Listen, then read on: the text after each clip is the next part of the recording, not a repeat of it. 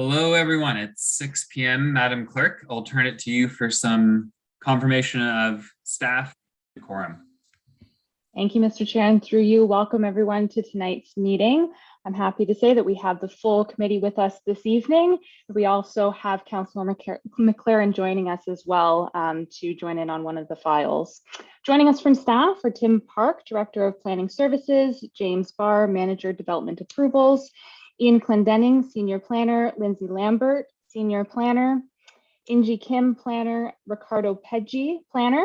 We also have Blair Johnson as our meeting host this evening, and I'm, of course, Elizabeth Fawcett. I am the committee clerk. We currently have 8 agents and applicants joining us at this time and 15 members of the public. So with that, Mr. Chair, I will turn it over to you. Thank you very much. And let me just echo those welcomes, and especially to visiting Councillor McLaren. It's great that you could be with us tonight. So what I'll do is, before getting into the public meetings, because we have a number of public meetings before we move into our formal agenda with a number of files to go through this evening, I will read what we call the notice of collection, which gives a bit of an outline for those of you who are joining us of how we will handle the information and how this process all unfolds. And I like to say that if you're following along at home with your agenda, this is page 2. So it goes like this: notice of collection. Personal information collected as a result of this public meeting and process is collected under the authority of the Planning Act and will be used to assist in making a decision on this matter. And this applies to all the matters in public meetings. All names, addresses, opinions, and comments may be collected and may form part of the minutes, which will be available to the public. Questions regarding this collection should be forwarded to the Director of Planning Services, who we heard is here tonight, Mr. Tim Park, and his email will be available on the screen later on. The purpose of the public meeting is to present planning applications in a public forum and to give the public an opportunity to make representations in respect of the proposal as required by the Planning Act. Following presentations by the applicant, the meeting will be open to the public for comments and questions. Persons speaking at the meeting are requested to give their name and address, and we are going to hold that right now, so name and address for recording in the minutes. Additionally, interested members of the public can email the city clerk, Ms. Fawcett, or the assigned planner if they wish to be notified regarding a particular application. No decisions are made concerning these applications at a public meeting, so no decisions on public meeting files. An exception to this rule is combined reports, which consolidates a public meeting and comprehensive reports. These applications are deemed by staff as straightforward and routine. Public meeting reports are provided to inform the public of all relevant information. After the meeting tonight, staff will be considering the comments made by the public in their further review of the applications. When this review is complete, a comprehensive report will be prepared, making a recommendation for action to this committee. The recommendation is typically to approve with conditions or to deny. This committee then makes a recommendation on the applications to City Council, who has final say on the applications. So a number of steps to go, I think, is the point of that paragraph. Following council decision, notice will be circulated in accordance with the Planning Act. If a person or public body would otherwise have an ability to appeal the decision of the Council of the Corporation of the City of Kingston to the Ontario Land Tribunal, but the person or public body does not make oral submissions at a public meeting or make written submissions to the City of Kingston before the bylaw is passed, the person or public body is not entitled to appeal the decision. So, with that said, we will look to staff for our first public meeting, which I will call to order now at 6:03, and that's for 950 Woodhaven Drive. And following, staff will hear a presentation from the applicant. All right, good evening, everyone, and through you, Mr. Chair. This is a statutory public meeting held under the Planning Act for a combined zoning bylaw amendment and draft plan of subdivision applications submitted for 950 to 956 Woodhaven Drive. The purpose of this public meeting is for the applicant to present their proposal to the Public and Planning Committee. The format of the meeting allows members of the Public and Planning Committee to ask questions of the applicant regarding their proposal and gives the applicant an opportunity to respond to those questions. As part of this public meeting, planning staff has prepared a public meeting report summarizing the proposal. It should be noted that no recommendations or decisions are being made this evening regarding this report. Notice was given in accordance with the Planning Act as detailed in the public meeting report. One piece of correspondence has been received with questions regarding technical details in the stormwater report submitted with the application. The correspondence has been shared with the applicant and stormwater review staff. Planning staff are in attendance this evening to record the questions being asked of the applicant and to address technical questions regarding the planning process. The questions asked by the public and planning committee, along with any written submissions, will be addressed by planning staff within a comprehensive report. After the technical review, an assessment of the proposal by the city has been completed. Planning staff will bring a comprehensive report with recommendations back to planning committee at a future date. Thanks. Thank you very much. So I'll look for a planner. Ms. Jones, the floor is yours. We'll go for about 20 minutes to half an hour at the most for your presentation, if you wouldn't mind keeping it in that framework. Absolutely. Thank you, Mr. Chair. I'm hoping to keep it to about 10 minutes. So good evening. Just to confirm, everyone can hear me okay? Perfect. Well, good evening, members of the public, planning committee, and members of staff. My name is Kelsey Jones, and I'm a land use planner with FOTEN in Kingston. I'm here this evening on behalf of the applicant, Maddie Princess Inc., to present applications for zoning bylaw amendment and draft plan of subdivision for the property at 950 to 956 Woodhaven Drive, and to receive comments from the public. Next slide, please. The subject lands are located in the city's west end, north of Princess Street, east of Woodhaven Drive, and at the southern edge of the Cataraqui West Secondary Plan area. The area is generally comprised of residential uses with single detached, semi-detached, and townhouse dwellings, and typical building heights of 1 and 2 stories, but the Cat West Secondary Plan area does allow up to 3 stories. And the image on this slide shows an aerial of the surrounding area with a 600-meter walking radius. And the image illustrates the proximity of the lands to multiple parks, open spaces, schools, and commercial uses along Princess Street to the east, as well as the location of a future Woodhaven Drive transit route that is currently scheduled to begin operation in September of this year. Next slide, please. The lands consist of 950 to 956 Woodhaven Drive, as well as the northern portion of the adjacent property at 3028 Princess Street. And this was subject to an application for lot addition, and the applicants are clearing the conditions of those application. So the subject site for this proposal is the consolidation of those lands. And the site has an area of just under 9,000 square meters, about 120 meters of frontage on Woodhaven Drive, and a little over 21 meters of frontage on Princess Street. It's currently developed with 4 2-story row dwellings, and the aerial image on this slide shows some accessory structures and debris kind of on the northern portion of 3028 Princess Street, but this has recently been removed through the consent process. Also from this image, you can see the storm pond to the north, just kind of peeking in there in the image, associated with the Cat West neighborhood. There's a single detached dwelling across the street to the west. A semi-detached dwelling is adjacent to the south, and there's undeveloped land to the east. Next slide, please. The image on this slide illustrates that the site is designated residential in the city's official plan. This designation is intended to accommodate fully serviced residential uses and supports a wide range of built forms in order to meet the full range of housing needs in the city. The official plan doesn't specify locations for low, medium, or high density areas, but it does provide density ranges and criteria to be met. And this development has a density of just over 39 dwelling units per net hectare. So this falls within the medium density range. Next slide, please. The image on this slide illustrates that the site is currently split zoned. So the R210, the site-specific R210 zone, applies to the Woodhaven Drive property, and this permits a range of residential built forms. The development zone applies to the north portion of the adjacent property, And this permits existing residential uses, but no new development is proposed without a rezoning.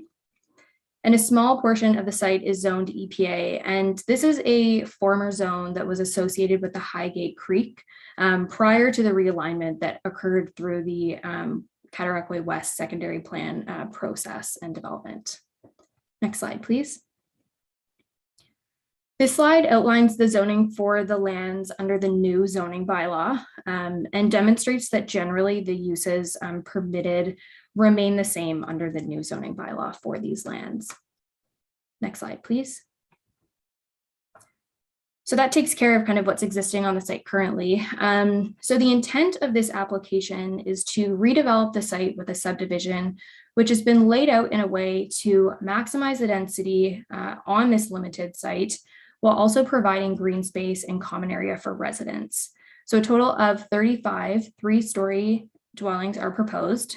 25 of these will be standard townhouse units, and 10 will be back-to-back townhouse units, and 2 parking spaces are proposed per lot. There's a condominium road proposed to provide access to the site from Woodhaven Drive and to each individual driveway.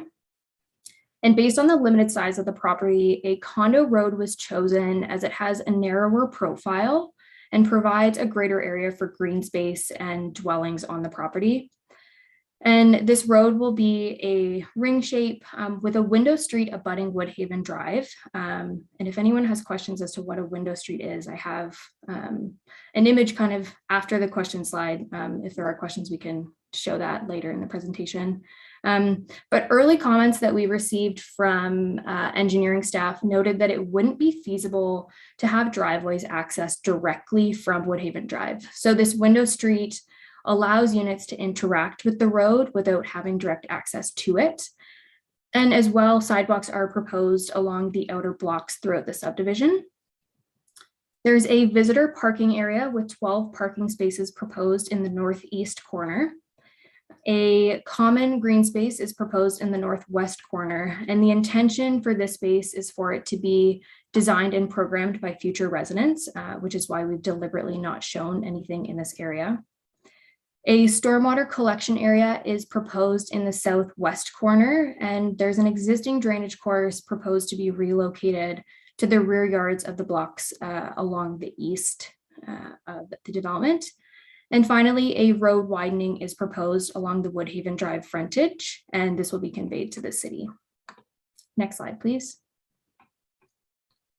This slide shows a few of the potential elevations for the townhouse units, the traditional townhouses, excuse me. And the designer of the homes in this project designed some of the homes in the Cat West area to the north. So some of the more modern elements of the Cat West homes have been incorporated into these designs in order to provide a bit of a transition in built form from this development to Cat West without actually being part of the secondary plan area. Next slide, please.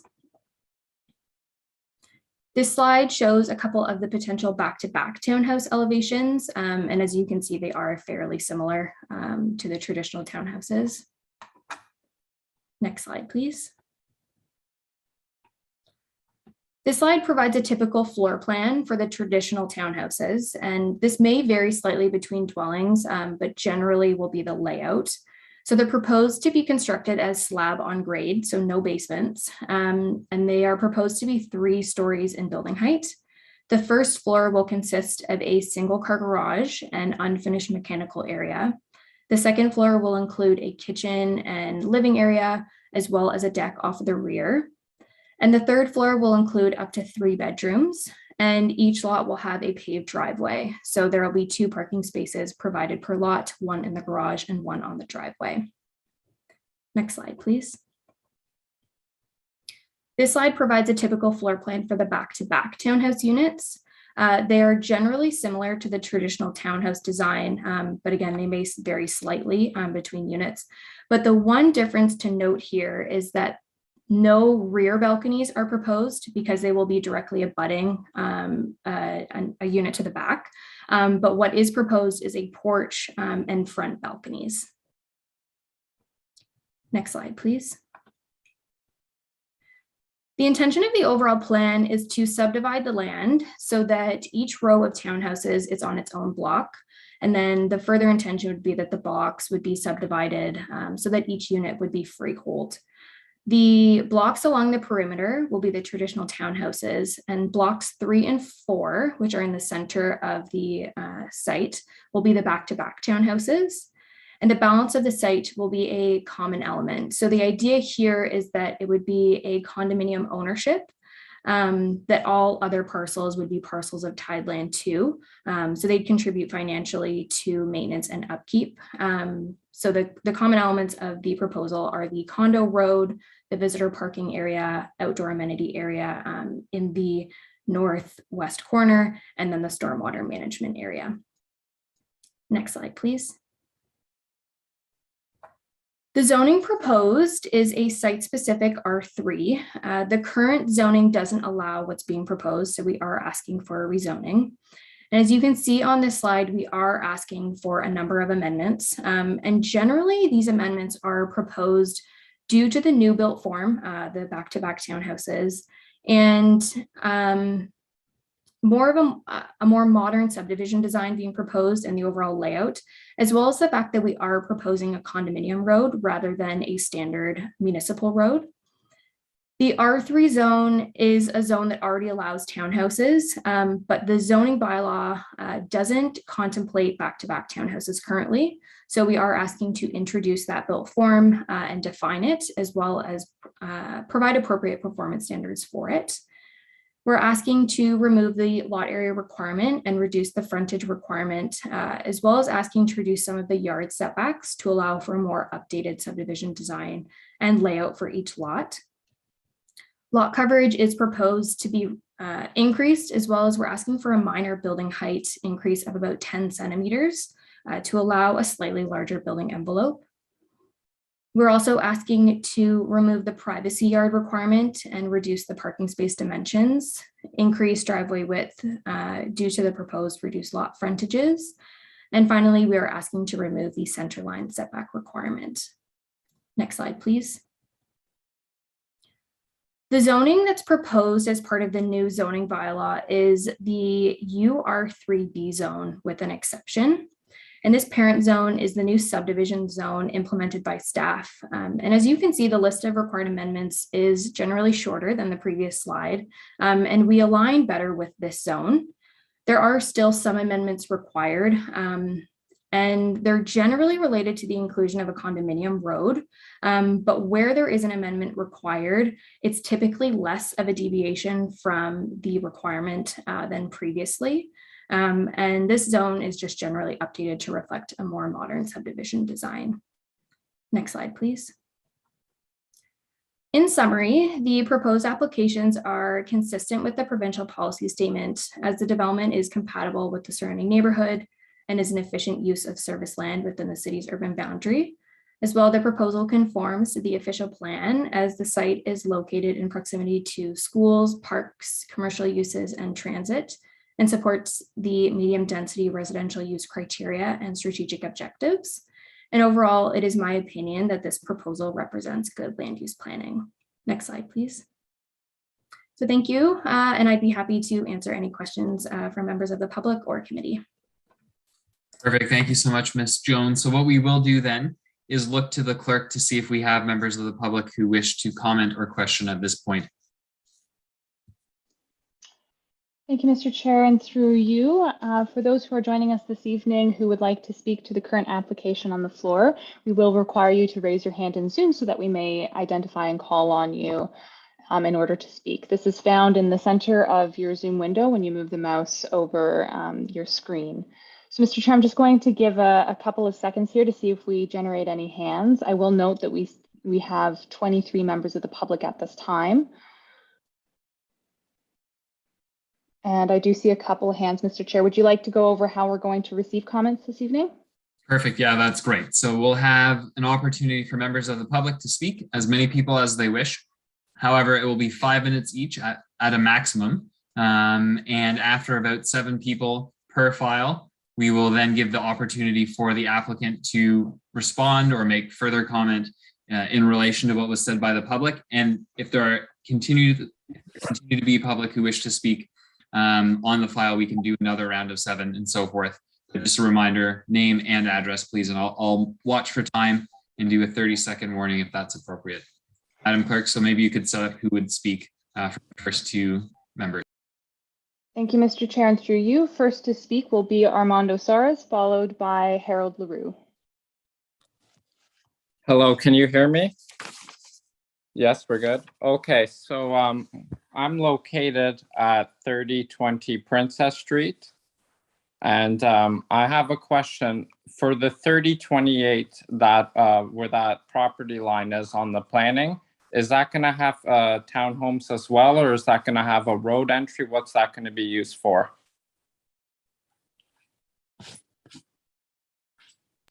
I'm sorry, I failed to mention that we don't do an exchange back and forth. We just collect all the comments, and that gives time for the proponent to get a response ready.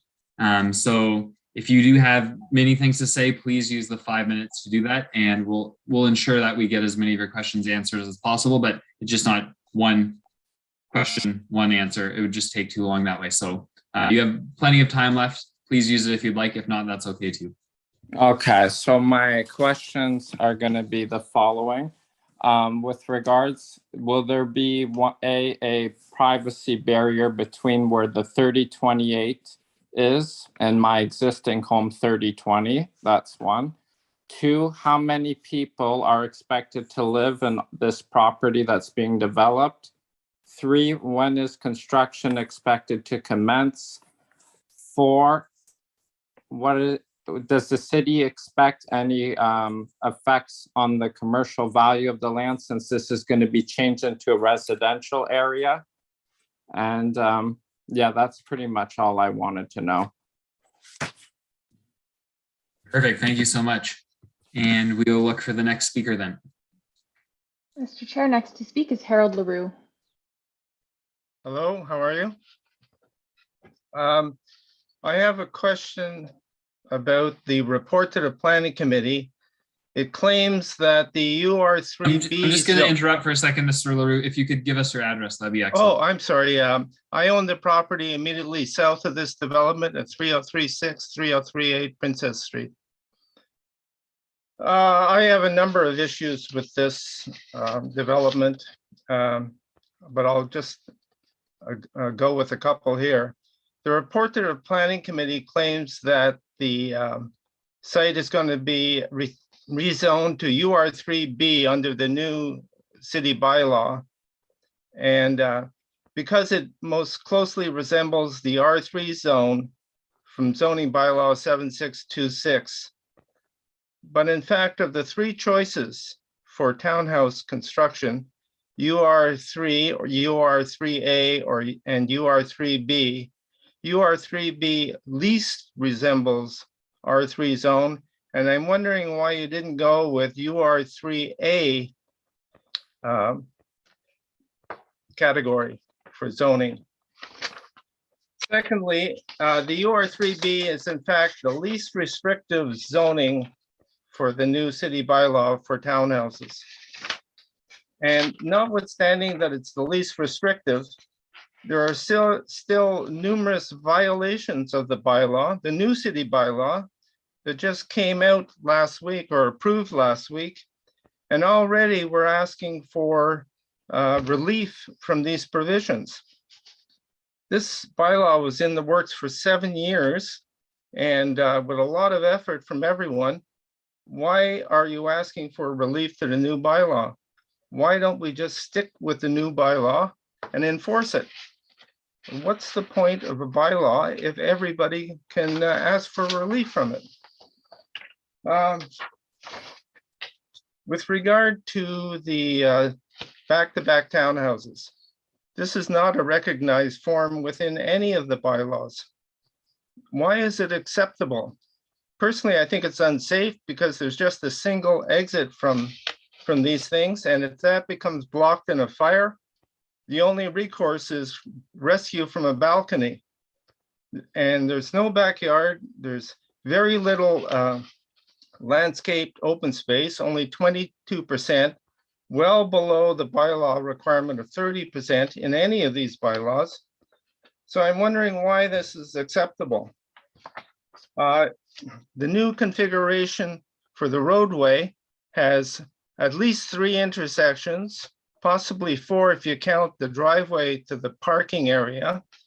And yet there are no stop signs shown because the traffic study said they didn't need stop signs. Now, how can you not need a stop sign on the intersection, on intersections?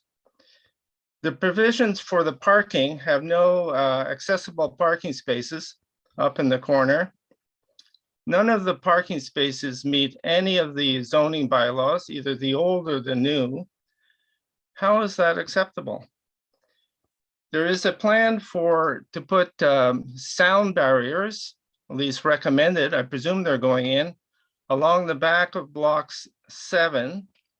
And, to prevent sound to the residents of this development.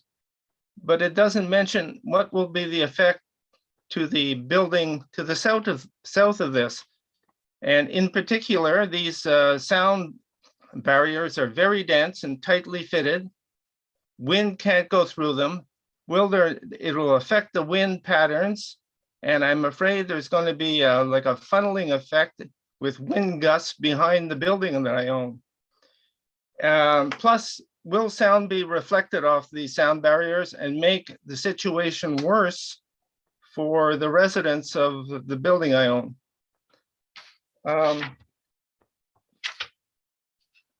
I think that's it for now. I'll leave that with you. Thank you. Thank you for that submission. Madam Clerk, who's next? Mr. Chair, through you, there are no hands currently at this time, so I'll just do a final call. If there's anyone else with us this evening that would like to speak to the current application on the floor, if you could please raise your hand in Zoom. And one final call, if there's anyone else who would like to speak to the current application. I'm not seeing any other hands, Mr. Chair. Perfect. So, Ms. Jones, it's over to you. Great. Thank you. And through you, Mr. Chair. Thank you both for your comments and questions. I was taking notes very quickly, so I will try and make sure that I touch on everything. So the first question about the 3028 property. So the southern portion of 3028 Princess Street is not included within the boundary of this proposal.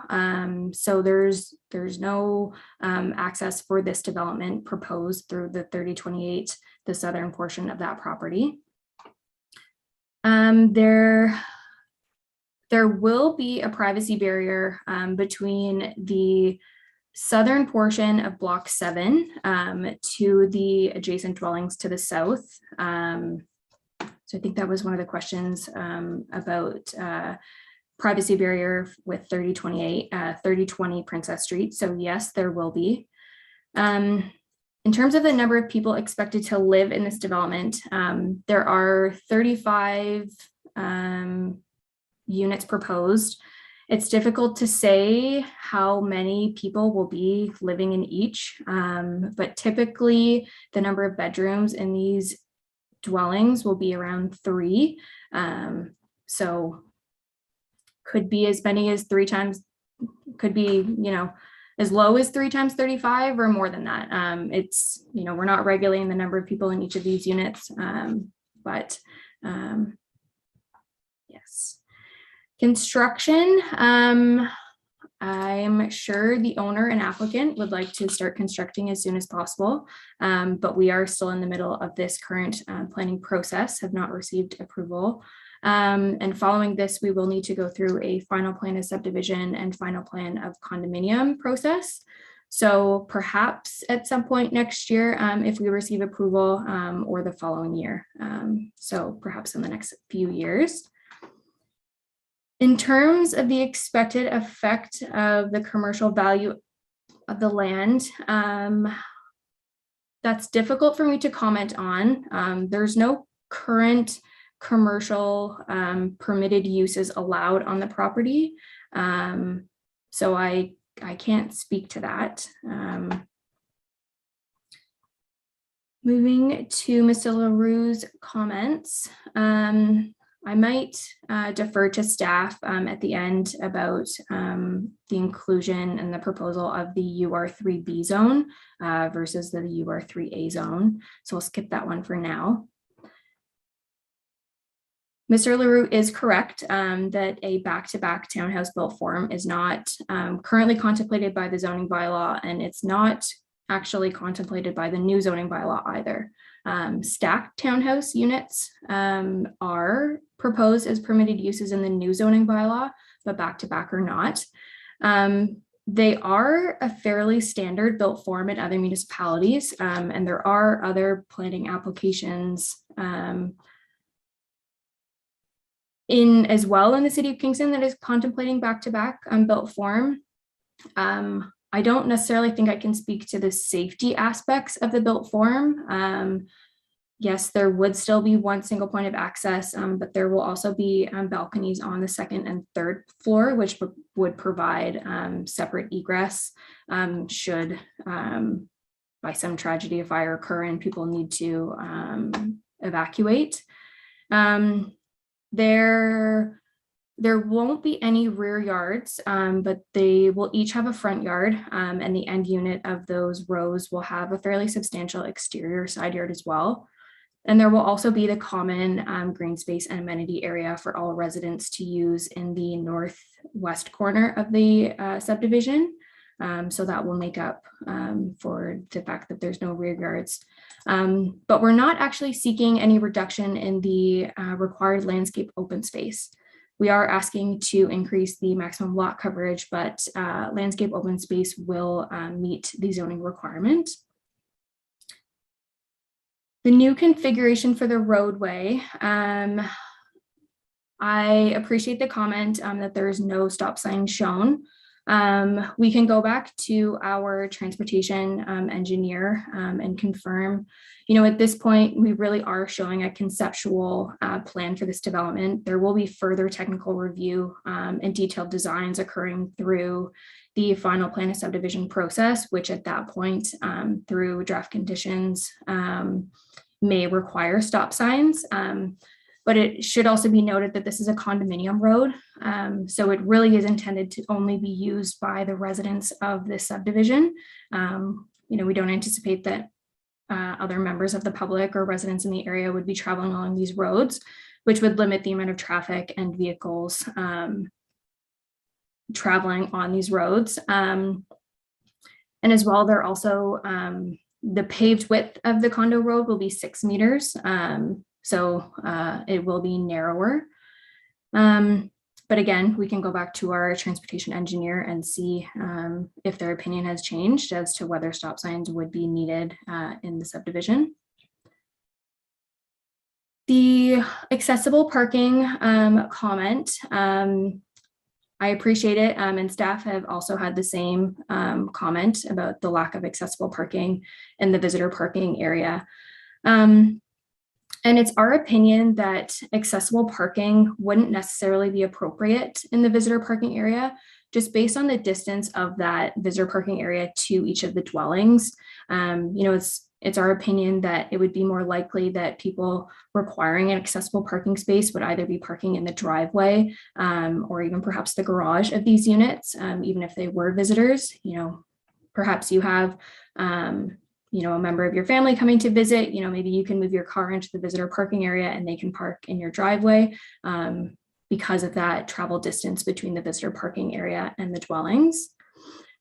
So we're not proposing any accessible parking spaces, nor are we required to, because the visitor parking proposed is above and beyond the parking requirement for this development. We are asking for a reduction to the parking space dimensions. That's generally because of the limited area of the visitor parking area. Just the width of that area, we're looking for a reduction to 5.2 meters, as well as a slight reduction in the width to 2.6 meters. And as well, it's also because some of the driveways for blocks 1, 2, and block 7, so the blocks along the north and the south of the subdivision, those driveways are a little bit shorter. They abut sidewalks. So there's actually a small portion of paving that's going to be between the legal boundary of the lot and the start of the pavement of the driveway. So there's going to be a small additional bit of paving that will be between the sidewalk and that driveway. So we're asking for reduction to 5.2, but in practicality and in functionality, the length of that driveway is going to be a little bit longer. It really is just because of the legal boundary and where the block fabric is drawn that we're asking for that 5.2 meter reduction. In terms of the sound barriers, we will be required to provide acoustic fencing along the southern boundary of the property, along the block 7 at the south. And that is based on a recommendation from the sound engineer, the noise engineer.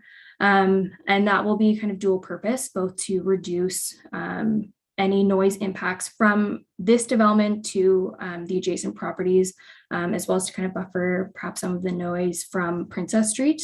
And that will also provide privacy between the townhouse row to the south and the dwellings along Princess Street to the south of this site. We can go back to the noise consultant and ask if,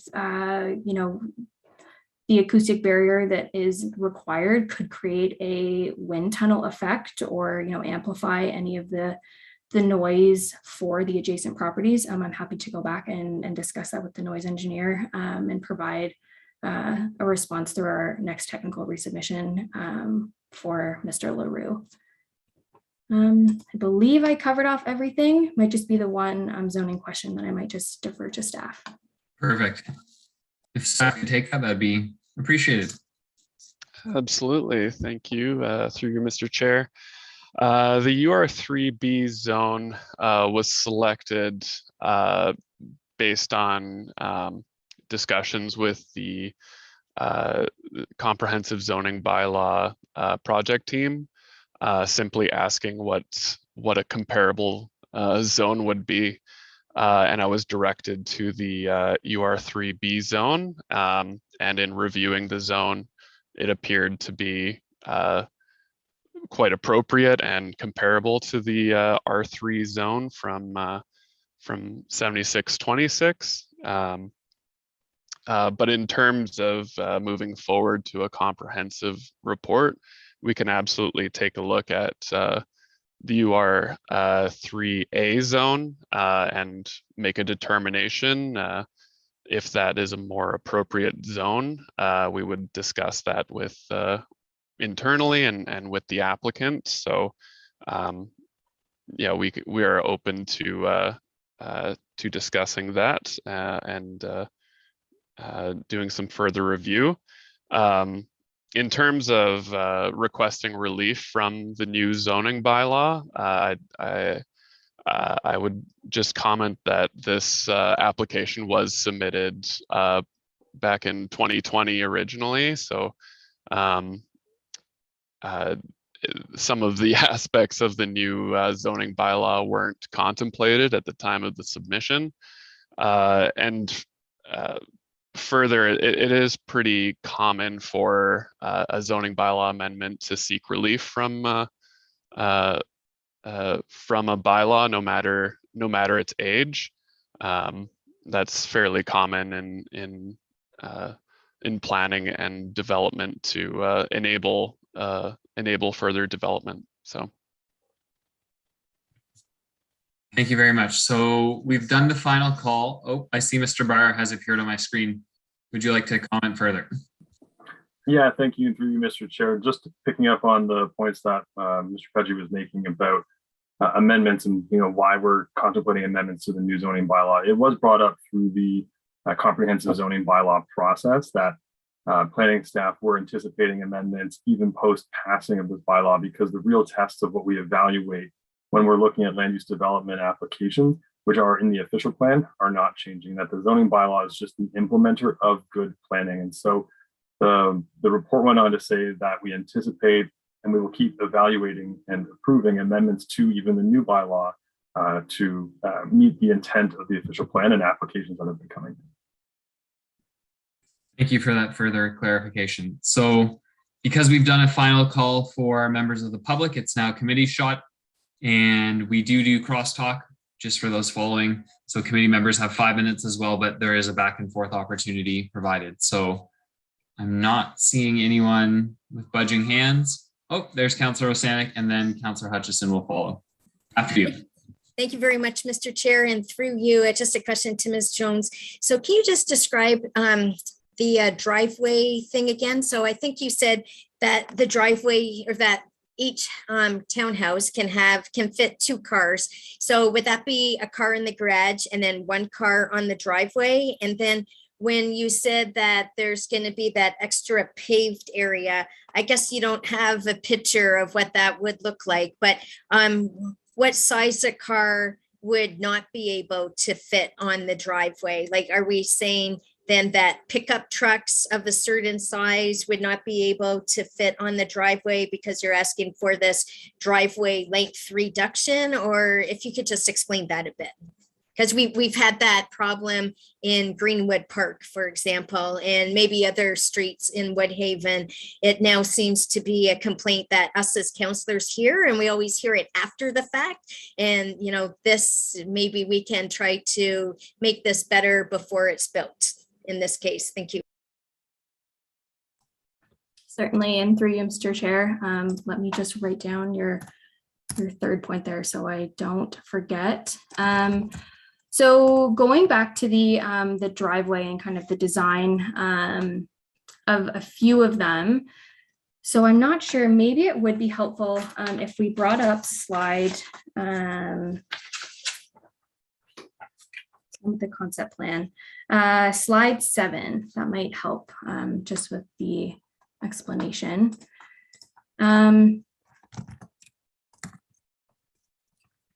So for blocks along the north, so the 2 rows of townhouses along the north and then the 1 row along the south. So these are the blocks that we're asking for the 5.2 meter driveway reduction. The other lots exceed that requirement. But there's a small gap in between where the sidewalk is proposed and where the driveway, the boundary of the townhouse block is. So there's a small strip. I don't know the exact measurement of it, but it's probably about 0.2 or 0.3 meters, so about maybe 20 or 30 centimeters, that will be paved, but isn't actually counted within that 5.2 meter dimension. So there's going to be a small additional portion that will be paved and could technically be used as the driveway.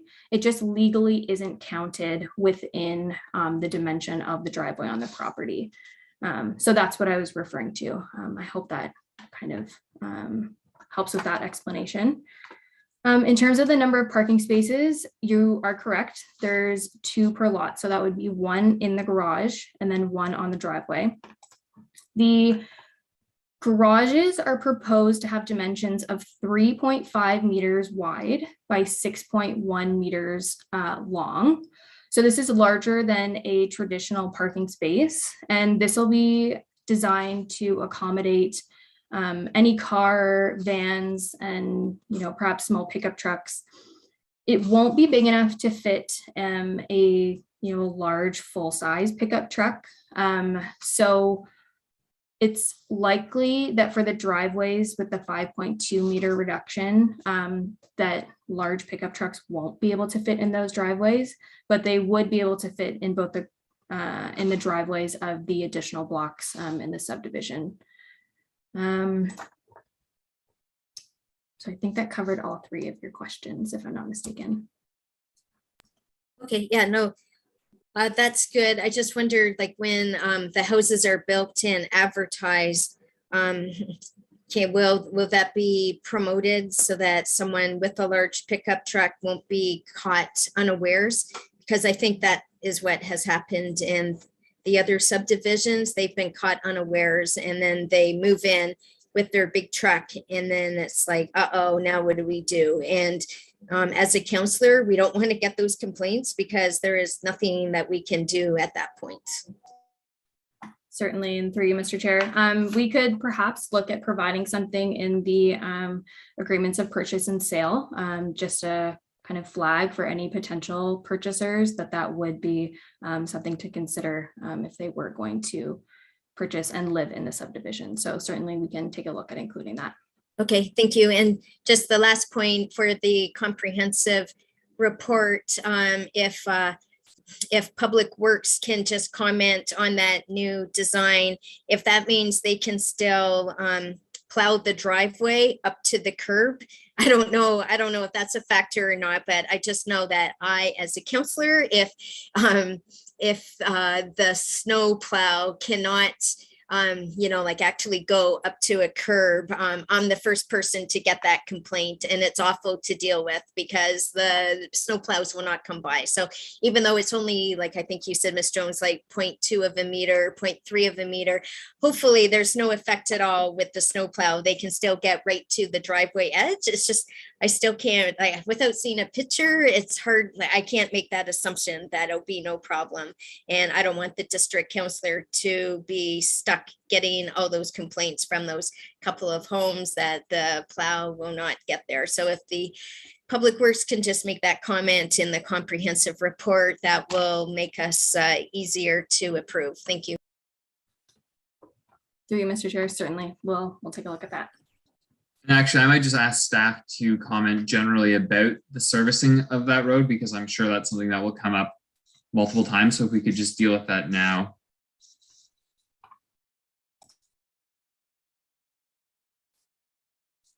In terms of Councillor Osanik's question, I think it's relevant to hear. Yeah, through you, Mr. Chair. Yeah, regarding the snow plowing, I believe that would be something that would be discussed further through the final plan of subdivision and through further application, but I'll have to defer to Mr. Park here. Thank you, and through you, Mr. Chair. If I understand correctly, the common elements are being proposed as condominium elements. So the maintenance of those, the upkeep of those would all be the responsibility of the condominium corporation that would be made up of the owners of the buildings on the site. Thank you. Councillor Osanik, would you like to comment further then? Please do. Oh, no, that's excellent, but it just raises one other point for Ms. Jones, right? So in your layout, the concept plan, right, where you showed the green grass after every second or third townhouse that then goes from the front yard through to the backyard, is that the access to for the residents of how they can get their lawnmower from their garage into the backyards? And then that access is shared by the 2 or 3 townhouses on either side, right? So if you have the lawnmower in the garage, they then would use that common condo area to get to the backyards. Is that right? I just know I have a friend who lives on Malabar, and sometimes there's issues with the townhouse condos like along there, that someone moves in and doesn't realize that the side of their property is a common area, and they kind of withhold that area from the other 2, townhouses from gaining access. And at that point we can say, sorry, it's not a city matter. So I just wanted to ask you how this is going to work in this situation. Through you, Mr. Chair. Thank you for that question. We'll have to go back and see whether or not that space between the end of the row dwellings would be considered common access. It might require easements for each of the blocks to have that established. Generally, what I've seen for rows of townhouses such as this, that there's usually some sort of small shed in the backyard for the majority of the lawn maintenance items that they'd be able to access from their rear decks. But we can look to see what kind of shared access we could establish for each of the blocks, and then have that also be something that's brought up through the agreements of purchase and sale, so that people are aware that if you are residing in one of the end units, that some of the residents of the row may have access over it. But that's certainly something that we can look at. Okay, thank you. Just because I have gotten complaints about Malabar, only because now some of the people know me from my friend who lives there and has that issue with the one person. Thank you, Councillor. Councillor Hutchison, you're next.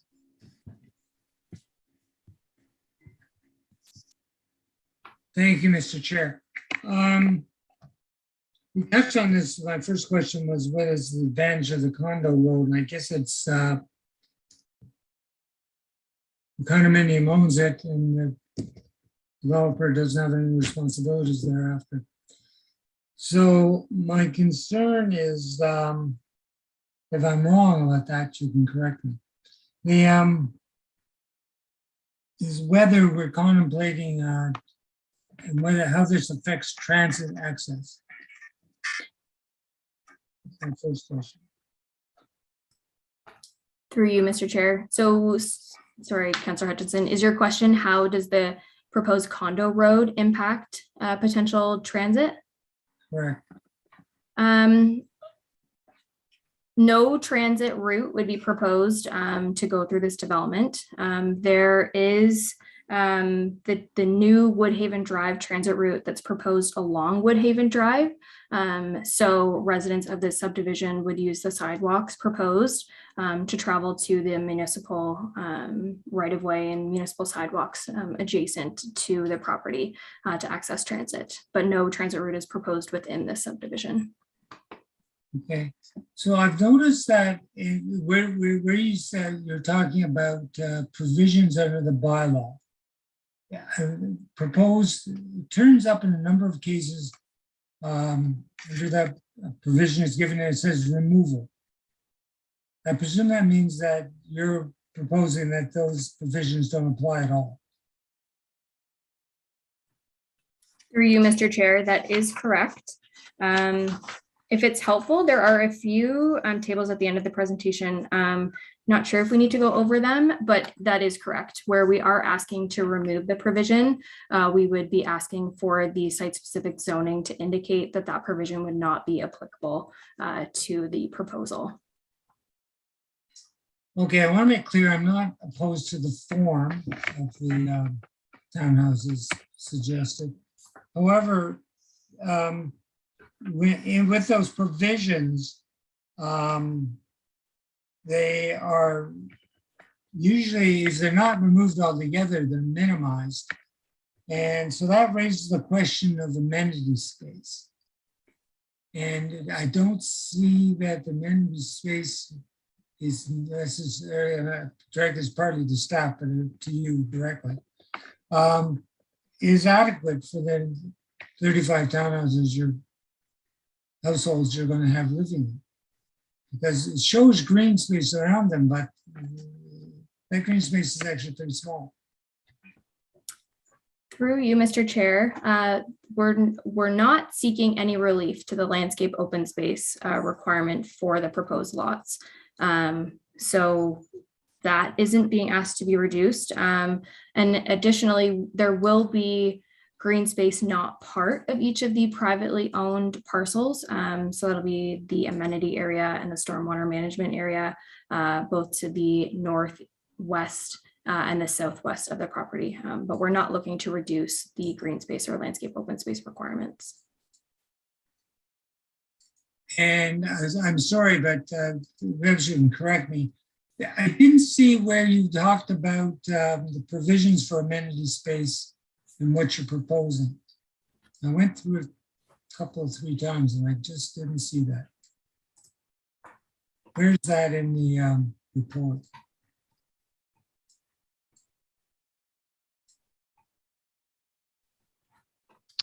Through you, Mr. Chair, just give me 1 second.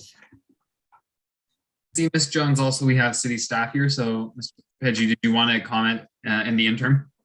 Yeah, absolutely. Through you, Mr. Chair, having reviewed the submission, the amenity space requirement wasn't, the applicant wasn't applying for relief from that requirement. So in drafting this report, I did not include it in the zoning table there, as the amenity space requirement was being met. Okay, that's a bit different than some of the other reports we've received in the past. And Councillor, I see Ms. Jones raised her hand, so maybe you could add Indicates to that. no or yes. Okay, yes. Through you, Mr. Chair. So Councillor Hutchinson, I just looked back to our original planning report. So the requirement for the R3 zone is a minimum of 30% landscaped open space per property. And we are proposing a minimum of 36.5% per lot. And that, how we complete our zoning tables is that we put in the smallest percentage for a lot in an entire subdivision. So generally, the majority of the properties in this subdivision will have greater than that landscaped open space, but that would be the smallest amount provided on a lot. Okay.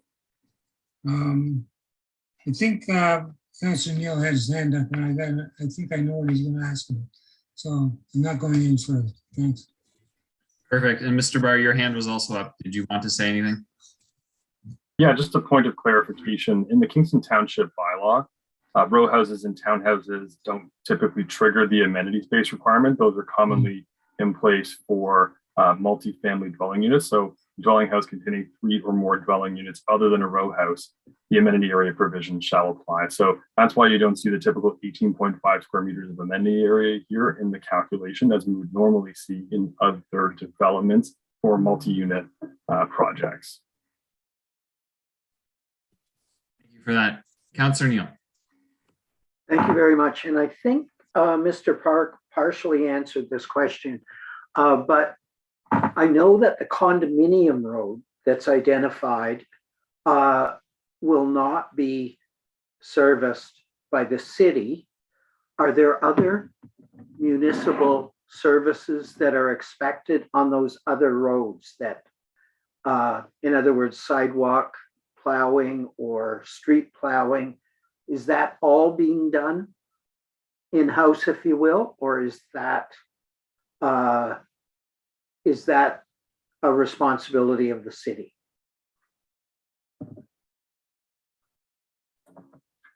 Thank you, and through you, Mr. Chair, the municipal provision of services for here will end at the property line. So services will be run to the property line, and appropriate utilities Kingston connections will be made. There's a sidewalk that runs in front of the property that's not on the subject land. And the roadway, Woodhaven Drive, is also municipally owned. But once you go past the municipal road allowance and onto this property, the provision for snow clearing, their sidewalk clearing, any sort of potential garbage pickup that's done internal to the site, the services that are in the ground will all be owned and managed as a common element by the condominium corporation. It's a very different style of condominium, I think, than we're used to, which is normally in a multi-unit stacked format. This is a bit more of almost traditional style form, but in a different arrangement with the condominium element really governing everything there on the property. So the city taxpayers won't be on the dime for any of the snow removal or that. Is that accurate? Did I interpret that right? Yes, that's accurate. So our snowplow will go up and down Woodhaven Drive, but will never enter this property. Okay, thank you very much. My other question, I'm a member of MAC, the Municipal Accessibilities Committee. Will there be, if I were to drive a car or any kind of vehicle that required accessible access, whereabouts would that be? Are there going to be accessible spots on the visitor's site? So if I were to drive in with a van and a wheelchair, I'd be able to park there and access the property, would I? Through you, Mr. Chair. We're not proposing any accessible parking spaces through the development. So I don't know how to answer your question right now. This might be something, maybe taking a closer look at the concept plan and the overall design and seeing where potentially accessible spaces could be accommodated. I recognize your point about requirement for an access aisle for a wheelchair ramp or another means such as that, and where that could possibly be accommodated. So I don't have an answer for you right now, but I'm happy to take another look at this and through the technical response, either provide some additional detail. I appreciate that, because at the comprehensive report stage, if that isn't addressed, I may have some issues with it at the time. So thank you very much. Thank you. I recognize Councillor Chappelle. Thank you, Mr. Chair. I have a couple of questions. I usually ask them. One of them is, I note that we have a guest parking area, which I think is a huge improvement for the fact that these subdivisions are so dense. So at that parking area, will you provide, or is it contemplated that you will provide EV charging stations for a couple of those parking spots? Through you, Mr. Chair, certainly that's something that we can talk to the applicants about, whether or not we're only providing EV charging in the visitor, as well as perhaps for a few of the dwellings, or maybe having that be an option for any residents as they purchase. But certainly we'll look at that. Can you also, so I have two more questions. Can you clarify the length of the driveway, not with the garage open, so with the garage door closed to either the roadway or the laneway or the sidewalk that might be proposed, what that length is? Through you, Mr. Chair, the driveways throughout the subdivision will range in length. So from the garage face to the block lot line, between 5.2 meters to 7.8 meters. So it will vary kind of depending on where they are. So the central back-to-back townhouse units, because there's no rear yard, that front yard is larger. So we're able to extend those driveways out to 7.8. And then the shorter ones, like I did explain to Councillor Sanik, those are the ones on the north and south abutting the sidewalks proposed. And then the ones along the east boundary are a little bit longer. Confirm the dimension. The ones along the east boundary, those have driveways of 6 meters. Okay, great. The I do think when you market these, you should make that clear, because it is very frustrating for residents when their vehicles won't fit in their driveway after they attempt to move in. Because if many people have difficulty looking at a plan on paper and visualizing that in reality. So the other question I have is, I noticed if we can maybe bring up the slide that has the lot plan where it shows the green space, it would be helpful. And while I'm waiting for that, what I'm going to ask is, many times when we have these green spaces, where are the utilities going to run? So that is a question I have. Are they going to be under the common roadway so that these green spaces will actually permit a tree to be planted? Or will the utilities be running exactly underneath those driveways and the trees will actually never be able to be planted? And I ask this question because what I'd like to see for this development and other developments going forward are the utilities moved in such a way that will permit trees to be planted. And so I know that might come up in site plan control, but it's something I want to be flagging now to contemplate where those utility assets will be put in place, considering you've already identified this as a common element, and these would be the responsibilities of the tenants through a condominium corp, if they could be placed in such a manner that will permit trees to actually be planted. Through you, Mr. Chair. Thank you for that comment. Absolutely, we're in agreement. As much as we can, we're looking to put those services under the paving. The trees that are shown on the concept plan currently were placed there by the civil engineer.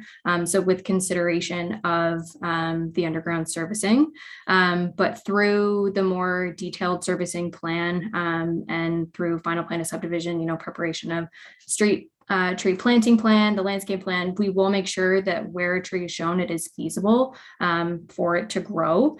We certainly don't want to propose anything that isn't going to survive, but your comment is appreciated, and we'll make sure that there's no interference with servicing. Great, thank you. Oh, sorry, Councillor. I just want to provide Mr. Park an opportunity. I'm sorry, I didn't realize his hand was up. Please, Mr. Park, go ahead.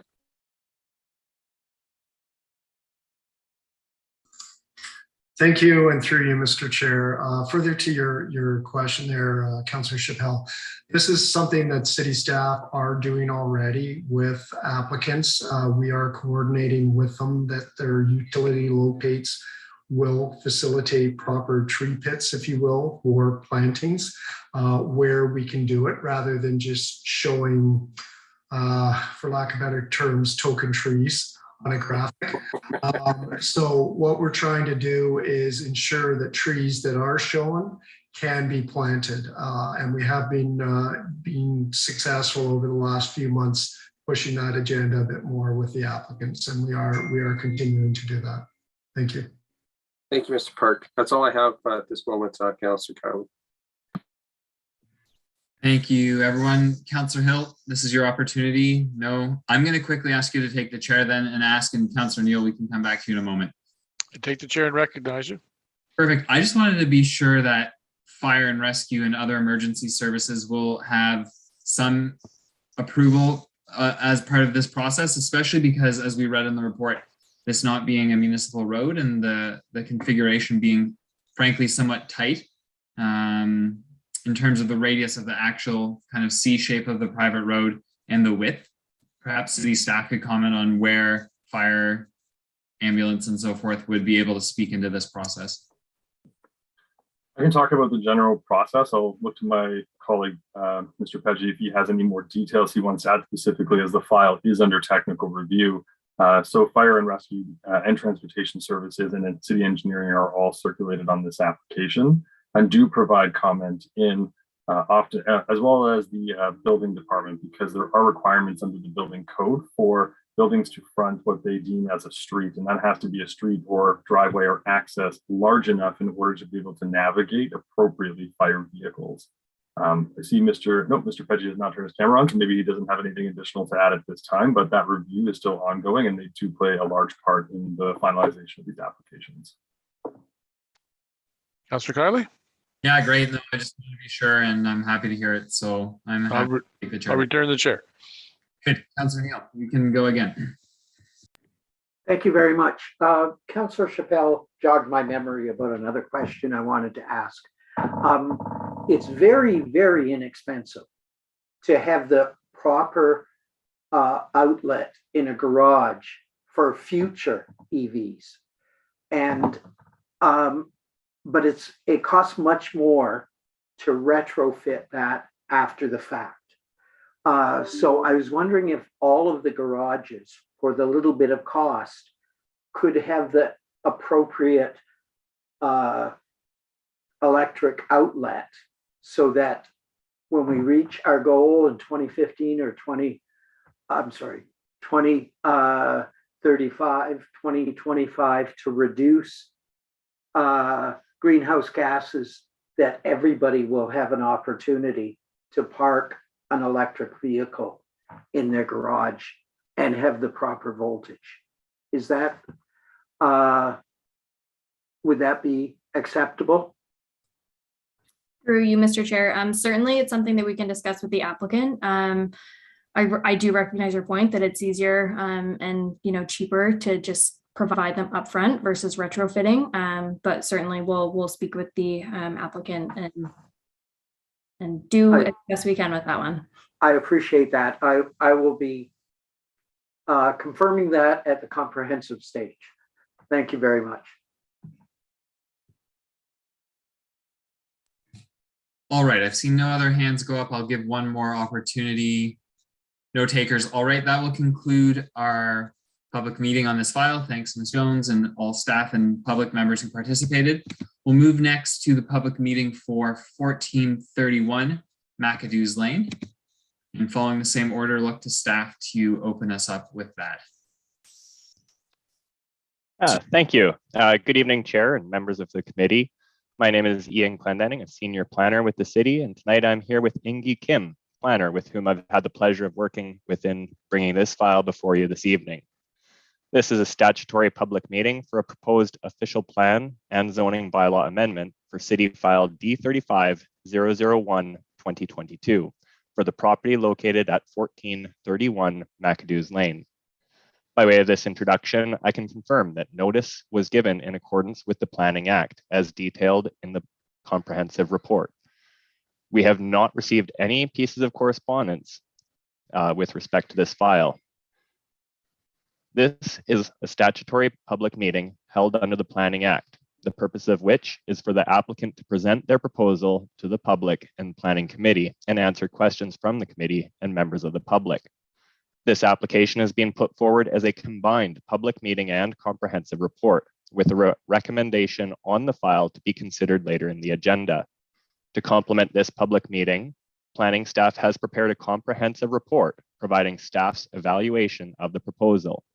Planning staff are in attendance this evening to record the questions being asked of the applicant or to address technical questions regarding the planning process. And with that, I hand it back to you. Thank you very much. And I will look to, there he is, Mr. Keene. The floor is yours. 20 minutes, please. Walk us through this proposal. Yes, thank you, Mr. Chair, and good evening, members of the Planning Committee. Do a quick sound check. Is it okay? Thank you. So good evening, members. Good evening, staff and public. I'm here this evening to present to you an official plan amendment and zoning bylaw amendment and site plan control application for the property known as 1431 Mcadoos Lane. And this is a property that is a recent purchase by Kimco Steel Sales Limited. And on the call this evening, we also have the owner of Kimco observing this evening, and that's Greg Rosen. And we also have the project manager, Martin Skolnick, on the call as well. So I'm just going to run by the quick reason for this application. And as many would know, we are in a very unique construction industry era right now in terms of the need for housing, the need for buildings in general. And Kimco is a major steel seller or reseller in the local area. If you're familiar with their main operations, they're located on John Counter Boulevard and they're operating at full capacity. So the purpose of this application is to allow the storage of steel, and there will be no storage or processing on the site for recycling materials, because many of you would know that Kimco is also a major recycler. This is a steel storage proposal. When steel comes to Ontario, it comes by lake freighter. So it basically travels through the Great Lakes.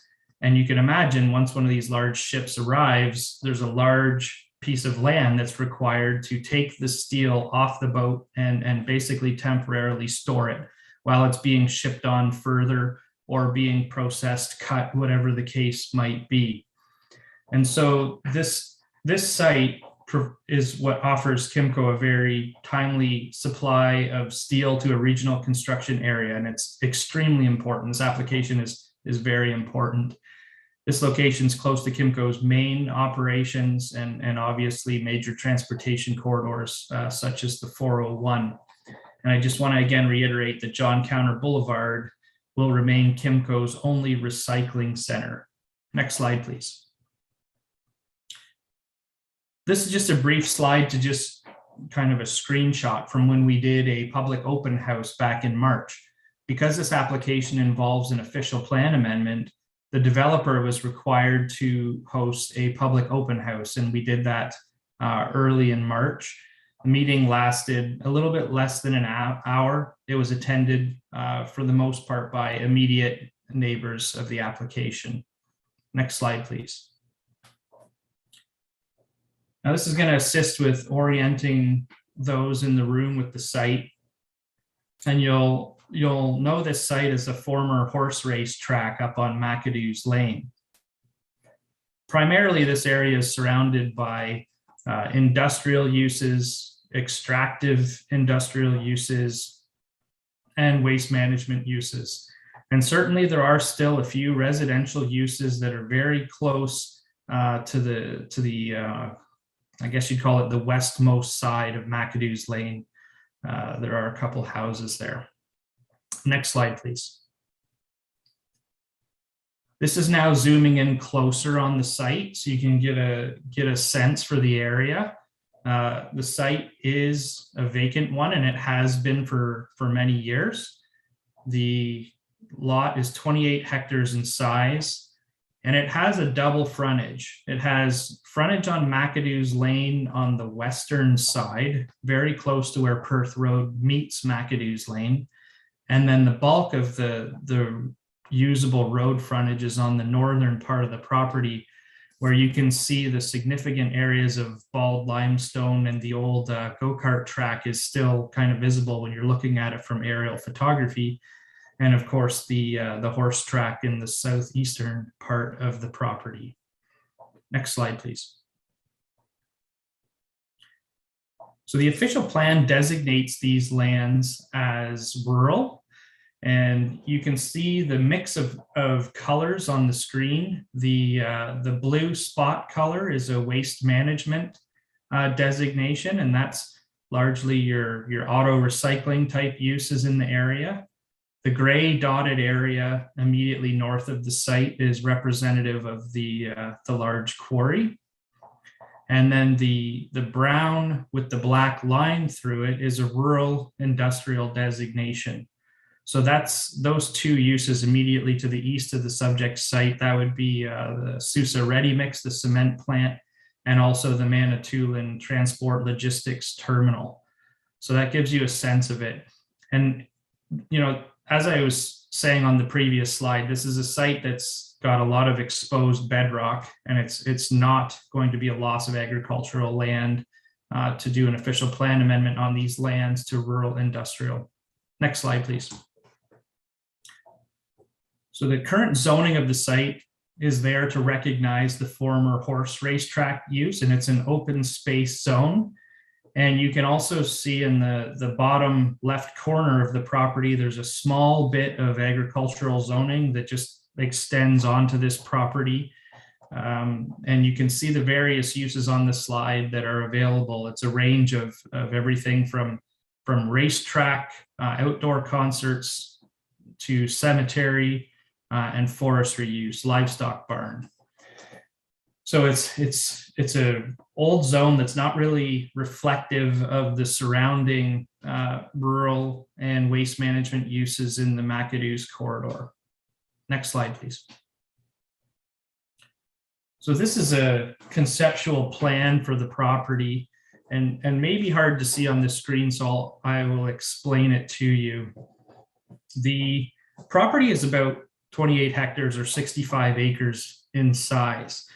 And so the first phase of the project is on the eastern part of the Mcadoos frontage, the east and northern part. And the area, you know, in front of the old track and on that bedrock exposed area would basically be a place where steel can be laid on the ground and waited to be shipped.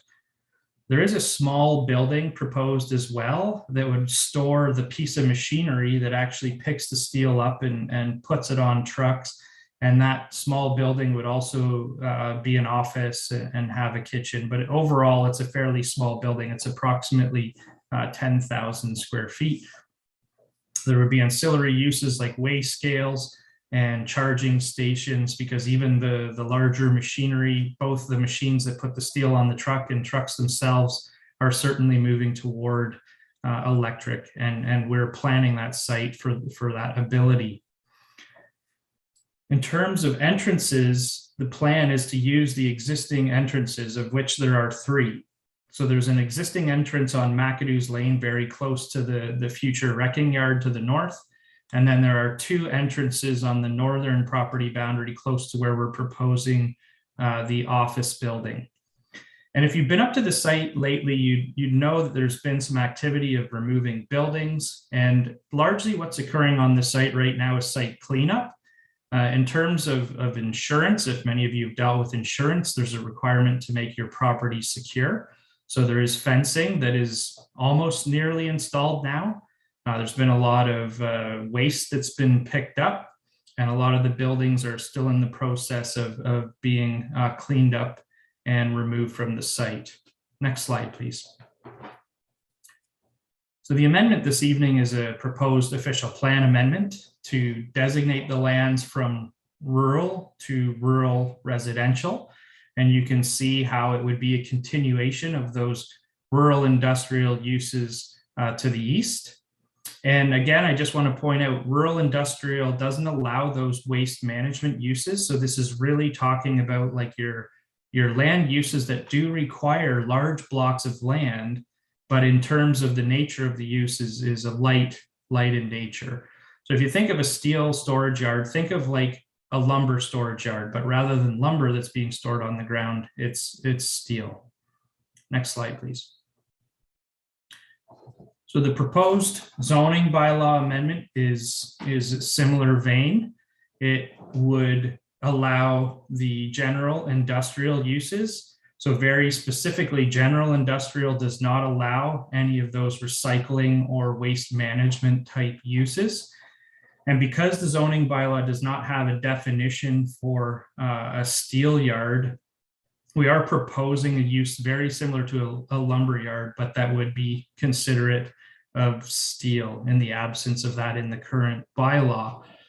And also because the general nature of this use is open storage, like it really is just storing of construction material here, we are proposing that open storage be a primary use on the site. Next slide, please. So in terms of this application, as I've noted, we've been through a public open house, and we're here this evening with our public meeting, and we prepared a number of technical studies. And in terms of the actual application, what we're seeking is to permit the storage of steel on the site and some ancillary uses to a site that's not being used right now. And that official plan amendment, which will redesignate the lands, is in line with the surrounding uses. And the zoning bylaw amendment will permit those light industrial uses while also ensuring none of the recycling and waste management uses are brought to the site. And that site-specific zoning is what's going to ensure all of those parameters are met. So overall, we reviewed the application against the provincial policy statement and the official plan and the zoning bylaw, and we find the application to be good land use planning. Next slide, please. So that concludes my presentation, and I'm pleased to answer any questions.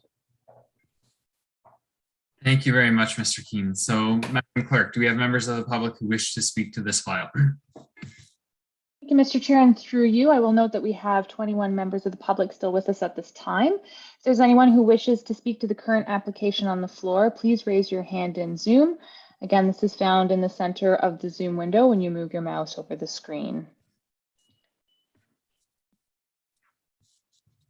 Again, if there's anyone who wishes to speak to the current application, please raise your hand now in Zoom.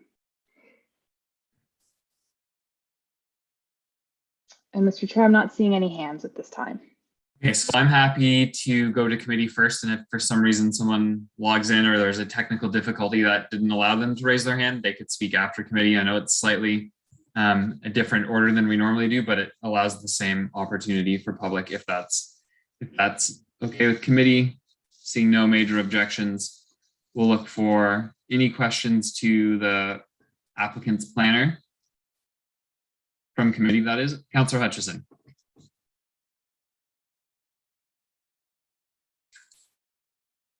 Thank you, Madam Clerk.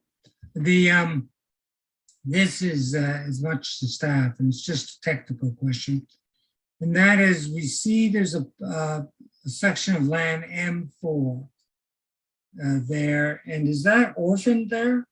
Because it's surrounded by other uses at the very least. What's the status of that land?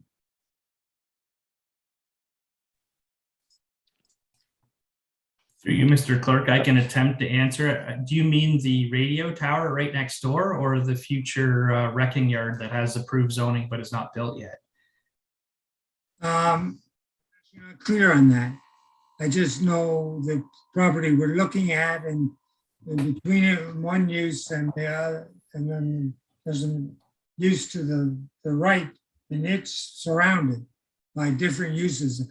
That doesn't mean there's different properties, different owners, but it's unclear to me what the effect of this change will make on that piece of property.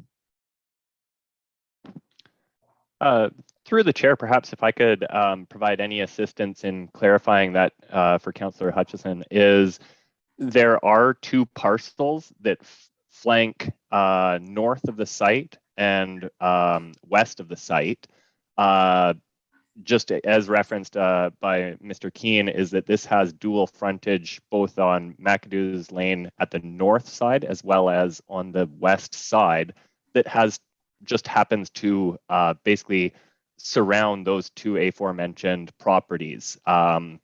So it doesn't do anything in terms of creating any new lots or any landlocked lots. Like it doesn't remove any frontage abilities for the existing parcels.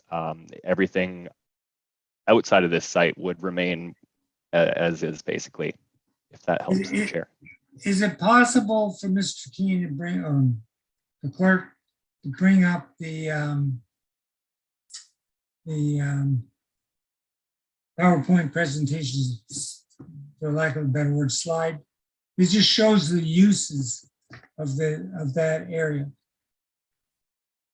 Yeah, that one's good. There's another one that shows to the north, I think, a gravel pit, and on each side of M4 there's other things as well. But those are uses, those aren't land ownership. No one's got what's going to happen to that poor piece of land. Through you, Mr. Chair, I can try again. I'm possibly still confused at the parcel you mean, but basically it's marked there M4.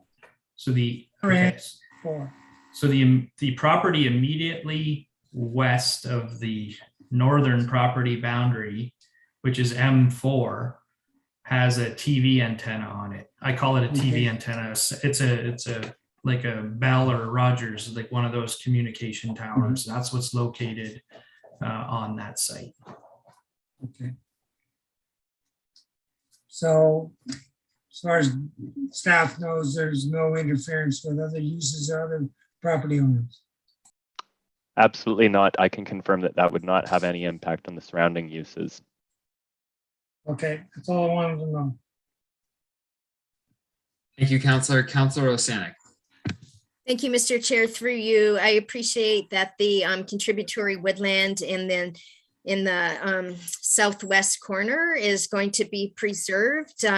There is also a contributory woodland on the northeast corner of the property. And I see, I read somewhere, maybe in an email, that forestry is going to be questioning if any of those trees in the northeast corner of the site could be preserved, since it looks like they might be slightly outside of the development envelope. And I concur with that. And so I would like to see, oh shoot, tonight we're doing the comprehensive plan as well, right? So, okay, so what can the applicant say about preserving some of the trees in that contributory woodland on the northeast corner when people first drive in through Mcadoos Lane? And yeah, I guess we can't ask then for the number of trees in the report to be revised, since tonight is the comprehensive report as well. I'll just deal with that separately. So to the applicant, what can we say about that northeast corner? Can we try to save some of those trees? To you, through you, Mr. Chair.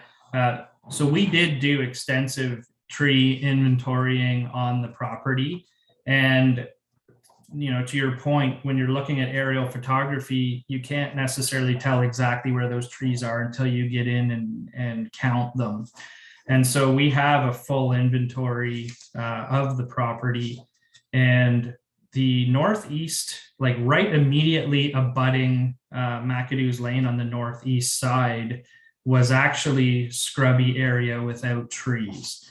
So the trees are actually, the bulk of the trees are right immediately south of the track, and then also on the southwest corner closest to Perth Road. And so what our plan is, outside of preserving the trees, because we have a lot of this bald rock, is that we are proposing plantings. We're awaiting comments from staff, at which time we expect additional trees are going to be requested to be planted.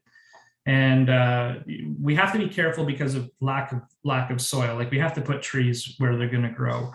But I want to assure you, particularly Councillor Osanek and other members, that Mr. Rosen does plan to plant a lot more trees, because it offers security and privacy. It is an open storage type use. So we do have a landscape architect retained, and I fully expect that we're planting quite a few more trees to thicken up those wooded areas. And we're not disturbing those areas that are on the east and the south. But again, that northeast was actually not trees. So thank you. Okay, thanks so much for that explanation. That makes me happy. Thank you. I see Mr. Clendenning has appeared. Would you like to add to that, sir? Yes, absolutely. I'd like to just take the opportunity to say that the applicant has provided detailed information for the site plan approval application, which they've submitted concurrently. Of course, the land use permission wouldn't regulate the tree clearing in and of itself, and we, except for, say, through open space requirements. But we do look forward to working with the applicant with respect to the site plan, but they've obviously submitted this to demonstrate that their site can work at a functional level and accommodate the proposed land use that's currently under consideration. Site plan control will certainly be addressing more detailed issues such as trees. Very good. Councillor Chappelle.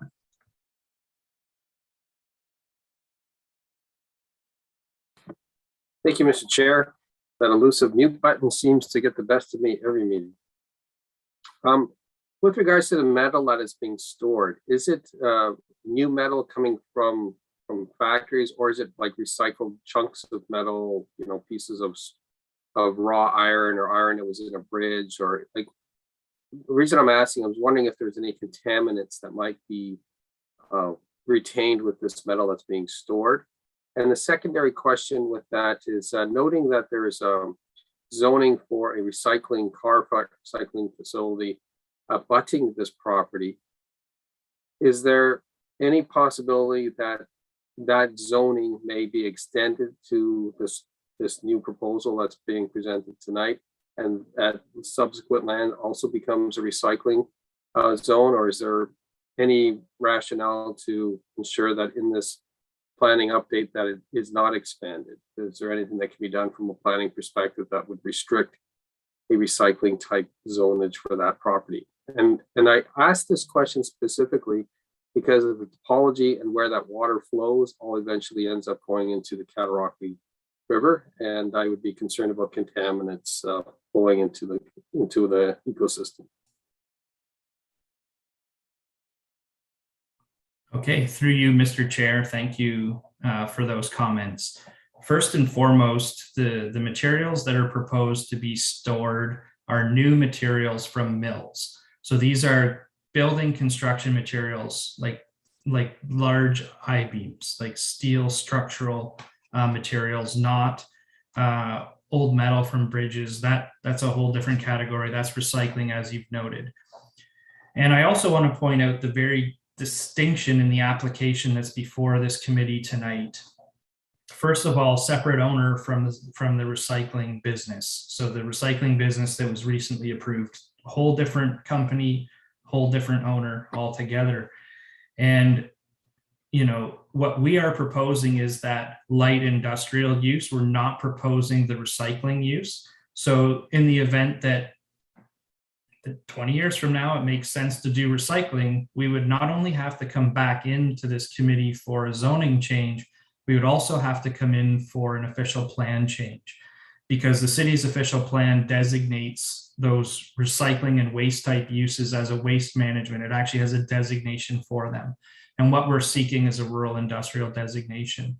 So we can't do those uses without essentially extensive further applications. And I can also assure the committee that that's not the intent. We literally need to store steel coming off of ships, and we need to do so soon because the ships are probably on their way at the moment because the canal is open again. Thank you.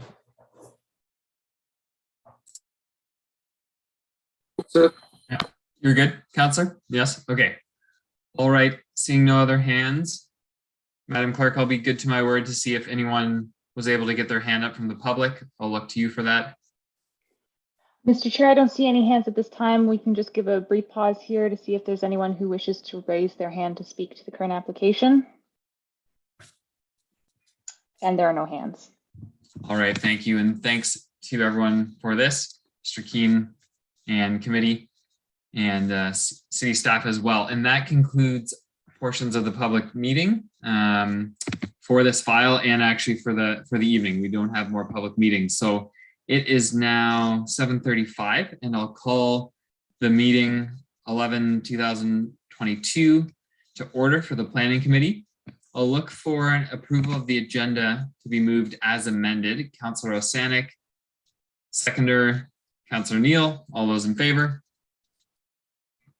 Very good. And we have minutes to confirm from Thursday, April 21st. Are there any additions, edits? Seeing none, a mover, Councillor Hutchison, seconded by Councillor Hill. All those in favor? Disclosures of pecuniary interest. I will start actually. I, Robert Kiley of the Council of the Corporation of the City of Kingston, declare my potential pecuniary interest in the matter of 1200 Princess Street, as I have immediate family who works for the applicant on that file. So I'll hand that to Councillor Hill at that time. Are there any other potential conflicts of interest? Seeing none tonight, we have no delegations and no briefings, so we can jump right into business. And the first is the file we just heard on Mcadoos Lane. That's 1431 Mcadoos Lane. And I'm just making sure that I have the correct file up. So we'll look to our staff now to make further comment on that. And point of order, Councillor Chappelle. Oh, I can't hear you. Yes, through your chair, I recall supporting a motion at council on Tuesday night that referenced bio breaks. I was just wondering if, before we get into this presentation, if we take 5 minutes. Absolutely, yeah, that's more than acceptable. So let's take 5 minutes. We'll be back here at 7:30. No, it will be 7:42. Very good, 5 minutes. Thank you.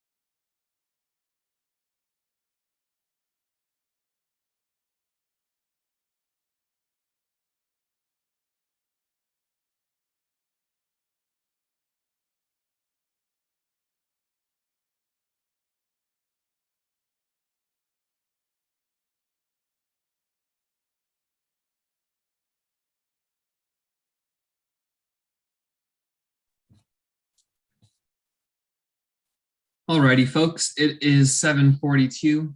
If the committee could turn their cameras back on. There's Councillor Chappelle. Thanks for the reminder.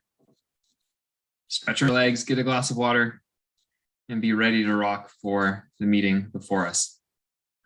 There's our clerk, Councillor Osanek.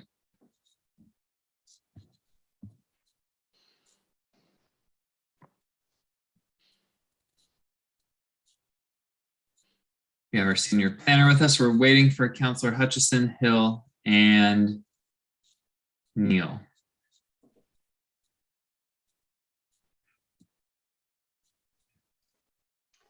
Mr. Chair, we do have quorum at this time. If you wanted to go ahead, we can, I'm sure the other councillors will join us shortly. Yeah, fair enough. That's fine. And yes, there's Councillor Hutchison and Hill. So we're good to go. Mr. Clendenning, the floor is yours for 10 minutes. Please run us through the presentation. Thank you. Through the chair, I do have a presentation, should it please the committee. Of course, we are talking about an official plan amendment and zoning bylaw amendment for 1431 Mcadoos Lane. The purpose and effect of the application is to amend the official plan to redesignate the subject property from the rural designation to the rural industrial designation.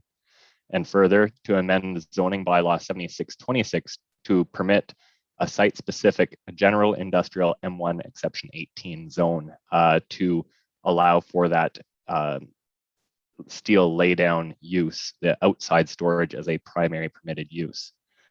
Of course, with the passing of zoning bylaw 2022-62 to add an exception E85 and rezone that to the light industrial use. So if we could jump down to perhaps slide 2, outlining the purpose and effect. And then we'll go on to slide 3, just showing the location of the property. Again, its location there with 2 frontages on Mcadoos Lane to the north as well as to the west. There are 2 access points that are proposed to be maintained on the north side, fronting the east-west section of Mcadoos Lane, as well as one to the west. We could go to the next slide, please. Here we have an aerial imagery showing the surrounding land use context, which shows general industrial, including extractive, and the site's proposed use as a steel laydown yard would fit in well with the surrounding land uses and would not have a negative impact. We could go to the next slide where I have just a couple of site photos illustrating visually. These are adapted from Google Street View. One showing at the top view looking eastbound towards the northern property entrances, and then the lower photo just showing towards the western entrance as you look northbound. We could go to the next slide, please. This is an excerpt from the official plan designations illustrating its current designation as rural. And of course, it would be proposed as rural industrial, consistent with the abutting properties there to the east and call that northwest, the one generally flanking the western side to the north. And next slide, please. This illustrates the existing zoning under zoning bylaw 7626. You see at the very far southwest section, that red box bounded by black lines to the bottom left is the portion that happens to be agriculture zone, the rest being an open space exception to permit that historic racetrack, horse racetrack use. Next slide, please.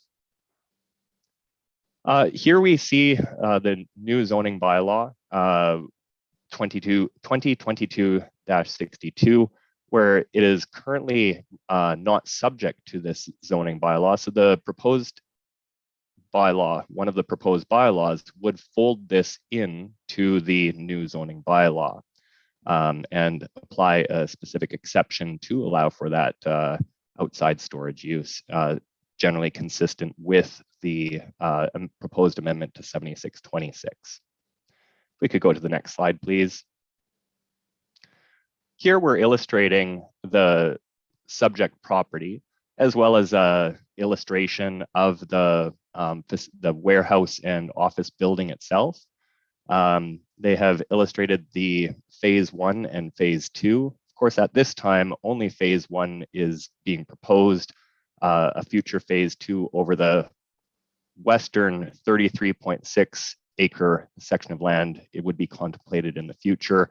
The current development occupies 35.8 acres of land, but of course the zoning is intended to apply for all of the lands. If we could go to the next slide, please. And here we have zoomed in just a little bit closer, the main frontage with the 2 entrances off Mcadoos Lane east-west running section, showing the 930 square meter office and storage building, office and warehouse building, as well as some conceptual landscaping. As referenced earlier in the public meeting component, this is currently being reviewed through the city's site plan control process. We could go to the next slide, please. So this highlights the public correspondence as well as the public engagement that's happened with respect to this application. On March 9th, the applicant hosted an open house, which was referenced during the public meeting in this evening's activities. Notice of the open house was circulated consistent with the requirements of a zoning bylaw and official plan amendment set out in the Planning Act, with distances and timing consistent there too. Notices were mailed out to the 17 property owners with respect to tonight's meeting, and as well a courtesy notice in the WIG standard. To date, we have received no correspondence with respect to this application. If we could go to the next slide. So highlighting the requested reliefs and the designation is proposed to be rural industrial as referenced earlier. And as referenced earlier, of course, to add the permitted uses as that steel laydown yard with the open storage. And further, mimicking the same amendments and folded in with an exception 85 for the new zoning bylaw 2022-62. So if we could go to the next slide. Having reviewed the proposal, it's staff's opinion that this proposal is compatible with the provincial policy statement and the Kingston official plan. The proposal is consistent with the prevailing pattern of development within the area, and this proposal will support the city's construction industry by storing vital materials in close proximity to where material is needed. The applications are recommended for approval, given they are consistent with the provincial policy statement, the Kingston official plan, and representative of good planning. Thank you very much, and we can turn to the next slide should there be any questions. Perfect. Thank you very much, Mr. Clendenning. And a reminder for all tuning in that unlike, well, maybe not unlike, but similar to a public meeting, we do the process of questions from committee and the public, but we just inverse it. So we'll start with committee to see if anyone has questions for our staff. Recognizing too that we're in a combined report because we just had a public meeting for this file. Last call for committee. Seeing no hands. Madam, oh, sorry, Councillor Chappelle. All right, over to you. Just on the notice, oh, sorry, Mr. Chair, for you. Just on the notice, there was 17, I guess, businesses or locations that were notified. Was the notice, I guess what I'd like to know was it clear in the notice what the purpose of the meeting was for? Because I've seen a few notices that recently that have had me question what the purpose of the meeting was for. And because there wasn't any response, so I'm just wondering if staff could clarify what was, just a highlight of what was enclosed in the meeting notice. Absolutely. Through the chair, thank you for that question, Councillor Chappelle. Of course, we do try to make it absolutely clear to the public the nature of the application, as well as how to participate and what is being considered. notice is provided on a billboard outlining in very, I guess, emphatic terms what is being proposed. And it starts off with basically a notice of a public meeting in the boldest and largest of font, followed by the purpose and effect, which in this situation in the mail out was highlighted as just 2 lines saying to permit the development on site with light industrial uses consisting of a steel storage yard and ancillary uses. It elaborated on the site in the notice that was mailed and provided a map of the area. Of course, the billboard is required that was posted at 2 locations at both the frontages on Mcadoos Lane, highlighted the proposed use, but did not elaborate on a description of the site or contain a map. Yeah, we try to make sure that in our public notices, it is as clear what the intent is. Of course, we do have to balance that with notice requirements set out in the regulations of the Planning Act that essentially contain a lot of legalese, but that is statutorily required. Great, thank you very much for the clarity. Thank you, Councillor. Madam Clerk, do we have members of the public at this point who wish to participate? Thank you, Mr. Chair, and through you, we do still have 21 members of the public with us at this time. I do not see any hands. I can just do a call for anyone who wishes to speak to the current application. If you can please raise your hand in Zoom. Again, this is found in the center of your screen when you move the mouse over your window. And I'm not seeing any movement, Mr. Chair. Fine, we'll continue with our normal proceedings then, which would be to kick it back to committee. But I'm guessing no one has questions as per a moment ago. Yep, seeing no movement. Then we'll look for a mover and a seconder for this on the floor. Councillor Hill, Councillor Osanik. Are there any councillors who wish to comment or debate? If not, we will call the question, which is all the resolve clauses. I believe there are 6 of them. I won't read them all that you can find in your agenda. All those in favor? And no one opposed. That's unanimously passed. Thank you, everyone. So we'll move to the next item on the agenda, which is for 1555 Sydenham. This is page 7, agenda item B. This is a comprehensive report for that very address, and we'll turn it to our staff for comment.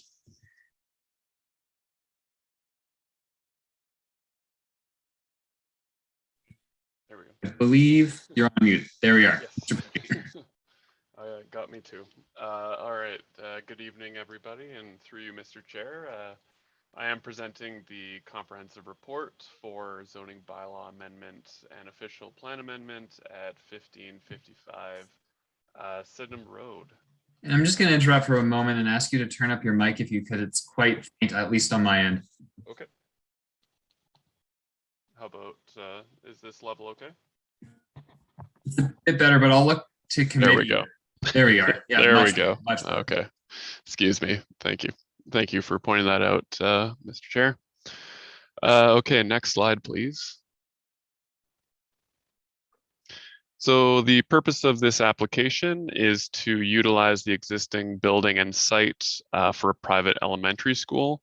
3 amendments are required. The first is to the official plan, which currently does not permit privately funded elementary schools in the Hamlet designation. The second amendment is to the current zoning bylaw 7626 to add privately funded elementary schools to the permitted uses under the existing site-specific commercial zoning. And the third is to the new zoning bylaw 2262, which was just recently passed by council. Because the site is currently subject to a site-specific zone, it would not be subject to the new zoning bylaw.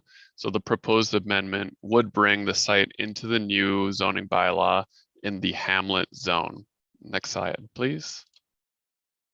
So the subject site is located at 1555 Sydenham Road at the northern extent of the Sunnyside Hamlet. The site is 1.13 hectares in size and has about 106 meters of frontage onto Sydenham Road, which is an arterial road. The site is developed with a one-story, about 1,100 square meter building, which was originally constructed as a school. The building has been used for commercial purposes since 1983. Generally, the surrounding lands to the north, to the south and east of the site are Hamlet residential properties, and to the north and west are larger undeveloped rural properties. Next slide, please. Here's some street and aerial images of the site. The site is accessed by 2 driveways to the parking lot, and the southern entrance also provides access to a gravel driveway to the rear, which includes a loading site previously used for commercial purposes. Next slide, please. The application is submitted on behalf of Lakeshore School, which is a private elementary school with a population of about 125 students and 15 staff that is currently located at the intersection of Princess and Anderson Drive. So the school is looking to relocate to the site at Sydenham Road and to utilize the existing building and site. They're proposing limited structural and external site alterations to convert the existing building back to the original intent of the building. They're proposing 22 parking spaces, including accessible parking spaces. Next slide, please. So the subject site is designated Hamlet in the official plan, which allows for a variety of residential, community, and business uses. The Hamlet designation only allows for publicly funded elementary schools. So the purpose of the official plan amendment is to allow for a privately funded elementary school on the site. The applicant proposes to add a site-specific policy to the official plan to allow for the privately funded school. It should be noted that the City of Kingston initiated official plan amendment was approved by council to better enable the consolidated zoning bylaw. And one of the changes under consideration was to remove the distinction between funding models for elementary schools. So the purpose of this official plan is really to this official plan amendment is to ensure that the school can relocate to the site in time for the fall. Next slide, please. To enable the commercial use of the school building, the site was rezoned to the site-specific C1-9 zone, which permits a few select commercial uses and enables those uses to be located in the existing school building as constructed. Any development of the site requires site plan control. So the proposed amendment would add privately funded elementary school to the list of permitted uses and would add new parking requirements related to the school use.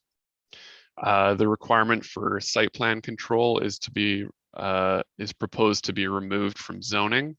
The City of Kingston site plan control bylaw requires site plan control for any non-residential developments along arterial roads. And given that Sydenham Road is an arterial road in the official plan, it's considered redundant to list this requirement in the zoning bylaw. Next slide. So as discussed at the beginning of the presentation, the subject site would not be included in the new Kingston zoning bylaw, given the current site-specific zoning. So staff worked with the applicant to propose that the site be brought into the Kingston zoning bylaw in the Hamlet HAM zone. The Hamlet zone was selected as it best reflects the official plan designation for the site. and because all of the Sunnyside hamlet is to be located in the hamlet zone. The HAM zone allows for a wide range of uses, including residential, commercial, and institutional uses, and permits elementary schools. In the consolidated zoning bylaw, elementary schools includes both privately and publicly funded schools. The hamlet zone is particularly appropriate as well because the proposal would not require any relief from the provisions of the hamlet zone. Next slide, please. So public notice for this application has been done in accordance with Planning Act requirements, as you can see on the slide. One email supporting the proposal was received today and made available to committee and the public. And that email was in support of the proposal. Next slide, please. So Planning Services recommends approval of this application for an official plan amendment and zoning bylaw amendment. The proposed amendments are consistent with the provincial policy statement and conforms to the City of Kingston official plan. The proposed school will adaptively reuse an existing building that was originally developed as a school. The City of Kingston already intends to remove the distinction between private and public schools in the official plan, and public schools are permitted within the hamlet designation. No compatibility concerns or adverse impacts are anticipated as a result of this development, and little to no alterations are proposed for the site. Next slide. Site plan control application has been submitted and has been reviewed concurrent to this application. An agreement would not be able to be signed until an official plan and zoning bylaw amendment have been approved to permit the use. Next slide. I will open it up to committee and the public for questions. Perfect. Thank you very much. So we'll look to committee first. Are there any questions at this point? Councillor Chappelle, please. Yes, thank you, Mr. Chair. I have two questions in particular. One, I was just wondering if there was a water quality or quantity survey done for this plan to ensure there's sufficient water for the students, because I understand another rural school has to provide bottled water. So I want to make sure that there is sufficient water in quality and quantity. Second question I have is with regards to egress of the roadway. Will there be any envisioned access point or widening to allow safe access? Because at some times during the day, that road is quite populated with traffic, and there was a turning lane that would permit parents to drive their children into the parking lot safely. I'm just curious as to what's been envisioned by staff. Thank you, Councillor Chappelle, and through you, Mr. Chair. With regards to the water quality, I'll have to double check. It is on private water, I believe, or excuse me, public water and private septic. Perhaps the applicant can confirm that for me, just based on memory. And as for egress, we are requiring a road widening at the site, and a traffic impact report was also done for this site concerning access for vehicles to the site, and for them to safely cycle through as they drop off students. If I may, Mr. Chair, can I just ask one supplemental question? If actually, yeah, that's totally fine, but I see Ms. Cleve is here and I think she could answer your previous question on water. So okay, sure. Yeah, thank you. Hi, thank you. And through you, Mr. Chair, there is city water on the site and it's a private septic system, but it's been checked by engineers. Thank you. Wonderful. I'm just concerned about the water for the students. So my final question is, if this is to be approved through planning tonight and things are running smoothly through the planning process, would this planning process be completed in time for the school to be open in September? Yeah, through you, Mr. Chair, that is the intent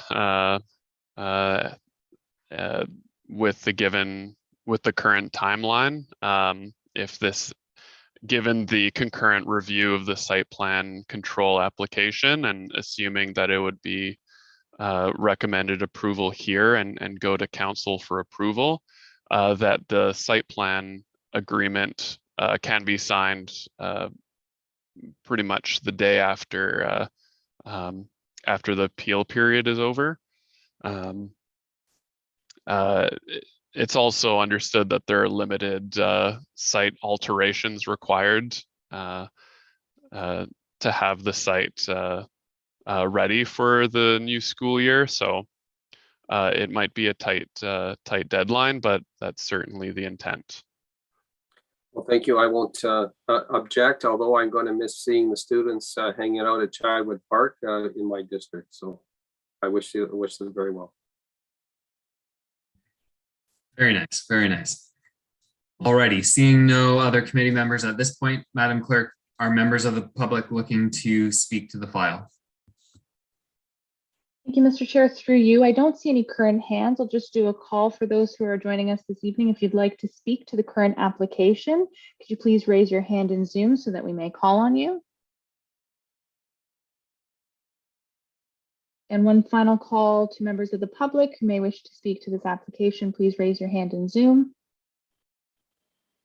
I'm not seeing any hands, Mr. Chair.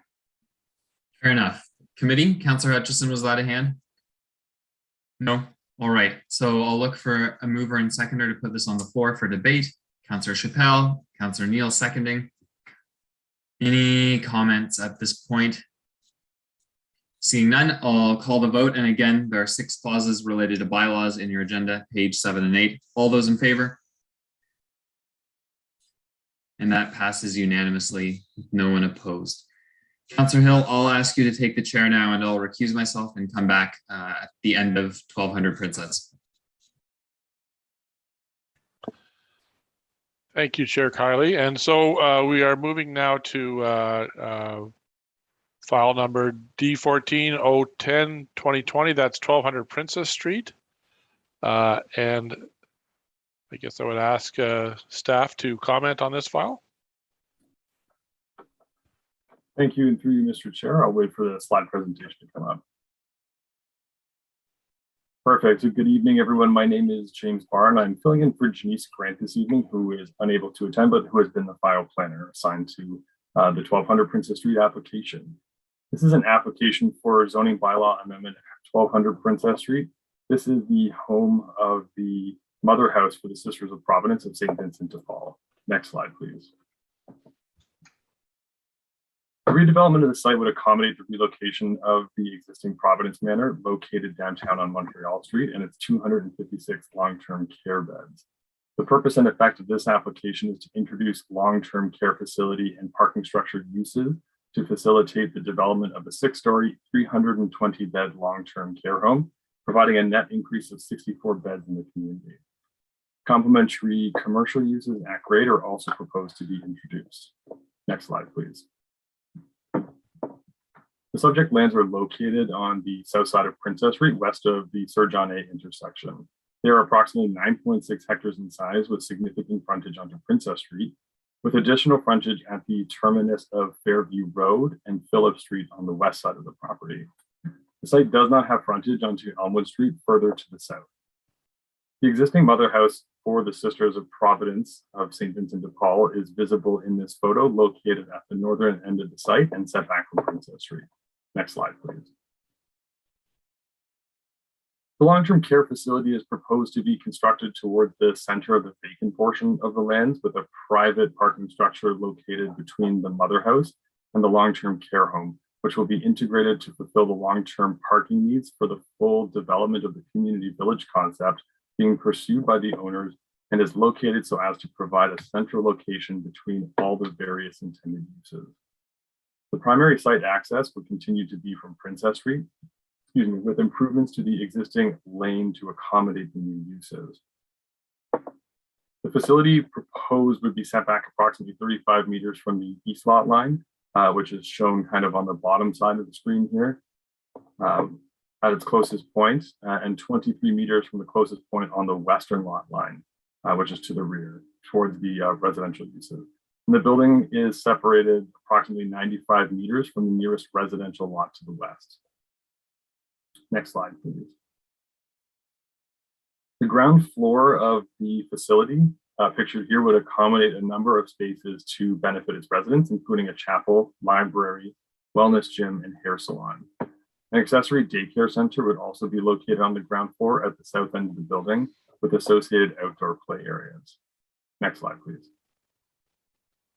To the north of the long-term care home, a 3-story parking garage containing 294 parking spaces is proposed to be attached to the south side of the mother house building. The parking structure will be set back 23 meters from the east lot line and 131 meters from the west lot line. The parking structure, again, as I mentioned earlier, has been designed to be placed behind the building and mostly hidden from view from Princess Street, as well as screened from adjacent low-density residential uses. The structure would include 3 commercial uses on the ground floor fronting onto the private driveway, each with dedicated patio space to provide opportunities for spillout and commercial interaction. This approach provides an improved pedestrian experience along the private laneway, while also providing on-site commercial destination for residents of the long-term care home, for staff, and for visitors. Next slide, please.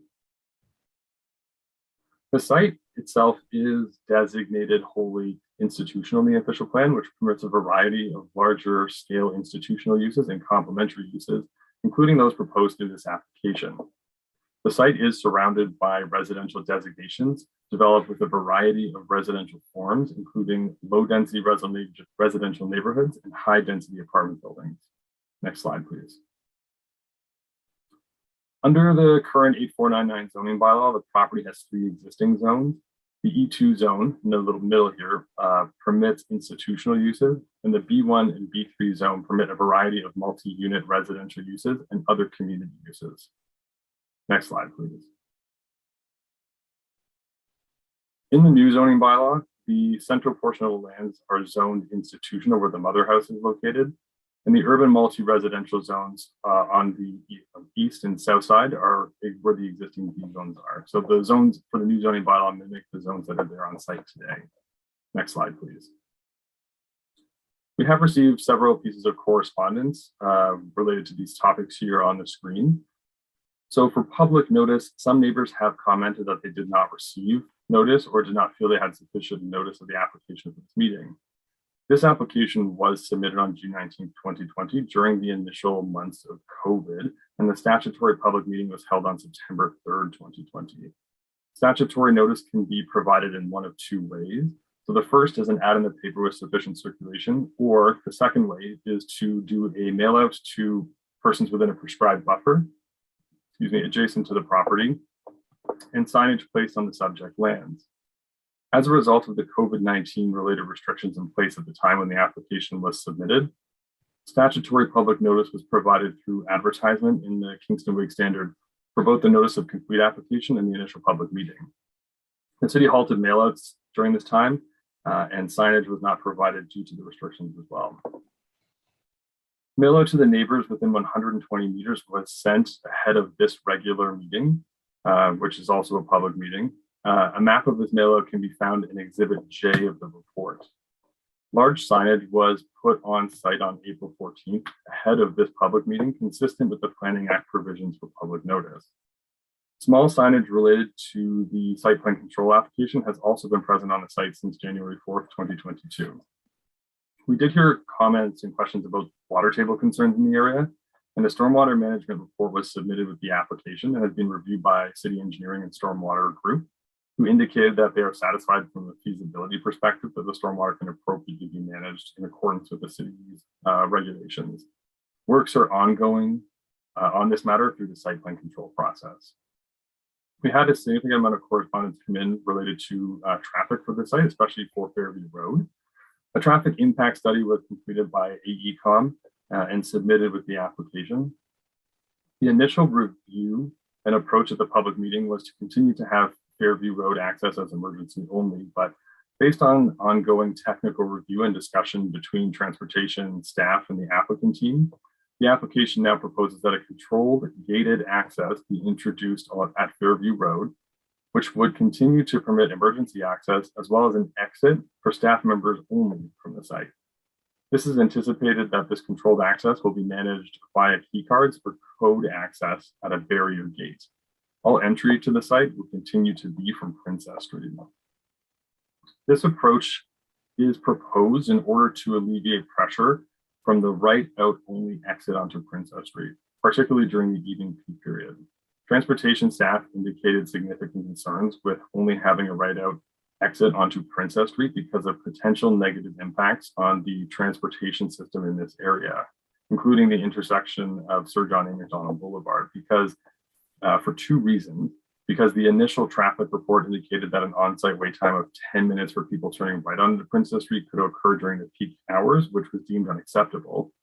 And because people ultimately heading west would have to make a right turn onto Princess Street and then either pull a U-turn on Princess Street in order to avoid making a long detour, which could create conflicts, collisions between vehicles on the noted sections of Princess Street, or they would enter into the intersection of Princess Street and Sir John A. Macdonald Boulevard, which is already approaching capacity in the existing conditions and therefore could further deteriorate traffic conditions at this intersection. Fairview Road is a local municipal road and can accommodate the minimal amount of traffic anticipated for the controlled exit. Transportation services staff are satisfied with the current proposal from a traffic operations perspective.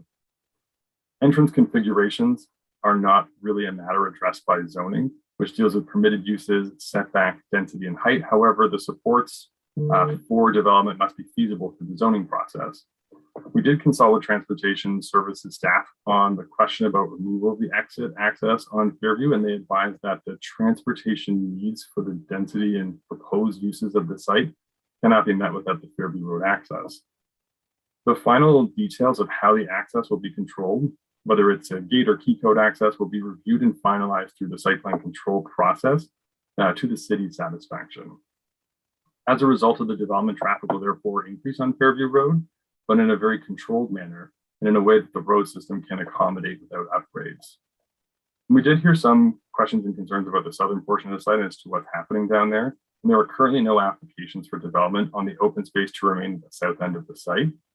And based on comments made by the project team at the first public meeting, previous discussions with a potential developer fell through related to previous apartment design concepts, and future development proposals, whatever they may be at the south end of the site, would have to go through a Planning Act process with notice provided at that time. One of the last comments we've heard through the process is about the distance of the building from the streets. The location of the long-term care home is such that the main entrance is approximately 250 meters from the main access on Princess Street.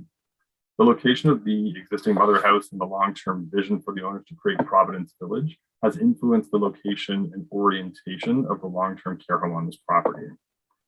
The location also aims to maximize separation from the adjacent low-density residential neighborhood and maintain the existing contributory woodland along Princess Street at the north. Correspondence from Kingston Access Services has been circulated to the applicant team. And in response, the applicant has indicated that it is not feasible within the village vision to move the planned location of the long-term care home. And the applicants have indicated their intent to continue to work with service providers and residents to support a variety of transportation needs for the site. Improved transportation connections from Princess Street are also proposed as part of this application, including active transportation connections. Next slide, please. There are two bylaws attached to the recommendation this evening, one for the existing zoning bylaw 84099 and one for the bylaw recently given approval, which is the consolidated Kingston zoning bylaw 20. Sorry, I'm having a hard time saying this one. It always doesn't roll off the tongue yet. Kingston zoning bylaw 2022-62. It might be the number of twos in it. It's a lot of alliteration.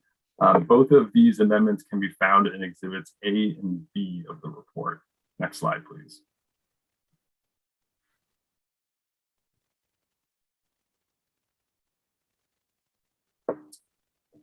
Thank you. So the application represents a compatible intensification of an underutilized lot within the city's urban boundary. The introduction of the new long-term care home would provide a modernized health services for the city's residents, as well as an increased number of supportive housing options for our aging population. The proposal is consistent with the provincial policy statement and conforms with the official plan and represents good land use planning as detailed through the report. Next slide, please. There is a concurrent site plan control application that has been submitted and is under review by technical agencies. That review continues to be ongoing. And next slide, please. I'd be happy to answer any questions you have throughout. Thank you, Mr. Barr. So we will go to our committee for questions. And I do want to note that we have the district councillor, Councillor McLaren, with us as well. So we will go to him once the committee members have had a chance to ask their questions. So looking around for any questions. Councillor Hutcherson. Thank you, Mr. Chair. Just regarding the Fairview Road arrangements, do we have any estimates on what the usage of that road would be? Like, how many staff would use it? I mean, clearly some staff would leave by the Princess Street exit, and some would use the Fairfield Road one, and then there's service and delivery. I think there's only 3 groups that will be using it. Do you have any idea what the flow would be? Thank you, and through you, Mr. Chair. I do have Kelsey Jones from FOTEN here representing the application tonight for the applicant team. We have looked at these numbers in the transportation report. Granting we both are not transportation engineers, and hopefully she can correct me if I'm wrong in anything. Kelsey, I see you turned on your camera now. Do you want to actually give this information? Perfect, thank you. Through you, Mr. Chair. Yep, certainly, James. So the traffic impact study estimated that for the existing condition on Fairview Road, 22 peak morning vehicle trips and 14 peak afternoon vehicle trips are estimated along the road. In the 2025 scenario, the TIS estimates 50 peak morning vehicle trips and 122 peak afternoon vehicle trips. And in the 2030 scenario, the TIS estimates 52 peak morning vehicle trips and 123 peak afternoon vehicle trips along Fairview. So that's counting the traffic that's already there. And that really doesn't answer my question. There's the traffic that's there, that's important in terms of overall usage. But what I'm interested in is what will Providence Village add to that? I mean, presumably, is that included in the numbers, or will it be additional? Through you, Mr. Chair, the numbers that I gave you for 2025 and 2030, those are in consideration of the development being constructed. So only those first, the 22 and the 14 vehicle trips, that's what the traffic engineer estimated as being the current condition, but the other numbers are in consideration of the development being constructed. So just so I'm very clear about this, I believe in 2025, but there were 22 morning trips being counted. I guess they can be counted.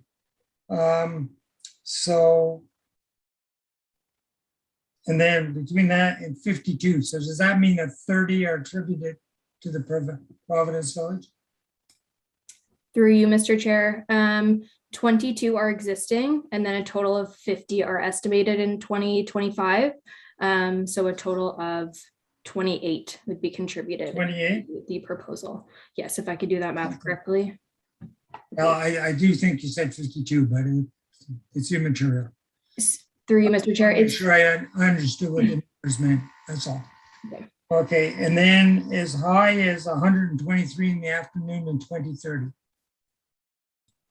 Correct. For the bracket. I'm looking for the bracket between now and then.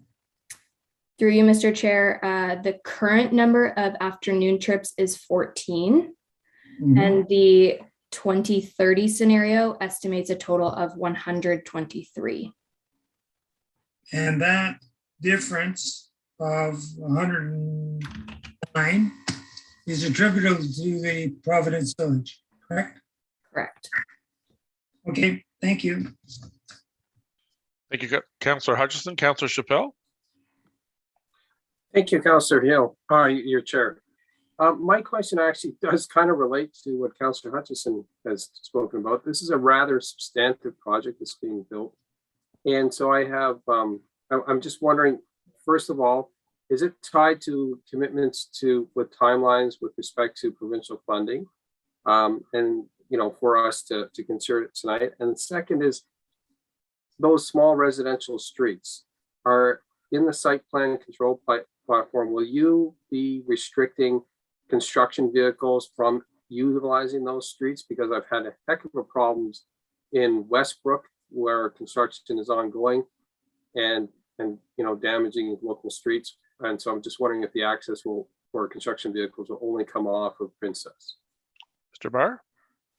Thank you, and through you, Mr. Chair. That is something we can certainly bring up with our colleagues in transportation services about those restrictions. These are local roads and they don't have the same level of service or asphalt that more main roads would have. They may not even be able to sustain heavy transport for construction purposes.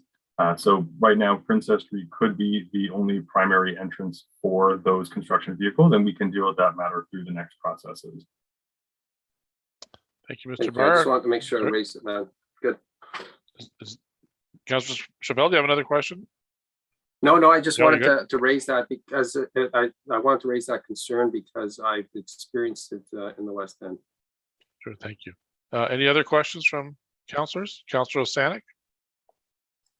Thank you, Mr. Chair, through you to staff. Yeah, I just wanted to say I am concerned about the additional vehicle traffic on Fairview Road because from what I can see, there are no sidewalks. Can staff confirm that on Fairview right now? The road is pretty narrow and there are no sidewalks. Is that right? Through you, Chair, there are no existing sidewalks on Fairview. This was brought up through technical review of transportation services as well. And right now, additional sidewalks are not proposed for this area.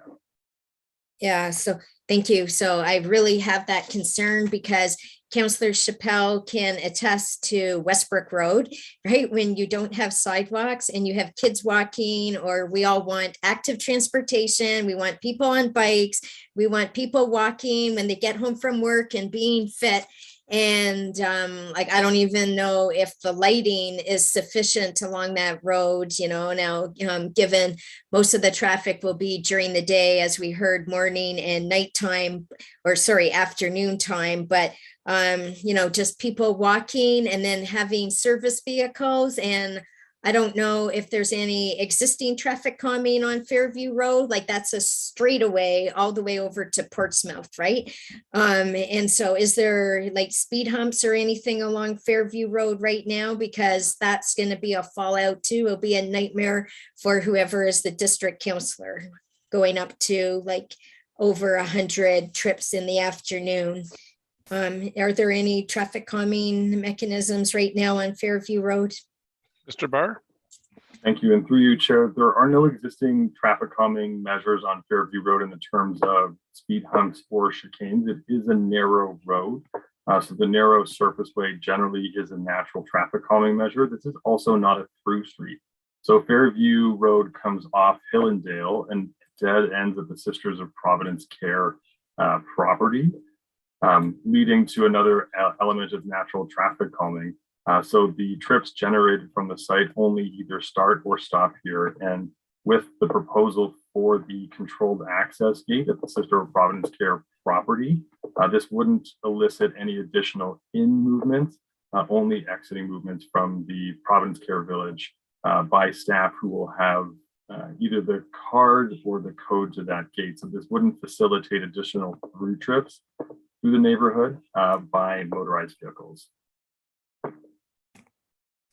Okay, thank you. So, but it would be staff, right, going home, and it would be like UPS vehicles, Pure Leader vehicles, like those type of service vehicles, is that right? Linen? Thank you.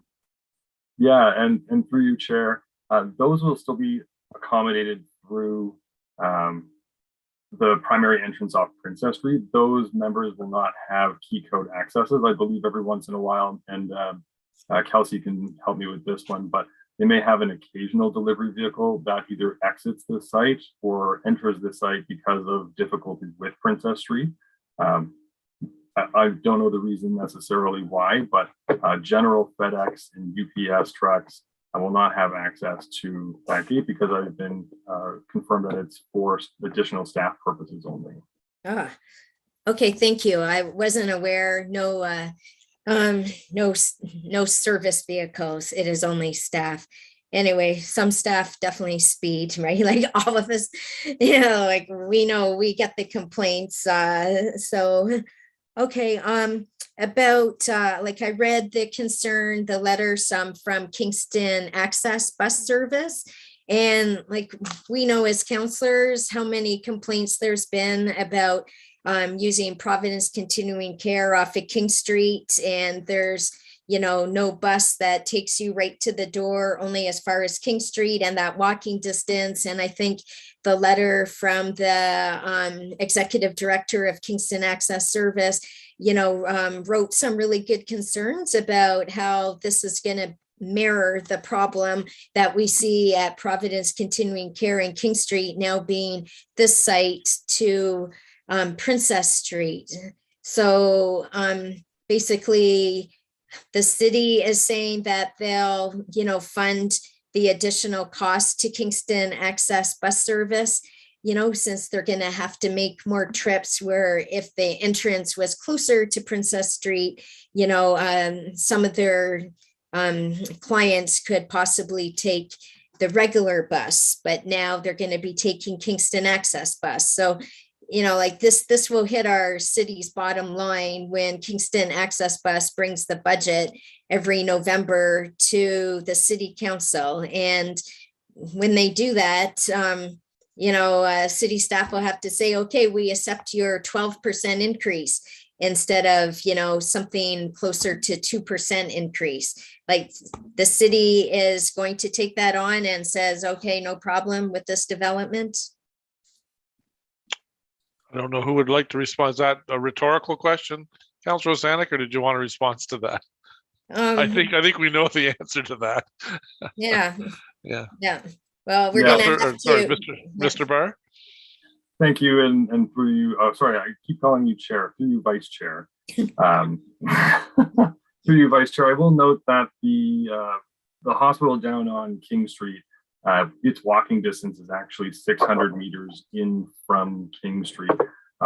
It is a greater distance. It is a greater walking distance. And I understand for people with mobility issues that increased walking distances can be difficult, especially when there may not be direct bus routes in that area. This site is 250 meters off Princess Street. So it is a smaller distance. And through this application, we're also going to make sure that there are appropriate on-site facilities should the access buses need to come in and turn around on site and get out. But it is a much shorter distance. And we are getting, I think it is over 60 new additional long-term care beds with this facility, recognizing that not everything is perfect in how we would like it to be, but that there, in my opinion, with the way the site is designed and laid out, that this is a positive, a net positive for the city's institutional housing portfolio. Okay, thank you. And then my last series of questions, right? Thank you very much for listing all the trees in the report, right? I really like that. And thank you for saving the contributory woodland at the northwest corner of the lot, right? So for the, I don't have in front of me, 139 or 136 trees. Let me just go into my Adobe document. Oh, I lost it. No, wait a sec. I got it in an email. For the 136 trees that are proposed to be removed, and we see there's 139 trees that will be planted on the site. For those 136 trees, is that truly the number of trees in this case being cut down, or are those only trees like over 15 centimeters DBH? And that means there's smaller trees that are also being cut down in addition to those 136. Like, I know that those trees are not part of the contributory woodland. So that's why I'm just asking for those 136 trees that are elsewhere on the building envelope, right? That have to be removed because the new facility is going over top of where those trees currently are. Are they all accounted for? There are some trees that are below the 15 centimeters DBH. Thank you. And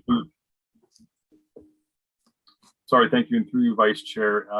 In the report, we did list 136 trees are proposed to be removal, of which 116 will be regulated under the tree bylaw. That means 116 trees are greater than 15 centimeters diameter, diameter breast height DBH, which means that 20 did not qualify to be regulated under the tree bylaw. So the vast majority of those 136 trees are regulated under the tree bylaw, with 20 not being. Thank you. Okay, thanks very much. Councillor Santa, can you take the chair for a moment? Sure, I take the chair and recognize you. So I'm going back to the, I'm sort of looking at the, just up the road at the food basics, or they have installed a lighted entrance there. Is that something that we contemplated, and is there a reason why we wouldn't do that? Is it just not enough traffic flow? Like, why the Fairview Road exit versus a lighted entrance exit? And through you, Chair, Vice Chair at this point, I think, that was contemplated through the traffic and transportation review, but what Transportation Services is concerned about is too many traffic lights in a row, which would negatively impact traffic flow and volume in the area. I don't think there's necessarily a concern about volume, but here it's about function, and putting a lighted intersection here that would share the entrance, which is across the way with the Peachtree Plaza, is too close to the Sir John A. McDonald Street intersection, as well as the food basics traffic light. So it's kind of caught in the weird in-between area between the two lights, where those lights are appropriately distanced for the speed and form and function of the roadway, whereas introducing this additional light would seem to have a negative impact on traffic in the area. So it was contemplated, but not deemed an acceptable solution at this time for the site. Thanks. And I'll take the chair back. I return the chair. Thank you very much. Is there any other questions from committee before we turn to Councillor McLaren? The floor is yours, Councillor McLaren. Thank you. And just a procedural question. Will I be able to speak again after the public has spoken? Yes, you will. Wonderful, because I think a lot of what I'm going to say is going to be reinforced by a lot of the public. The first thing that concerns me is the size of the traffic that's going by. As councillors have said already, there is a safety issue here. And it seems to be right at the time, afternoon, that school children get out. And that's a very dangerous thing. And we're dealing with parents that love their children and that will get up like Mama Bear if anything like this comes up. So there's a certain reputational risk for the city and for the Sisters of Providence if we can't come up with a more creative solution to this issue. And I'm wondering, has the reputational risk of the sisters been considered in the creativity that comes with coming up with issues like this? For example, I understand that many of the residents feel that they were promised that this would not expand beyond what it was already there. The apparent breaking of a promise is probably very, very important to them. And has that been considered?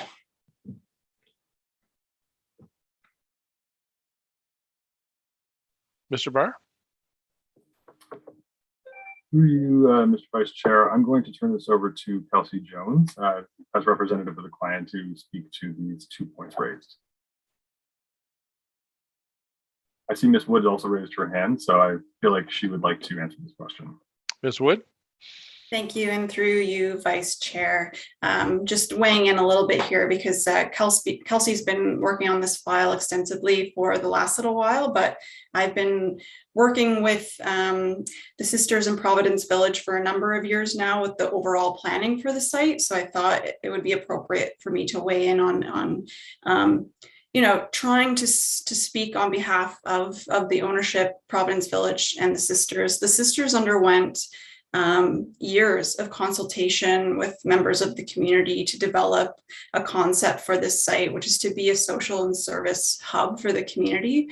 So, concept planning for potentially Kingston's first hospice residents, long-term plans to have affordable housing in the south portion of the site, which continues to be the intent, but hasn't come to fruition.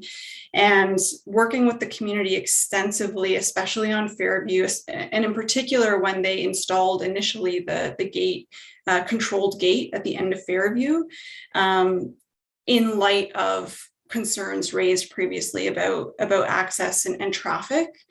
And actually, when we submitted the application, the intent and the proposal was to maintain traffic movements only to Princess Street. That was our original submission, in the hopes of, recognizing those previous discussions.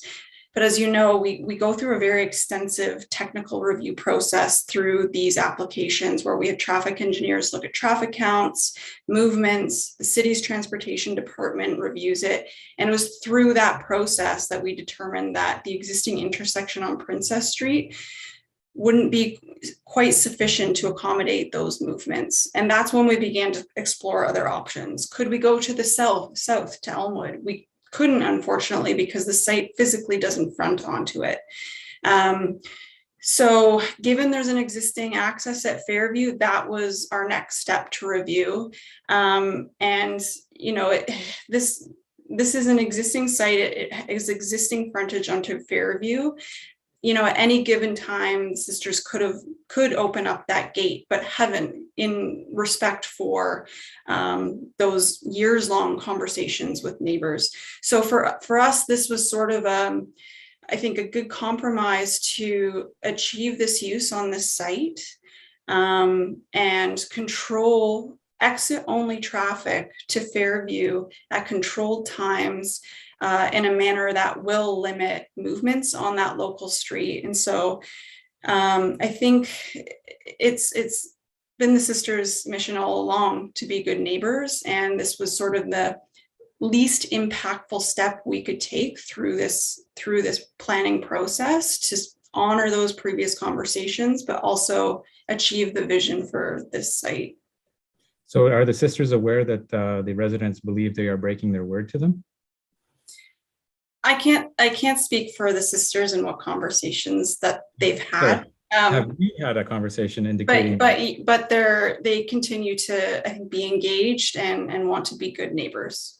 I'm just going to interject here. I want to make sure that we stick strictly to planning issues, right? And we are already kind of into site plan. So, Councillor McLaren, do you have another question you wanted to ask? Yes, with regards to the entrance that was deemed not sufficient. I noticed in the presentation that it looks like there's a circle that turns around later towards Sir John A on Princess. Is that connected to Princess, or is there still only one entrance? Who's going to answer that question? Mr. Barr? Through you, Vice Chair, I'm uncertain of which. You had a 3D rendering. You had a 3D rendering of it, looking at it southwestward from the northeast corner, and there was the exit that you could see. And then as you got in front of the, I guess it was the long-term care part, not the car park. There seemed to be a circle where people can circle around and drop, I guess, people off there. Is that circle connected to the street? Princess Street, to be precise. Through you, Vice Chair, Ms. Wood can correct me if I'm wrong, but I believe that's the Phillip Street entrance located No, further. it's on Chris, but nope. Okay. So if you go through the slides, there was one where there's a rendering of it, looking at Princess Street and behind that. Yeah, maybe I'll ask the clerk to pull up the slide presentation. I believe slide 3 or 4 contains the 3D rendering of the site.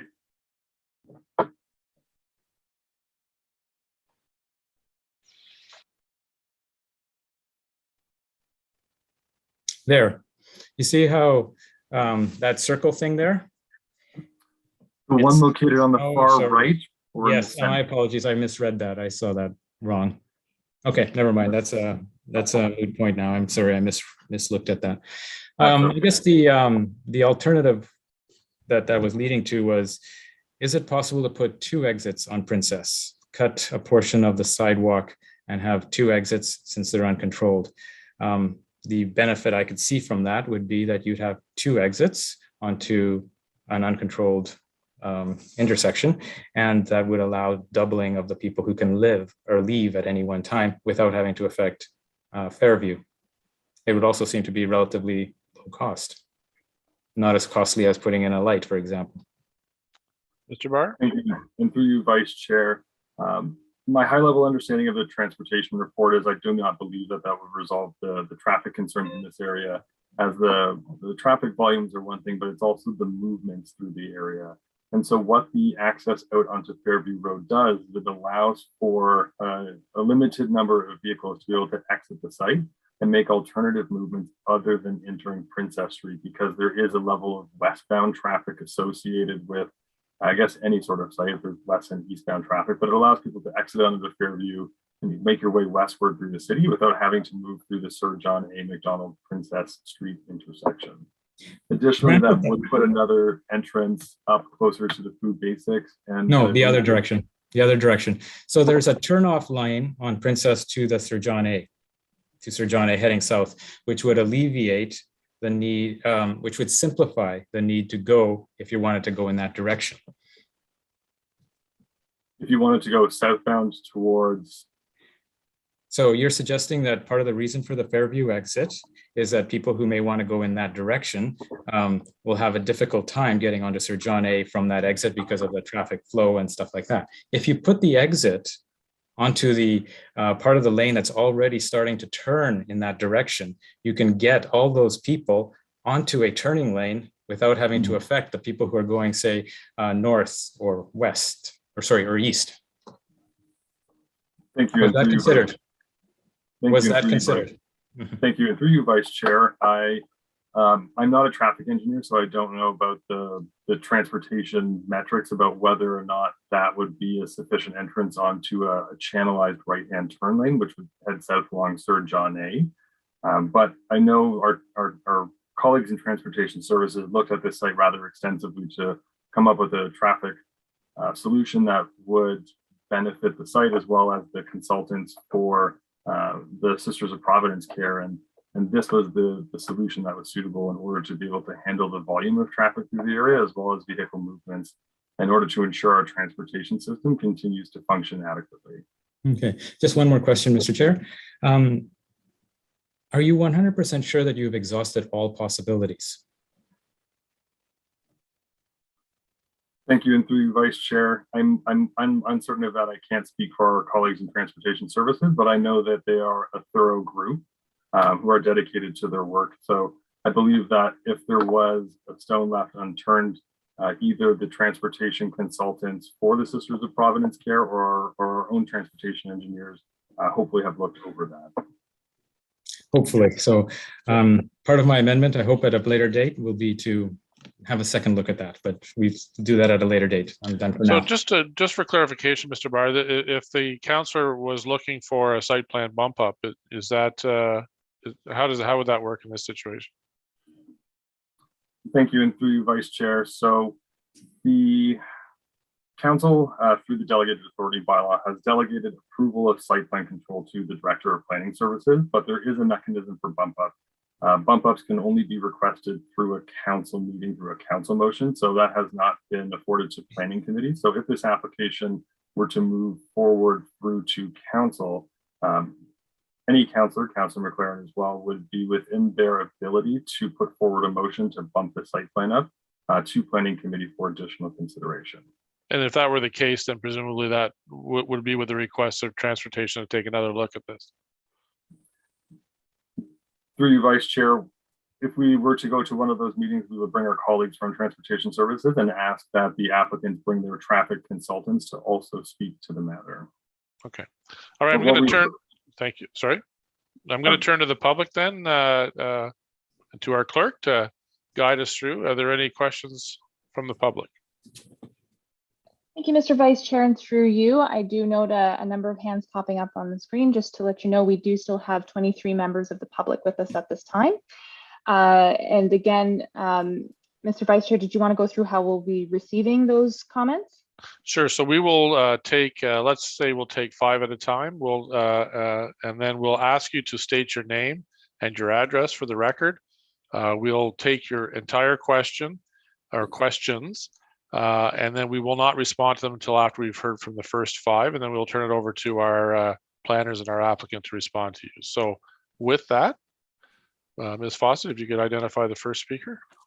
Thank you, Mr. Vice Chair. Through you, first to speak is Andrew Dos Santos, followed by Laurel Hay. Mr. Dos Santos, the floor is yours. And just a reminder that you have no more than 5 minutes. Hi, thank you, Vice Chair, Councillor Hill. I just want to say that this is Andrew Dos Santos and Sarah Dos Santos of 147 Fairview Road. I'm very pleased so far to hear the great questions and concerns that have been raised by Councillors Hutchison, Chappell, Osanek, and Hill. Myself, personally, I've lived on the street almost my entire life. I'm 42 years old, soon to be, and I've been here 38 of those years. I lived 3 years, ironically enough, around the corner on Hillendale Avenue, which obviously intersects with Fairview Road. And I'll get to the reason why for that in a minute. But I think it's important to provide a bit of history. And I know our Councillor McLaren has done a great job of trying to play some of that out for us already. But dating back to 1998, I have a letter from the Sisters of Providence indicating that they were attempting to open that fence of theirs for through traffic. They met with a number of the neighbors and realized that obviously we were not at all pleased with that idea. And they agreed that they wouldn't be opening the gate. In 2013, we received another letter stating that they'd be opening it for emergency use only, with limited use for the residents, and that they were going to be proceeding with that grant to create an entrance with appropriate conditions that reflect the intent of the proposed entrance. That's a quote directly from that letter in 2013.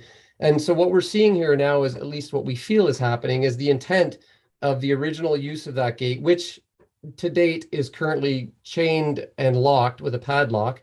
The intent of that gate is now being changed to allow for through traffic. And Councillor Osanek raised some great points about the safety of the children and others on the street with the fact that we have no sidewalks. I heard the numbers, which was actually astonishing to me, even if they are on the low side in my mind, but it still sounds crazy to go from a peak of 14 vehicles in the evening for a street that has 25 houses on it, up to 123 in the afternoon. I've got a 3.5-year-old and a 6.5-year-old that play on the street. I grew up playing road hockey on the street, and I think this idea, honestly, makes zero sense to me. I'm going to try to withhold my emotions. Obviously, you can hear me getting a bit upset, but my parents have also lived next door to me. They've lived on the street for 52 years. They can't believe this plan is moving forward. So I'm going to do my best to stick to some facts. There's some serious safety concerns that have already been highlighted by some of the councillors. Thank you again. And there's very low lighting on the street. There's no sidewalks. It's coal and tar or pitch, if you will. It's not even asphalt on our road. There's potholes that the city literally doesn't even touch. I've seen 2 city vehicles at the Hillendale and Fairview intersection drive by our street. They don't even come down here to fix the potholes. My kids have to dodge them with their bikes. And now we're talking about raising traffic from 14 vehicles in the evening to 123. It makes zero sense. I think there's serious safety concerns. I know we have about 5 minutes and now I'm getting emotional, so I'm gonna do my best to go back to my notes. But it just doesn't make any sense. And I hear Mr. Barr speak of, the traffic light and too many lights on Princess Street. I honestly think that's a far less of a concern or safety issue I know, Councillor Hill, you mentioned the food basics light. That's exactly what I was thinking. It's a quick change light. It doesn't really impact traffic. I stop at that light regularly on my way home. It changes quickly, very little interference. Traffic continues to flow and people can make safe left and right-hand turns. I also, by the way, have to exit right off of Hillendale onto Princess Street on a regular basis. And it's not all that difficult. It does sometimes take a few minutes, but it's doable.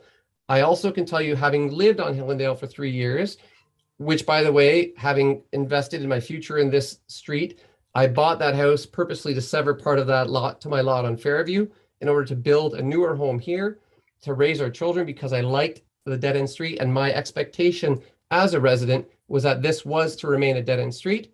And now I feel that's being taken away.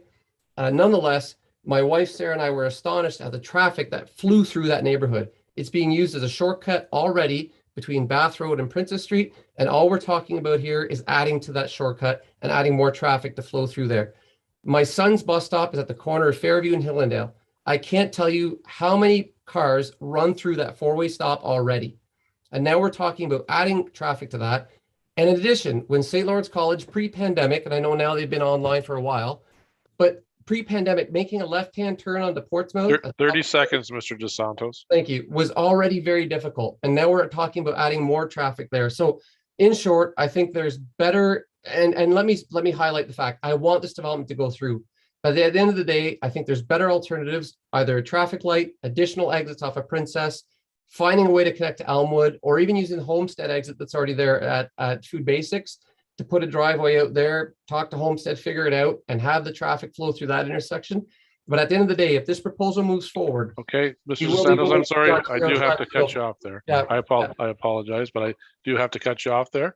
I just want to make sure that everybody understands that you will have exactly 5 minutes and everyone will have the same amount of time. So, Madam Clerk, if you would identify the next speaker. Mr. Chair, next to speak is Laurel Hay, followed by Andy Williams. Ms. Hay, the floor is yours. Thank you, Mr. Chairman. I live at 109 Fairview Road. I have lived here for 37 years, and I am well aware of the history involved with this gate and the access to the street. And I would like to thank the sisters during all this time that they were very aware and sensitive to the importance of this gate remaining an emergency exit only to the residents. And it kind of feels like a little bit of a breach of trust to have gone back on some of this. Fairview Road, I will sort of reiterate what Andrew was saying, is an unassumed road. It is not paved except for the rare 3-home stretch that just got done. It has no sidewalks or curbs or a boulevard and very poor lighting. There are many young families who have just recently, in the last couple of years, moved onto this quiet little city street. This proposal would put our safety at risk. This issue of a right-only exit to Princess Street should not jeopardize the safety, well-being, and sense of community that we enjoy on Fairview Road. And if you want to start to look at the traffic congestion to get out onto Portsmouth Avenue now from Fairview, you can sit there for several minutes to try to turn either left or right. So I don't think it's a viable solution either. Thank you. Thank you, Ms. Hay. Our next speaker. Mr. Vice Chair, next to speak is Andy Williams, followed by Amy Solk. Mr. Williams, the floor is yours. Thank you. Oh, sorry, Mr. Williams, I think I forgot about this. You need to identify your address as well, please. Sounds good. My name's Andy Williams. My wife, Kelly Williams, is here. We live at 193 Phillip Street, one street south of Fairview. We moved to the neighborhood about 5 years ago, mostly because of the country and the city feel here, the dead end streets, the quiet area for our children to grow up in. And we actually used to live on top of Patrick Street down by Skeleton Park and experienced the parking traffic jams and everything that came with all the employees leaving Providence Manor. It became impossible to get on-street parking for any residents in the neighborhood, so a permit system had to be implemented. I know there's a parking garage proposed for this site, but is there any mention of whether it's free or if there's a fee for it?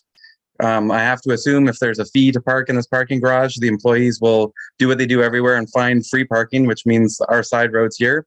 As James Barr has already noted, Fairview is a very small street. It's very narrow. So if you add in dozens of cars parked down the sides of the road, there's very little space for cars to drive. If you increase the traffic tenfold, as this traffic study says on Fairview, from a dozen cars to 120 plus cars, and you have parked cars down the side, it becomes incredibly unsafe for anybody that lives there, especially young children that play in the streets. And the road itself is so incredibly narrow. If there were cars parked, if you want traffic to go through, the road's going to have to be widened and repaved. The natural drainage in the ditch will no longer function, so the city will have to put stormwater management in there. It's going to be a very expensive process just to accommodate, a few cars that could easily exit onto Princess Street. So over on Phillip Street, we have a school across the road from us, Madeleine de Roybin.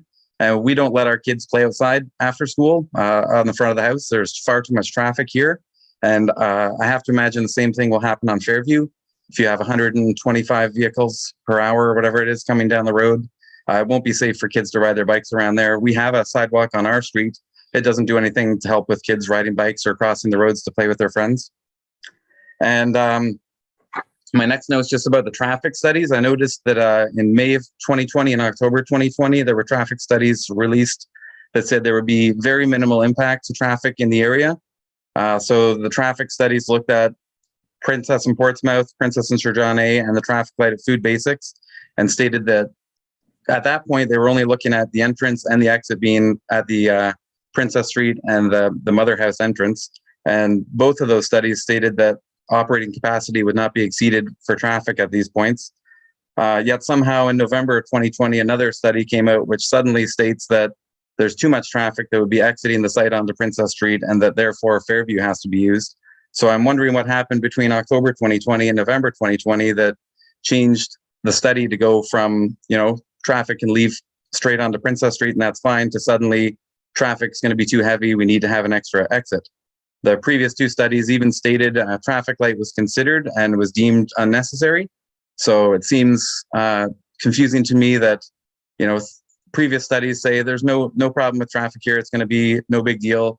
And then suddenly a very small residential street has to turn into the exit for 100 plus people that'll be leaving the building. And there's also the aspect of future uses of the property. When I moved here 5 years ago, I attended a meeting at the school across the road from me about this development. And there was talk of the YMCA moving to the property, of commercial and community services moving into the property. There's no mention of any of that. Are they going to have access to this exit? I know it's said that it's going to be a key card exit, but as we've heard, there's been letters in the past that have stated this exit's never going to open. And now the exits, they're trying to open the exit now. So what's to say that in 5 or 10 years, if there's a YMCA there, people don't turn around and say, no, you know what, we're going to use Fairview as an exit for the YMCA as well, which would bring school buses transporting kids there down a very small road as well. And I know Andrew didn't have enough time, but he was going to state that the neighborhood's already said, nobody's got a problem with the development. The issue is with the exit onto Fairview. And if this goes through as planned and the exit's opened, I know quite a few neighbors are saying they will take this to the Ontario Land Tribunal. So nobody's got a problem with the development, with the buildings, with the setback or anything like that. It's a very small aspect of this plan that could hold this up for years. And I think it's in the best interest of everybody involved just to find an alternative exit to the site. It's easy as that. 30 seconds, Mr. Williams. Oh, that's all I've got. Thank you. Thank you very much. Next on our list. Mr. Chair, next to speak is Amy Silk, followed by Mika Van Geest. And we'll take a break and let the planners respond after Ms. Van Geest. So Ms. Solk, your address, and then the floor is yours. Hi there. My name is Amy Soltz, and I live at 213 Phillip Street, just over from Fairview and down the road from Andy, who just spoke. I definitely agree with everything that's been said so far and agree with the concerns raised by the councillors. There's some things that haven't been mentioned. There is a development going down on Princess Street. I think it's 13 something Princess Street with a potential exit onto Hillendale. So there's also going to be added traffic coming out of there as well, which should be considered. as well. No one's mentioned, so there was mention of a traffic light onto Princess Street, but no one's mentioned the possibility of a center left turning lane. There is room there. There's grass and concrete, and there should be enough room for a center left turning lane, which could allow people to turn left. I'm not sure. I'm assuming the traffic studies have been done on that, but that's a big question I have, is that's a possibility as well. Yeah. Just looking at my notes here, one of the priorities of in the strategic plan is to improve walkability, roads, and transportation. Obviously, Fairview residents would not have that if there were many cars going down the road. And there's a pathway through Fairview to Princess that many people use for walking to food basics through the neighborhood. So that would definitely be impacted as well. One of the other strategic plan priorities was to foster healthy citizens and vibrant spaces, and that's just taking away from the feel of the neighborhood. I also have a lot of concerns, as Andy mentioned, about parking and questions about whether staff would be given free parking at the parking garage, because I have concerns as well about the streets becoming a parking lot and how that's going to impact the safety of our neighborhood, not only on Fairview and Phillips, but also on Gilmore and Hillendale and other surrounding streets. I'm just going to take a look at my notes. Oh, just about the notice to residents. I'm wondering if there's a possibility. So I guess it's within a certain meters or yardage of the property, but not many of us received the notice. And I'm wondering if that could be changed in the future. This definitely affects many residents on Phillips Street, Hillendale, and Fairview, and many of the residents didn't receive this notice. So I'm wondering if that's a possibility in the future to take into consideration who would be affected by the specific changes. I think that's all I have to say right now.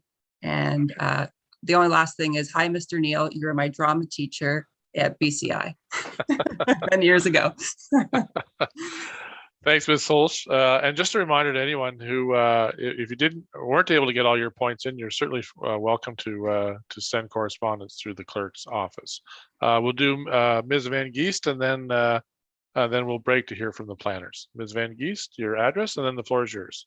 Thank you. My name is Mika Van Geest. I live at 150 Fairview Road, and I have a whole sheet of issues, but most of them my neighbors have already expressed very, very well, so I won't be redundant.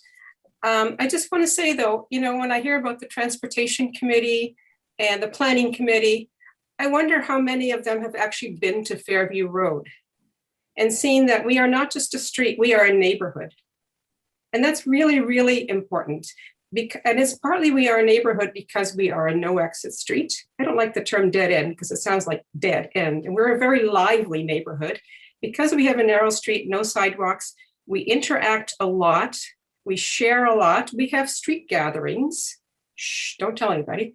And we share a lot, we mow each other's lawns. It's a neighborhood.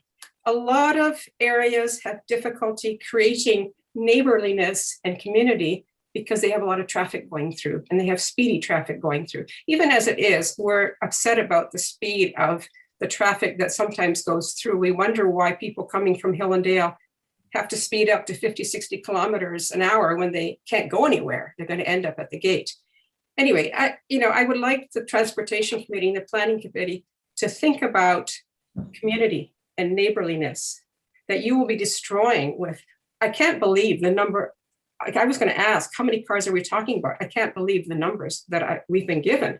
That is a lot of cars added. And so I really want you to think about how you are going to be jeopardizing a neighborhood and everything that goes on in a neighborhood. And Amy already mentioned the path that goes through from Princess to Fairview and along the street. A lot of the general public uses that for cycling, walking, dog walking. Kingston as a city wants to promote sustainability, active transportation. That's happening here on Fairview. It's going to be really jeopardized with all this traffic going through. And the Elmwood thing has, alternatively speaking, Elmwood has been mentioned and it has been already dismissed, it sounds like, by Mr. Barr. but I would like to suggest that that be reconsidered, whether that's impossible. But Elmwood is already differently zoned and definitely less residential than Fairview. Is that a possibility to make that the alternative exit? It also already has a stoplight on Sir John A. Macdonald at the eastern end of it. So please seriously consider that as a different possibility. We really want to protect our neighborhood. We value it. It's something you don't always have in this day and age, and we do not want to have it damaged and jeopardized in any way. So I've got the other concerns about parking on the street. They've already been mentioned twice. The promises that the sisters have made to us, a number of things, but we would like to remain a no exit street with a good neighborhood that we now have. Thank you. Thank you. And so we will now turn it over to our planners to comment. Who would like to start? Mr. Barr? Thank you, and through you, Chair, and thank you everyone for the comments this evening. Looking at the comments that have been raised so far, there was an item mentioned about through traffic, and I know through traffic is always something of concern for my colleagues in transportation services, and that's one of the things that they look at when they're looking at properties and how they connect through, and through traffic that doesn't go from municipal road to municipal road, like through a municipal roadway, is oftentimes not seen as desirable. So where someone may enter a commercial property and exit out somewhere else into a different area, that's what's considered through traffic, where you're using a property to bypass generally typical road allowances. That's not what is happening here. So with the controlled access gate, controlling it for exit only purposes, there is, for staff only, by the way, there is no ability for continuous personal through traffic through this site. There was a comment about the intent of the original use of that gate changing. I may leave that to the planning consultants for the Sisters of Providence House to speak to, but I would note that the use of the property is changing. It's being updated and expanded and intensified with additional long-term care beds. So generally, as properties evolve, as projects evolve, oftentimes accesses, entrances, aspects of sites change and evolve, and the traffic consideration was one of those. There was a question about the conditions of Fairview Road, paved, poor lighting, and those aspects of it. When Transportation Services reviewed this application, they examined the quality and surface of the roadway and the traffic volumes that would result of this application. And they had no concern with the exiting out onto Fairview Road. Whether or not the parking is going to be free in the parking garage that's proposed on site, that is a matter in question for the applicant's project team. Thinking about 1316 Princess Street and the traffic volume generated from that, I know it was brought up that they have a traffic volume as well, which gets considered in the broader transportation system network. But 1316 Princess Street, I think, is reminiscent of what's happening here as well. If you remember, that property has a right-in, right-out access only onto Princess Street and has a secondary access out onto Hillendale to deal with alternative movements from the site because of the considerations and traffic volumes and movements of Princess Street. Regarding the question about a center left turn lane in this area, there is a median that already exists that already accommodates left turn movements from Princess Street both into this site and into the Peachtree site. So the lanes are already established in this area. And in addition to that, with the Sisters of Providence Care entrance right across the way is another plaza entrance as well. So I know the traffic study was mindful of the movement and interference with that intersection, and that I think also led to the outcome that we have tonight for the traffic report. I think those are all the questions I'm going to answer on this application. So I'll turn it over to, I see Mr. Park has turned his screen on, so him first and then eventually the applicant's team. Mr. Park? Thank you, and through you, Vice Chair. One of the other questions I believe I heard from one of the residents was if it would be possible to expand the notice area for planning applications. The notice area is prescribed by the Planning Act, and we are required to send out notices to all properties located within 120 meters of the property boundaries of any subject planning application. So that's why some people on Phillip Street or Fairview would have received notices and others didn't, because it's prescribed by the Planning Act. This is also why we asked the applicants to put up board signs around the property so that the public at large can see those. And we also put a courtesy notice in the WIG standard to try and go beyond that 120 meter radius. If we did go beyond that, the cost and the implications of doing that mail out starts becoming quite large. As it is, it can get quite expensive in mail out. So that's why there is a limitation on it, is the directly affected property owners within 120 meters. Thank you. Thank you, Mr. Park. Now, Mr. Barr, you mentioned that, there's Ms. Wood. I'll turn it over to you. Thank you, and I'll just build upon some of Mr. Barr's comments as well.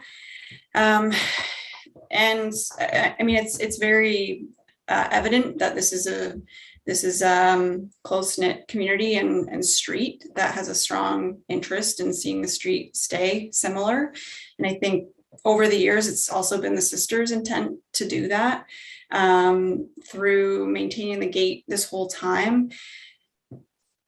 I think I had mentioned this before, but our original submission didn't include any proposed alterations to entrance and exits at Fairview, because it was our initial intent and based on the sisters' direction, that we maintain that gate as basically emergency entrance and exit only.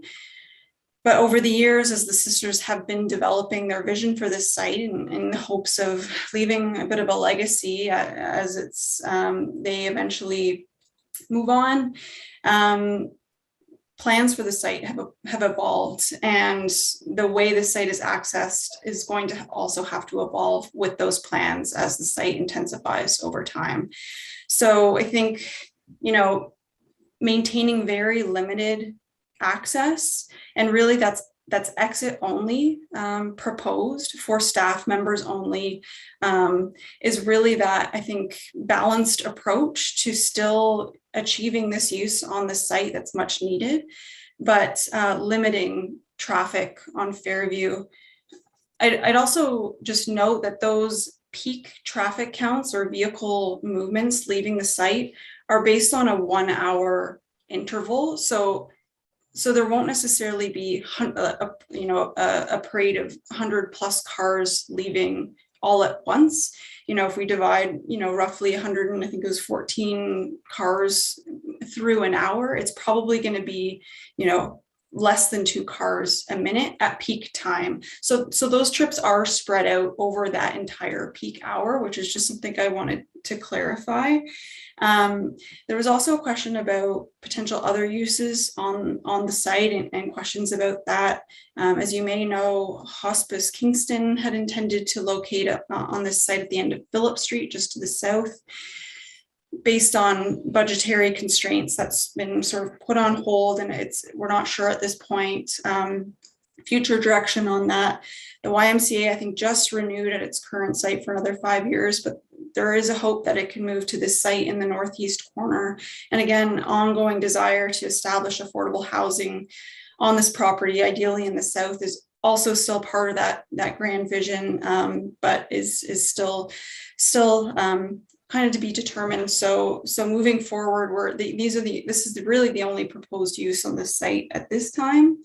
And finally, staff members will be provided with a monthly parking pass.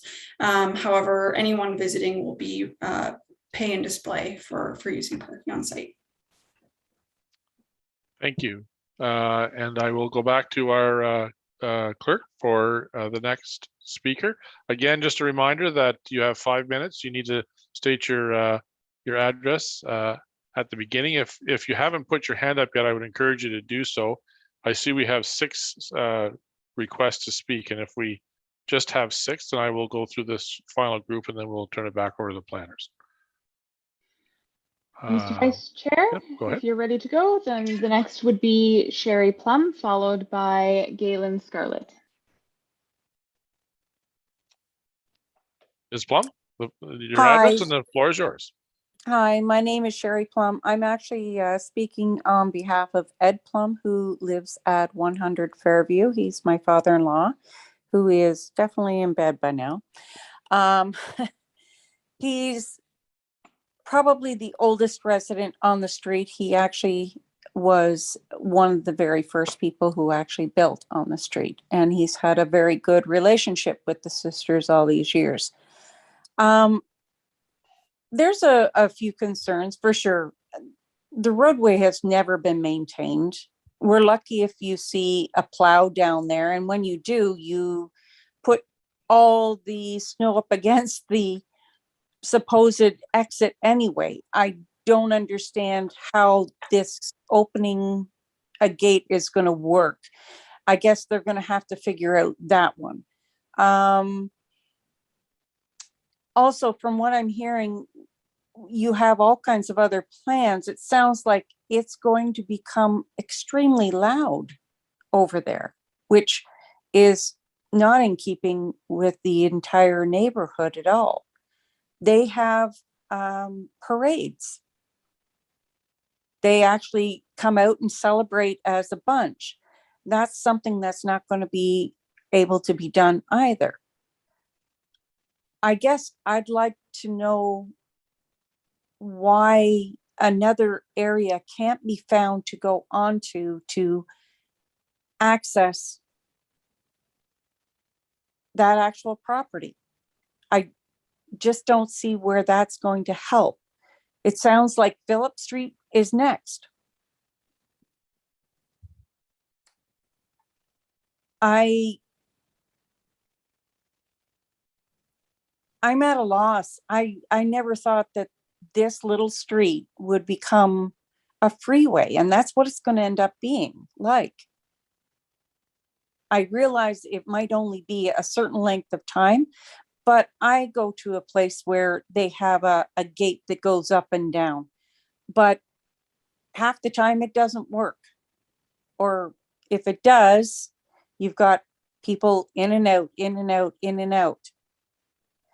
I think that the residents need some more assurance that this isn't going to become a real issue. You're going to have to put in speed bumps. I hate the things, but I'd say every 3 or 4 houses, because I've seen people race to a stop sign. It's ridiculous. I've seen people fly through on their bikes a stop sign. And in this quiet neighborhood, they can almost get away with it because most people will stop. But you get people who are leaving from work, they're not thinking about anything about other than getting home. And that's going to have a big impact on the actual community right there. I hope something is resolved. Thanks. Thank you, Ms. Blum. Our next speaker. Mr. Vice Chair, next to speak is Galen Scarlett, followed by Benjamin Almeida. Thank you, Ms. Scarlett. Your address and the floor is yours. Right. My name is Galen Scarlett, and my address is 120 Fairview Road. I'm speaking on behalf of myself, my husband, Sean Wood, and our 3 daughters. I have a lot more to say than could be said in 5 minutes. So hopefully I'll hit on the things that matter most. There are so many things wrong with this plan that it is very difficult to condense it into that amount of time. We're absolutely gutted that this is being considered. Okay, so firstly, I'd like a rescheduling of this vote regarding the exit proposal. A meeting of upwards of 40 local residents yesterday evening established that there was insufficient notice to the majority of residents who will be impacted by this plan. And whether that or not that is the way things are done, That's not acceptable, and that the people are unhappy about that. They need more time.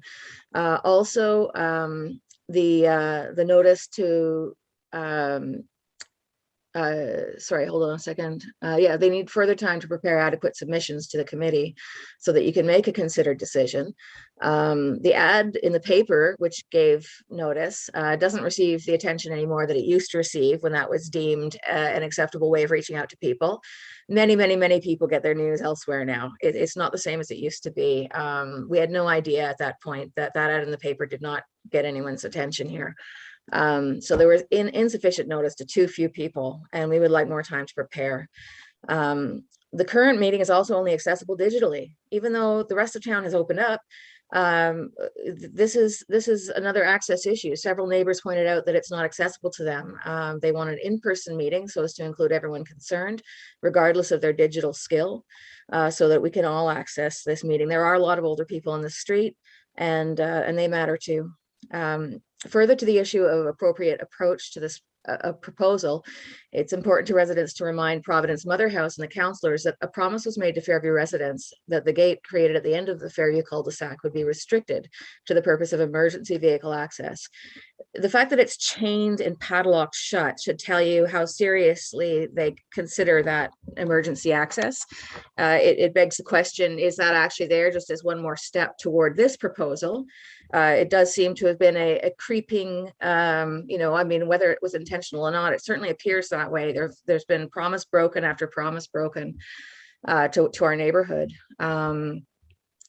So, you know, we'd certainly like the councillors to not become party to that by approving this proposal. Further, if an alternative entrance is found or exit, you know, to that property is found, we'd like the gate to be removed from Fairview so that we won't have these issues anymore. It's really important for you to understand that this is a unique neighborhood. This is a neighborhood that Kingston, it's a jewel in Kingston's crown, and it will be more so over the years as the properties are developed with respect to the size of the lots. We live here because it's in a very unusual area. Our lots are enormous. Our backyards are gorgeous. There is a great deal of investment being made into our homes so that future generations can continue to live in these homes. We want to pass these things down. We don't want to just, you know, move somewhere else later on. People have made great investments, as we have in this property. My husband, who would be speaking tonight with his 5 minutes, but he has terminal appendix cancer. He has put so much time into our house, putting in hardwood flooring, doing so much for the girls to have this house on an ongoing basis for their children. We've done so much to invest in this because this is such a peaceful, quiet neighborhood with so much wildlife, so many trees. It's a beautiful place. I can't imagine what it's going to be like for him. He's been given 1 to 2 years, and our daughters are 10, 12, and 14. If we have to have building trucks and God knows who driving through our road from Providence during this this huge development that seems to take precedence over our neighborhood. I don't know how stressful and damaging that's going to be for everyone's health, much less my husband's in his final year or two. You know, my kids grew up. Ms. Scarlett, you have 30 seconds left. Of course. I have so many responses to the things Mr. Barr said. So many of the assessments need to be reassessed and reassessed with more information and more attention to the alternatives that are available and to the restrictions that Fairview Road presents. We don't even turn left onto Portsmouth when we are going south on Portsmouth. We go up to Princess, turn right on Sir John A. Macdonald and proceed south there because it's faster than waiting to turn left onto Portsmouth. It just doesn't make sense. This proposal is completely illogical. I'm sorry, Ms. Scarlett, I have to cut you off there. Okay. Sorry, our next speaker is? Mr. Vice Chair, next to speak is Benjamin Almeida, followed by Chris Colby. Mr. Almeida, your address, and then the floor is yours.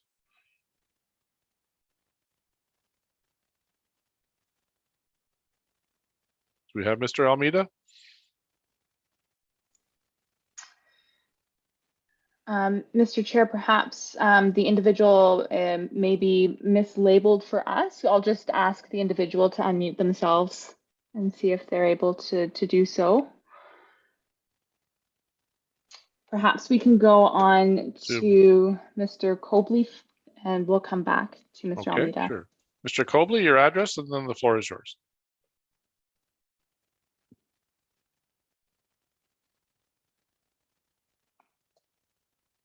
Mr. Cobley, you're muted. I didn't do that, honestly. It just popped up. I haven't touched my mouse. So this is Mr. Cobley, right? Cobley, yes. Cobley, and then Mr. Cobley, if you give us your address, then the floor will be yours. 110 Fairview Road. I live second house from the end on the right, next to Ed Plum, who his daughter-in-law was speaking earlier. He's 95, and he, believe it or not, he had a response to this. I probably can't repeat it, but anyway. Yeah, I've been here, it turns out, 28 years as of Tuesday, and have loved every minute of it. I can reiterate a lot of the things everybody has said about the community itself, the camaraderie, the support, the person that comes down, and because we get the last snowplow. So I don't know how they expect to go in and out of here if there's a snowstorm, because the road doesn't get plowed until like a day, and it has been 2 days later. So unless they prioritize that. There's some other issues I'd like to talk about. I mean, people have discussed about the tribunal, and we've talked about numerous other things that are true to this neighborhood, which is it is a community. I'd call it more of a community than anything else, a tight-knit community of people that do everything. You go down, we're doing this down there, can everybody come and help do the whatever community. Wildlife, I've been tracking foxes in my backyard for 2 years now. And even yesterday was watching a cub and its mother having a meal together in my backyard. The other day, one of the foxes got onto Ed's short garage roof, actually got up there and was watching the mother and the cub having a meal together, and then jumped down to join them. Like, it's a phenomenal neighborhood. You know, I listened to the numbers, and when I heard 22, and I'm thinking, how can there be traffic coming from this street? It's not through traffic, it's just the people that live here leaving. So we're really going from 0 to 123, because the only traffic that comes here, leave here, because the gate's locked, are just those that have often, I can look out my front window as I do now, and I can see the gate from my window, and the number of cars that come down thinking they're going to get to Sir John A is unbelievable. It's just constant, this turning. Condition of the road, you'd have to see it to believe it. And for them to suggest that there's no need for improvement, and adding that amount of traffic to the street, and the children who are growing up on the street. I'm at the end, and there was 50 feet of the end of the street that was replaced a couple of years ago because it was so bad, they actually paved it. And so this is a highlight for the kids learning to ride their bikes. They come down and they do a few circles at the paved end and then head back down. I will support everybody that was talking about there's got to be another way. I mean, I just look at everything around us. I look at Princess Street. I've been here, as I said, 28 years, and I see, I love the idea of what's happening that the sisters are doing. I think, you know, I'm all for that. It's just this access is a concern for all of us on this street. And it will be dangerous. If there's no improvement to the street, it will be dangerous. And the improvement would be at exceptional cost from what I can see if they were planning to pave it, put curbs in, put a sidewalk in, the drainage, the sewage.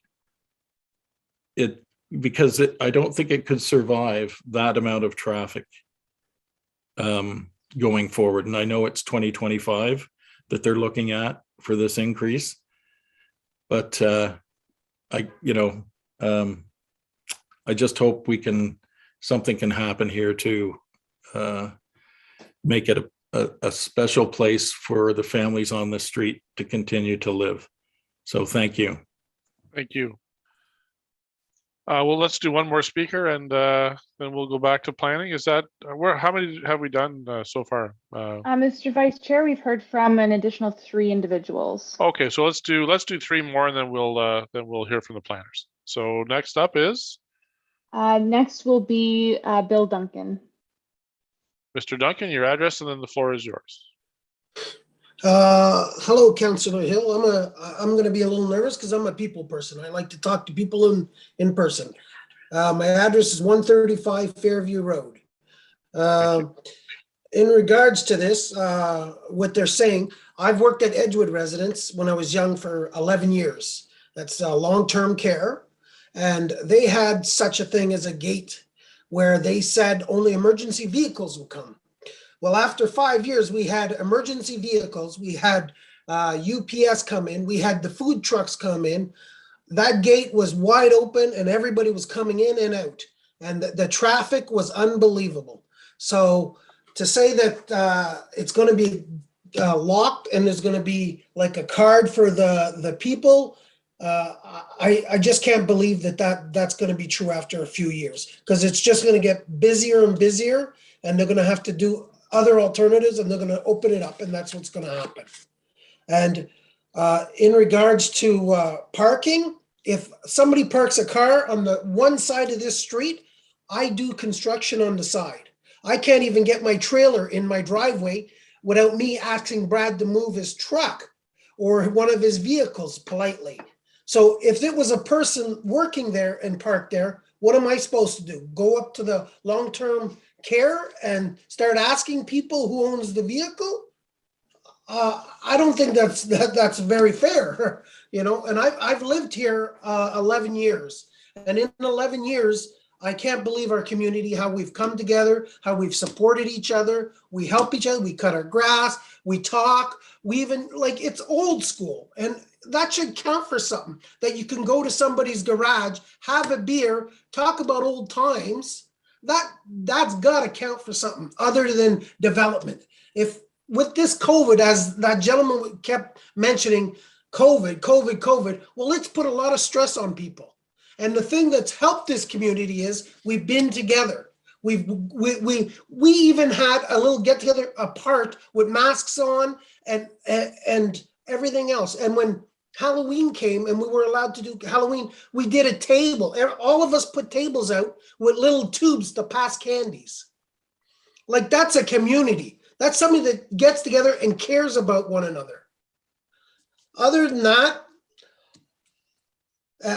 plus we've contacted the media. No one has said that yet, but we have contacted the media. And I'm hoping that I don't have to put one of these signs on and protest downtown. I've done it before. I hope I don't have to, but I'm used to it. I've done it down on Byward Market when I was a crafts person, and they changed the bylaws down there. But I'm hoping that something else can be done. That's all I have to say. Thank you for listening to me. Thank you, Mr. Duncan. Our next speaker is? Mr. Chair, I'm just going to try the individual listed as Benjamin Almeida, who's currently up, just to see if their microphone is working now. I'm just going to ask them. I do see that we have 2 individuals named the same in our speakers list, so I'm going to give it one more shot. Mr. Almeida, are you there? Not seeing any movement, Mr. Vice Chair, so we'll move on to Mike Van Laren. Mr. Van Laren, your address, and then the floor is yours. Hey there, Mike Van Laren, 162 Fairview Road. We moved onto the street about 4 years ago. We actually purchased the property from 3 of the sisters, and it was kind of under the promise that this was a dead-end street. You move here to raise kids, and we now have a 9-month-old, and he's starting to become friends with the other kids on the street and stuff, and I can see him riding a bike and wanting to play road hockey, and this has kind of completely changed our view on how this whole street is going to operate. As everybody else has kind of said, sorry, I'm just a little nervous, but as everybody else has kind of said, like, we come together as a community or a candidate party. The Halloween thing. Trying to think. Sorry, let me look at my notes here. But yeah, just as a community as a whole, it's quite the thing to see. And like as it's been said, our road is in terrible condition. The potholes could take out the front axle of a dump truck. It's so bad, and we basically been put on the back burner for that because we said no to sidewalks, and we just wanted to keep our community the same as it is. And that's fine. We're fine with that. But you know, like, it was the promise of the people that they were going to keep that gate closed, and now they're going back on that. And there's got to be another way to be able to do that. They did mention the appeal process, and I know everybody here is definitely ready to move forward with that if we have to. Obviously, we don't want it to get to that. And I think that's basically all. Okay. Everything else has been kind of touched on already, I'm sure, and I know it's getting late, but thanks for your time. Thank you, Mr. Van Leeuwen. Appreciate your comments. And just a reminder that, you know, you don't need to recap all of what's been said before, because it will be on the record. You certainly can emphasize the fact that you agree with some of the comments that you've heard. You can do it however you want, however. One more speaker, then we'll go to the planners.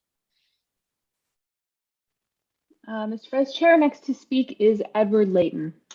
Mr. Layton, your address, and then the floor is yours. Thank you. I'm here with my wife, Andrea, from 222 Phillips Street at Hillendale. We've been here 22 years almost. Now, we already have increased traffic because of the school. And frankly, the road wasn't built to take that. And so Phillips is a bit of an issue. But I want to clarify one thing that I don't quite understand. On the one hand, the planners seem to be saying, well, we have to have this exit in order to accommodate extra traffic of people leaving work through this gate. But it's not really going to be that bad. And yet, on the other hand, they say this traffic can't be accommodated on Princess Street by, you know, putting an extra light in or whatever it is. So I don't quite understand, you know, if the traffic isn't that much, 124 extra cars on Fairview would be a lot, but apparently it's not. If it's not that much, why is it so much on Princess Street? I don't quite understand that. If that could be clarified, it would be helpful. And I agree with everything everybody else has said. And thank you for the opportunity to speak. Thank you, Mr. Layton. So I think we'll go back to our planners now to respond, and I would turn it over to Mr. Barr. Thank you, and through you, Vice Chair. I'll touch on a couple of the topics. I feel as though some of the comments that were raised have been addressed before, and I also don't want to repeat myself too much this evening, just given the late hour that we're getting at. But looking at some of the comments that have been raised about snow clearing, about that interface there along Fairview Road and the site, a lot of those are site plan control details to be worked out at the detailed and technical design stage, and what that would exactly look like. I will go to the last comment that was recently raised about traffic and volumes, and the interface of Princess Street versus Fairview. So yes, so with the conclusion of the traffic report, it did note that the traffic volume leaving the site during the peak hours, just predominantly, if only the only way in and out was Princess Street, would lead to a long queuing on the site. The new long-term care facility is 250 meters from the site, and during the peak period, if that was the only way in or out of the site, it could lead to queues 130 meters long of cars as per the traffic report, which could take about 10 minutes to get out of the site. So providing the secondary exit onto Fairview, which is exit only, controlled only for staff. So would there be no mix of staff and regular patron to the site leaving that way? It does help to disperse the traffic into the transportation network. There was a comment about loud uses on the site, about parades. I'm not aware of any of those that occur on site, but a noise study was submitted for the application, but that specifically reviews transportation and stationary noise sources and doesn't do the normal noise associated with persons. So that would be any sort of like talking or just general person activity on the site. It only looks at hard mechanical noise sources as well as transportation noise sources. At this point, I will turn it over to Ms. Wood if she has anything additional she wants to add. Thanks, James. I think you've covered the questions well. Thank you. Okay, thank you. And we'll go to our next speaker. Mr. Vice Chair, next to speak is Terry Eastersheen, followed by Annie Richard. Ms. Sheen, your address, and then the floor is yours. Thank you. Can you hear me now? Yes, we can. Yes, I live at 115 Fairview Road, just 3 houses away from the proposed development. I will start off by saying that, yes, I too, like my neighbors, we do not have an issue with the proposed development. Of course, this will be great for the Kingston community, and I don't think there's any argument about that. The fact that the traffic study to which I have a copy of, and I've read it, May 2020, it barely even mentions Fairview Road at all, only to say that it would be an emergency exit, and then to receive the letter with the new plan. It was shocking. And when I see the numbers, you know, when I think of the traffic on Fairview Road already, and as my neighbors have suggested, the speed in which some people drive is unbelievable. Again, we do not have sidewalks. We don't have any safe space. And I will relay a pretty difficult and upsetting 2 things that happened to me when my partner, who has since passed away, Betty Bergout, a long-term market vendor. I was pushing her in the last few months of her life in a wheelchair along Fairview Road. It was unbelievably difficult because of the condition that this road has always been in.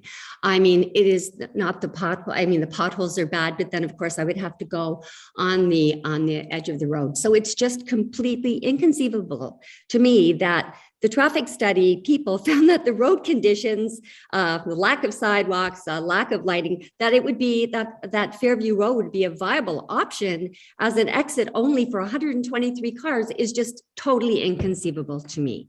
And then as of a few months ago, I am a nana to 2 little grandgirls. And I was walking my grandbaby in a carriage, and we literally had to go in the ditch in front of DeSanto's house because a car was traveling at huge speeds coming out of the driveway and didn't see us. And again, that was another horrible, horrible experience for me. So while I don't have anything more I agree with my neighbors, I agree with the Phillip Street people, and thank you to the councillors who are hearing this. Because it is a very, very, very serious concern that we have for safety, accessibility, and everything. If this should, well, I have a question about when do we propose that this may go to City Council? That is something that I would like to know. That's a question. And also I would think that there has been a total lack of respect for our Fairview Road community from this proposal for all of the reasons that have already been stated very clearly. It seems to me that cash in lieu from the developers to pay for sidewalks, curbs, et cetera, would be,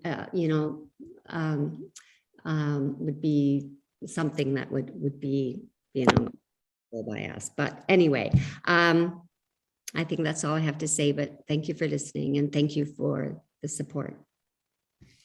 Thank you for your comments. We appreciate them. Next up is? Mr. Vice Chair, next to speak is Annie Richard, followed by Leslie Donovan.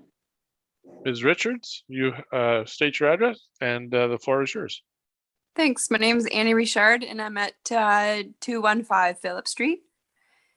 And I mean, I agree with all the points that have been mentioned. They've been mentioned very well. I think all the points of concern have been raised, but I would like to use my voice to amplify the safety concern on the street over at Fairview.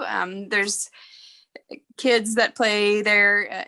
That's been mentioned all of the time. And I think I would encourage the counselors and the people that make the report to actually go and spend a little bit of time on Fairview and just to experience what that road is like and see the kids playing in the yards and in the street to get a better sense that this is just not a good idea.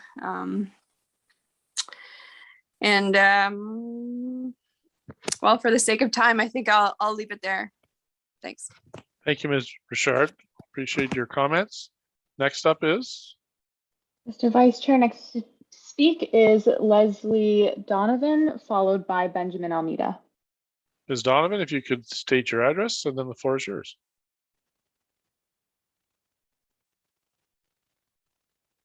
Ms. Donovan, are you there? You're muted, Ms. Donovan.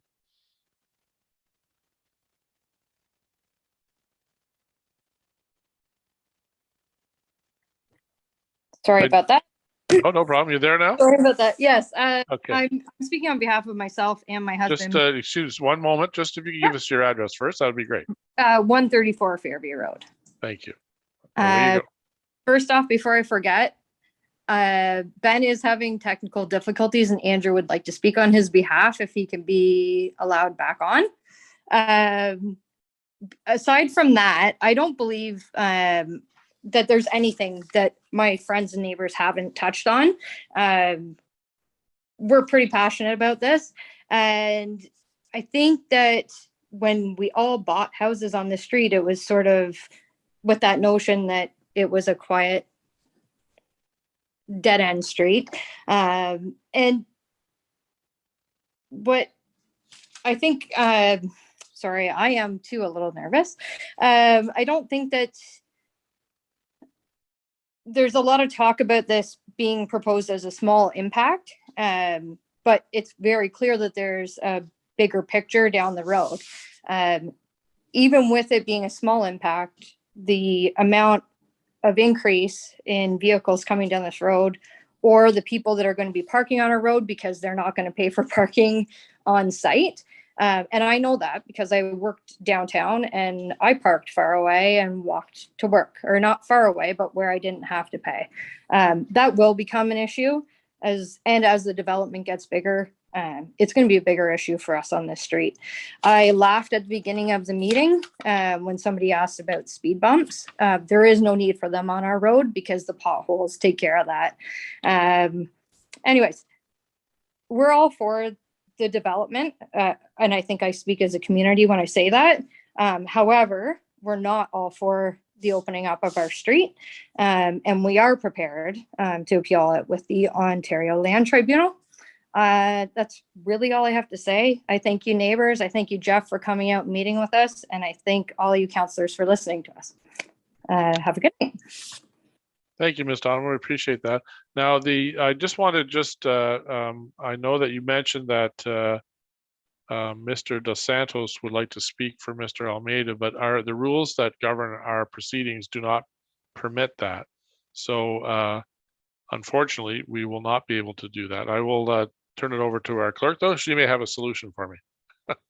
Thank you, Mr. Vice Chair. I did receive an email from Mr. Almeida that said that he actually went over to Mr. Dos Santos' house. So I believe that it is Mr. Almeida who would be speaking, if that's permissible with you. Absolutely. Mr. Almeida, if you can hear us and unmute. Can you hear me? Yes, we can hear you. Sorry about the technical difficulties there.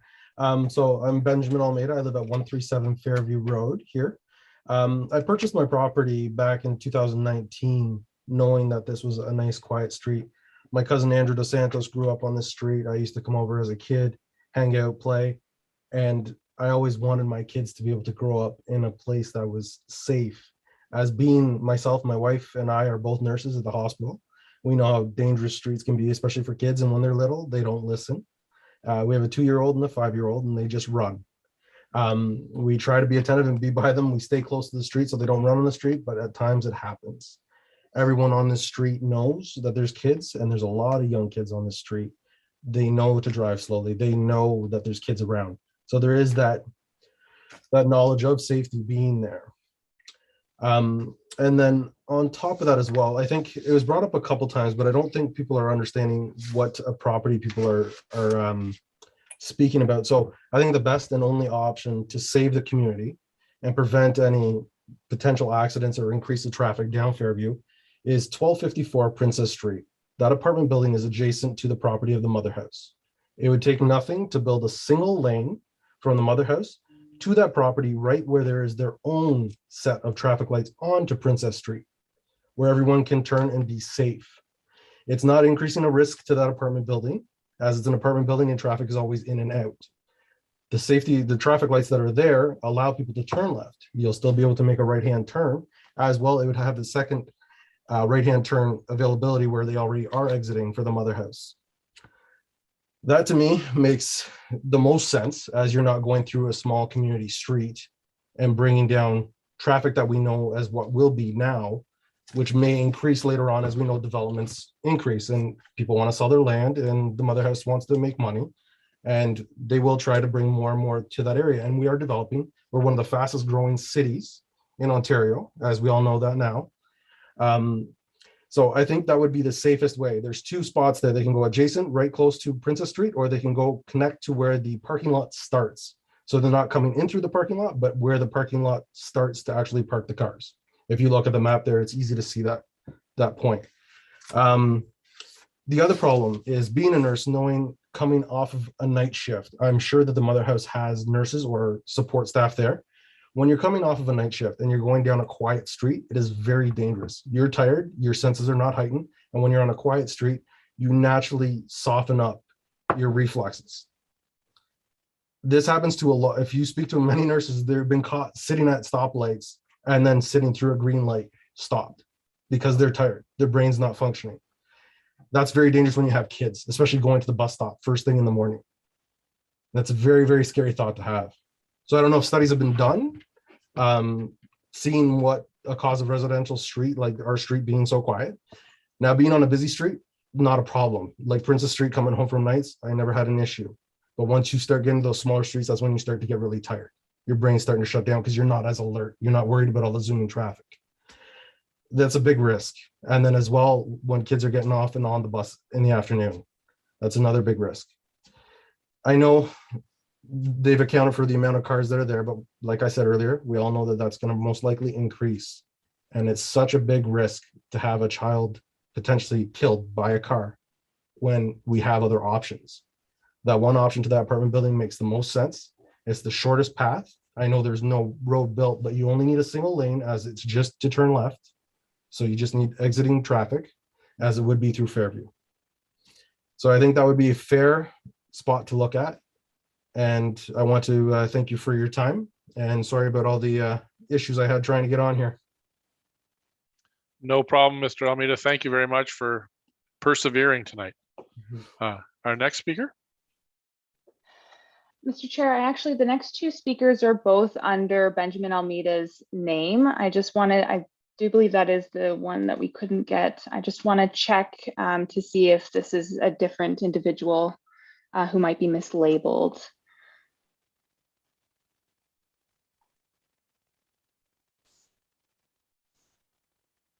If the individual who's getting the prompt to unmute could please unmute themselves to identify.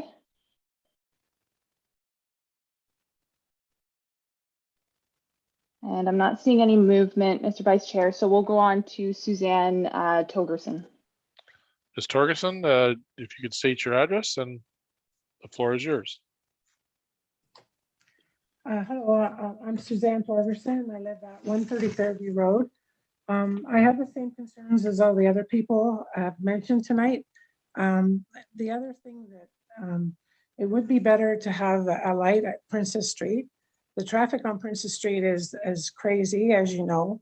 And for pedestrians walking, and there will be people from visiting at the long-term care, I'm assuming that a lot of those elderly people will be coming on public transit. They will have to cross Princess Street. And so it would be advantageous to have a light there for those people. Also the access bus coming as well. You know, we've lived here for 7 years, but I also grew up here. I lived at the house next door at 126 when I was a kid, and my parents built that house in 1950. So this street's been like a community for all those years. People have gathered together, and you know, we do have special events and stuff like that throughout the year, especially with COVID happening. So I think that the Princess Street option, or if possible, the Elmwood Street option would be best. That's really all I have to say. Thanks, Mrs. Torgerson. It looks like we're at the end of our speaker list. I'd just ask Madam Clerk if you would make one last call before we turn it over to our planners. I think most of the questions were quite similar to what we've already heard, but they may have some additional responses. So, sorry, Madam Clerk. Thank you, Mr. Vice Chair, and through you.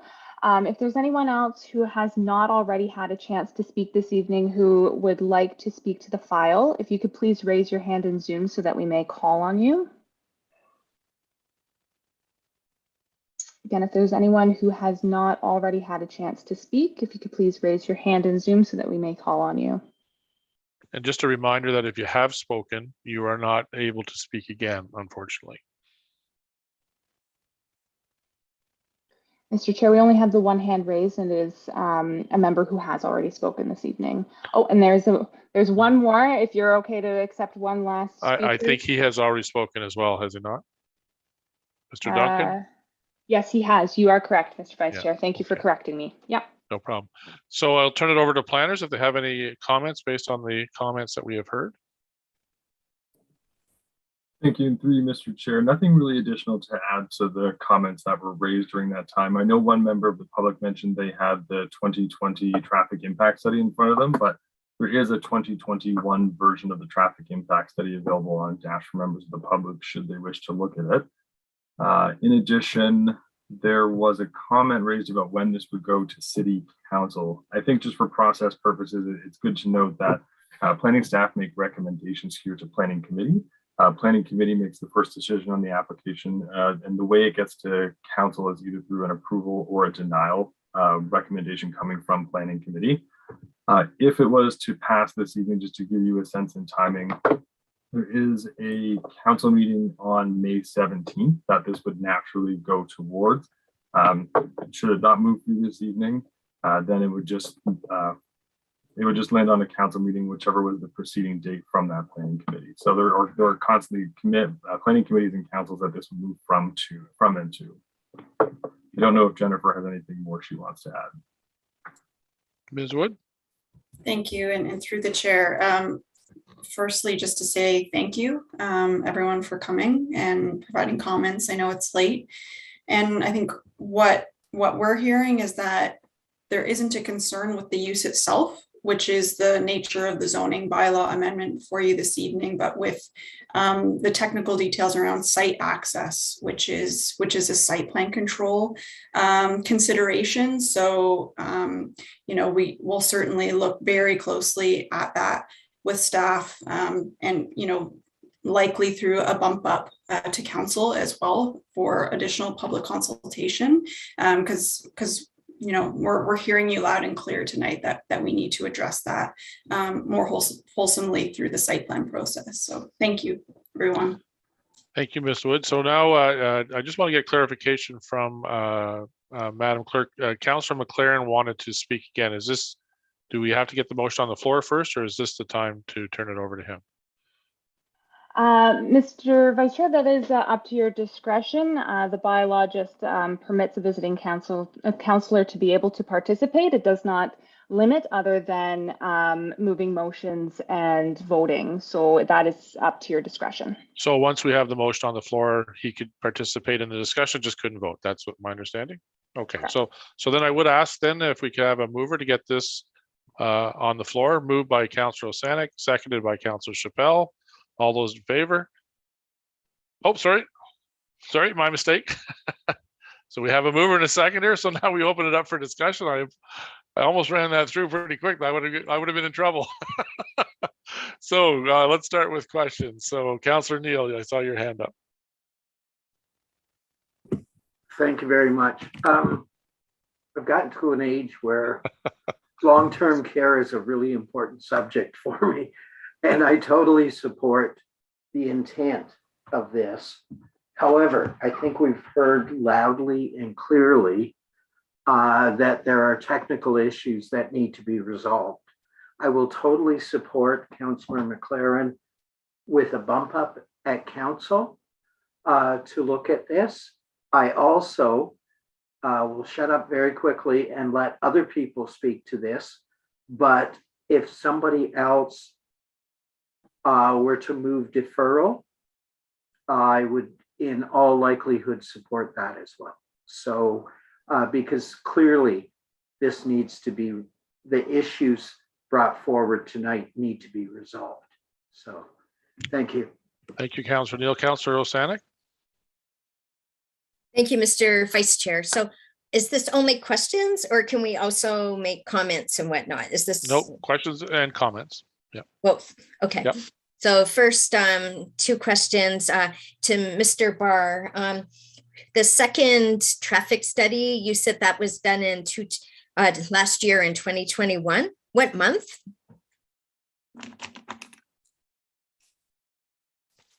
I'm just wondering because in 2021, we were shut down a lot, right? Like definitely in May 2020, no one was really moving. We were all like in our homes, right? So for 2021, that's why I'm just wondering if it was one of the months that we were shut down again and not a lot of business was going on. Thank you, and through you, Vice Chair. The data on the traffic report is November 2021. And that is the latest traffic report that has been submitted for the site with all the assumptions on traffic volumes. Mm-hmm. Yeah, so like that was at the beginning stages of Omicron, and a lot of the businesses in Kingston were still working from home, the government offices for sure. So not the full traffic on the roads like you would see in one more month.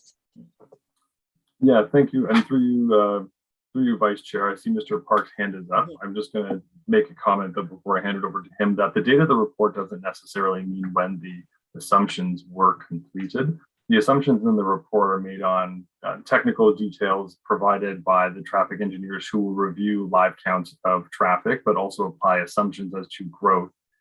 This is something that has come up multiple times through traffic reviews to ensure that the assumptions are not biased and taking a low traffic period. So the report was based on both traffic counts and increased assumptions based on a normal increase in a year, I think outside of COVID measures. I'll turn it over to Mr. Park now to see if he has anything additional to add. Thank you, Mr. Barr, and through you, Mr. Vice Chair. To add to what Mr. Barr said, yes, this question has come up a few times with recent applications during the last 2 years during the period of COVID. And we will definitely look into the data that was used as the background on this. But my recollection is the responses in previous questions to similar questions like this was the background data that was used was pre-COVID, but we will verify that on this for you. Thank you. Okay, thank you. My second question to Mr. Barr is going back to Kingston Access Bus.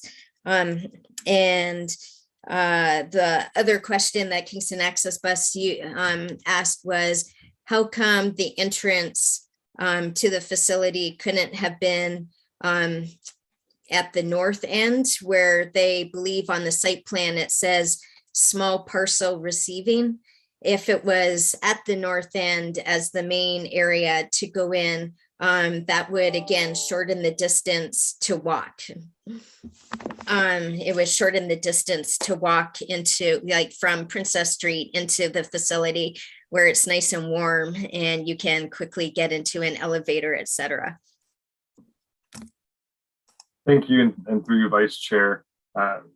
This would all come down to building design and how the building has been oriented. Oftentimes what we see with elevators is they're located in the center of building to provide the greatest access throughout an entire building. If the building was to maintain its current shape and the entrance and elevators be located at the north end, it could create large walking distances or also delivery distances for person and personnel within the building, where they would have to then walk from that northernmost end down to the southernmost end. So it could create a more inefficient building design for the internal functions of the site. So it's not something that we commonly see with design of buildings. Okay, thank you. So now I just want to make some comments. I heard the comments from the neighborhood loud and clear that we cannot use the access, to the facility through Fairview Road. Like there's just no way, with all the examples that all the residents had said, it's a dead end.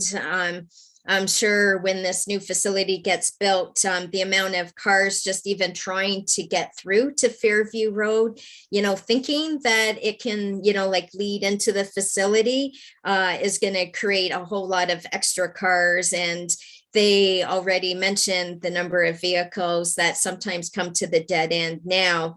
And that's just going to increase once these buildings are made. And then as far as like the speed humps go, yes, that was a good joke about how the potholes are their own effective speed humps. And the problem is that City Council in this term, we just did a new traffic calming policy that doesn't even allow us to put in speed humps. And so like traffic calming will be a problem, no doubt, if we have this Fairview Road entrance into the facility or exit into the facility. It's just going to be problems. And any other points I wanted to make? So I do want to make a motion to defer. And in this motion that I sent to the clerk, do we have a seconder for a motion to defer? I'm hoping someone. Councillor Neal. Yep. Thank you. Perfect. And it is to defer report number PC-22-029 for planning and transportation staff to consider other access options. Okay, thank you. Everybody understands the motion to defer? I see the clerk, so I better defer to the clerk. Thank you, Mr. Vice Chair, and through you. Councillor Sanik, I just wanted to note that there's no time denoted yet in your motion, and deferral does need to speak to time, place as well. Can I ask, thank you. Can I ask staff for when they think it would be reasonable to come back, and then I can add in the time. Thank you, and through you, Mr. Vice Chair. My understanding is we have to report back within 90 days of a deferral.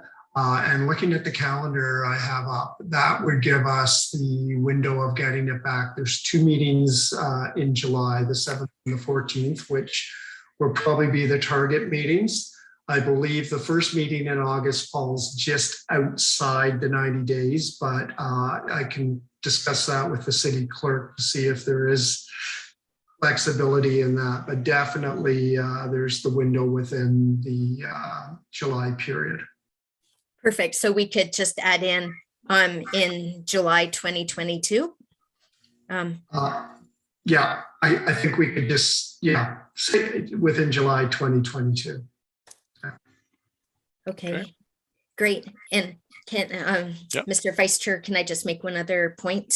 Absolutely. Okay. The one thing I meant to mention just before doing this is I heard the one resident give the suggestion of going through the Winchester to get up to Princess Street. And this deferral is asking staff to come back with options. I really think that one option is going to be just putting in a traffic light at the main entrance, you know, on Princess Street. When I look at what Princess Street is with the traffic lights there right now, if we do one more traffic light at the entrance to this facility, it doesn't look much different than Taylor Kidd Boulevard, which is also 4 lanes and lots of traffic on Taylor Kidd. So hopefully a traffic light could accommodate there. If we put an entrance into the Winchester, which would go onto like private property, the problem is that that's going to cut the contributory woodland in half, which is what the sisters and what really means a lot to me, to maintain the contributory woodland at the northwest corner intact, complete, in whole, instead of putting a road through it that's going to have 122 cars every afternoon and 52 cars in the morning, and the foxes and all that kind of thing. So anyway, that's just my 2 cents, and now it's on the floor. Thank you. Okay, so you can, does anybody wish to speak to the deferral only? Councillor Chappelle? Thank you, Mr. Vice Chair. With respect to the deferral, I'm really pleased that we're doing this, because as it stood today, I would not have been able to support this proposal only for the fact of the Fairview Road impact. And I am hoping that with this deferral, it'll come back from staff indicating that that roadway will remain closed.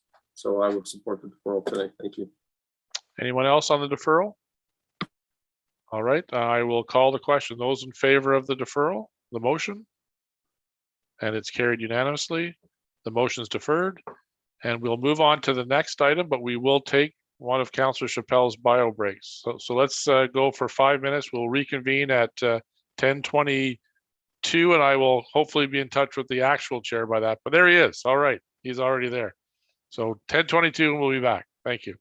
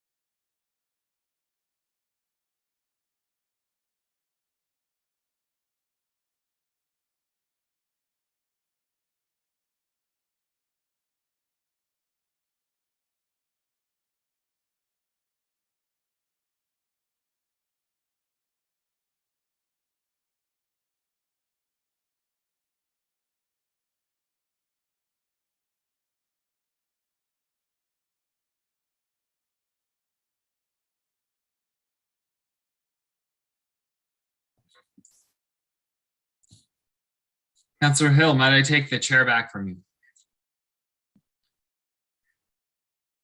Yeah, yes, you can. Very good. Thank you so much. And thanks for steering through that last file. We are now moving on to the final item. It's D, which is file number 35001 for a variety of addresses on Alfred Street and Princess Street, both the east and west side. And with that, I'll just make sure that we have the appropriate number of counselors back. It looks good to me, but I'll check in with the clerk to be sure. Good, we still have quorum. So we will look to Ms. Lambert to lead us through the first portion here.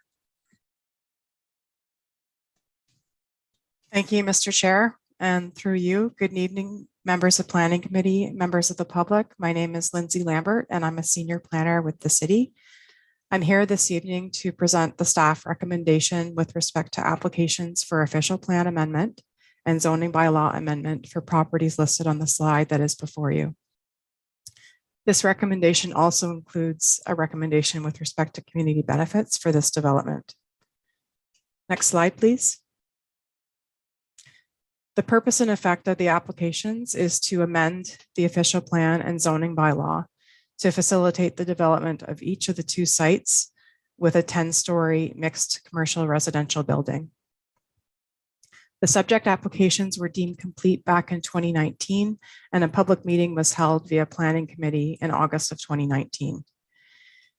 It is important to note that the subject sites were exempt from the past interim control bylaw for Williamsville. As a result, these applications are being considered under the previous Williamsville Main Street policies and regulations that were in place prior to the December 2020 amendments. The proposed development before you this evening is the last to be considered under the old framework. The official plan amendment proposes to place the two sites in a new site-specific policy area to permit the 10-story height and to confirm that height maps are being introduced through the implementing zoning to regulate setbacks, step backs, and height. This would be amendment number 85 to the official plan, and site-specific policy number 73 is proposed for the two sites. The proposed zoning bylaw amendment includes zoning relief with respect to maximum building height, maximum street wall height, minimum off-street residential and commercial parking, minimum yards, and minimum loading. The zoning also includes a holding symbol to ensure that all requirements are addressed at the site plan control stage and to ensure that the recommended community benefits are secured to the satisfaction of the municipality. Next slide, please. For ease of reference, as there are a number of civic addresses involved, the report and my presentation refer to the site that is to the west of Alfred Street as the west site, and the site that is bounded by Alfred to the west, Chatham Street to the east, and Creighton Street to the north as the east site. The west site is approximately 0.22 hectares in size. At this site, 169 dwelling units and 570 square meters of ground floor commercial is proposed, along with 117 underground parking spaces, 169 bicycle parking spaces. Vehicle access to the at-grade loading and below-grade parking is proposed via Alfred Street. This site also includes a 107 square meter privately owned parkette that is proposed to have a public easement over it, located at the corner of Princess and Alfred Streets. The east site is approximately 0.39 hectares in size and has frontage on 4 streets: Princess, Alfred, Chatham, and Creighton.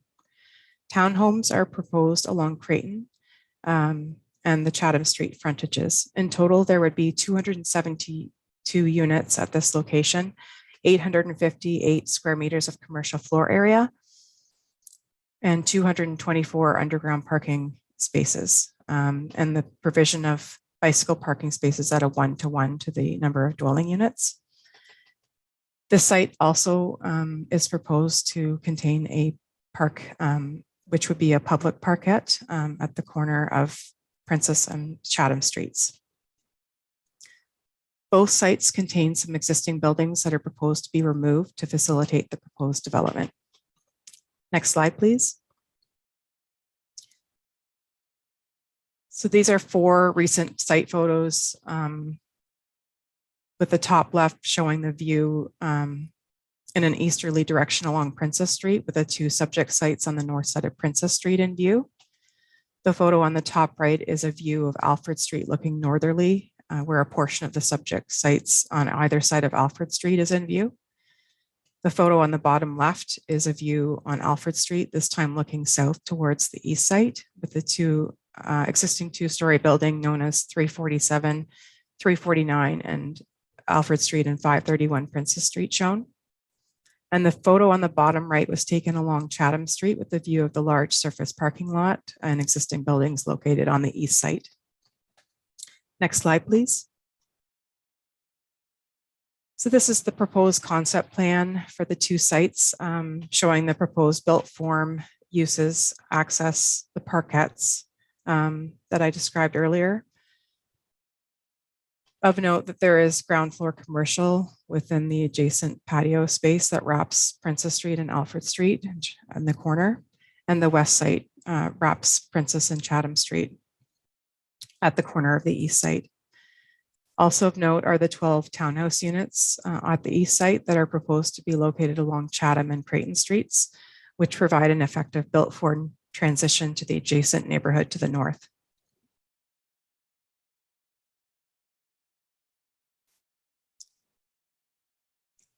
The east site also is proposed to include a partially covered public transit waiting area with benches that is denoted in blue along the Princess Street frontage. Next slide, please.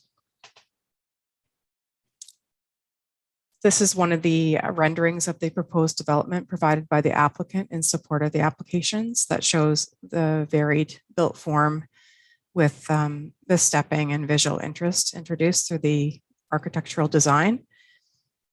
Also with sufficient room within the public realm to create and foster a vibrant Main Street experience with the corner parkettes, the street level townhouses fronting on Chatham Street, and opportunities for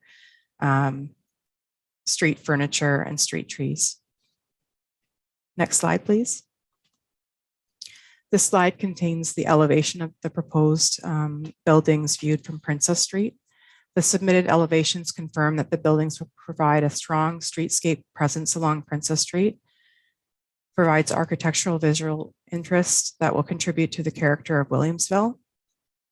The design of the buildings in terms of the massing and the setbacks has evolved through the technical circulation to achieve an appropriate balance between intensification and mitigation to resolve and address potential adverse impacts on the adjacent properties. Next slide, please. The 2 subject sites are designated Main Street Commercial in the official plan and are located within the Williamsville Main Street portion of the Princess Street Corridor Special Policy Area of the official plan. The east site is located within the gateway portion of the Williamsville Main Street Special Policy Area, and the west site is located within the Community Destination Area. The official plan does encourage mixed use intensification within Williamsville, and with the policies that these applications are being reviewed under, a 10-story height can be considered at key nodes and intersections to reinforce the prominence of these locations through appropriate massing, building projections, recesses at ground level, lower story design, open space treatments, which make the buildings visually distinct. Sites do need to be deeper than 36 meters and demonstrate compatibility and functionality through an urban design study, which has been provided with the subject applications. Only properties with minimal shadow impact, either on Princess Street or adjacent existing residential areas, should be considered as suitable for buildings over 6 stories. It is the position of staff through our technical review of the applications and analysis presented in the report that the 2 sites meet the criteria for a 10-story building as identified in the policy. Next slide, please. The existing zoning under Zoning Bylaw 8499 is C4-H. And the next slide will show the existing zoning within Zoning Bylaw 2262, which was recently considered by Council. A portion of the subject site, 351 Alfred Street, is currently excluded from the new zoning bylaw, and there are 2 existing holding overlays, but most of the property is located within the existing, within the WM1 Williamsville zone. As we are within a transitional period between the old and the new zoning bylaw, there are 2 amending zoning bylaws included in the comprehensive report for the committee's consideration. For the amendment to zoning bylaw 8499, 2 new site-specific holding zones, C4-622-H and C4-623-H are proposed and would incorporate the zoning relief that I referred to earlier in the presentation, along with the height schedule for each site. For the amendment to zoning bylaw 2262, the site at 351 Alfred is currently excluded, and when through the amendment would be brought into the new zoning bylaw and zoned WM1 to match the parent zone of the rest of the subject lands. Through this amendment, an exception layer would be added to each of the sites to implement the site-specific zoning provisions for each site, and would also be subject to a holding symbol overlay to ensure that the detailed design through site plan is satisfactory and that the community benefit funds and agreement are secured for each site. Next slide, please. These are the 2 height maps, which I referred to earlier, and are proposed to be included in the amending bylaw for each site. And this is a tool that has been frequently used for large developments, particularly in Williamsville, to provide a lot of clarity as to where height is permitted on the subject property. Next slide, please.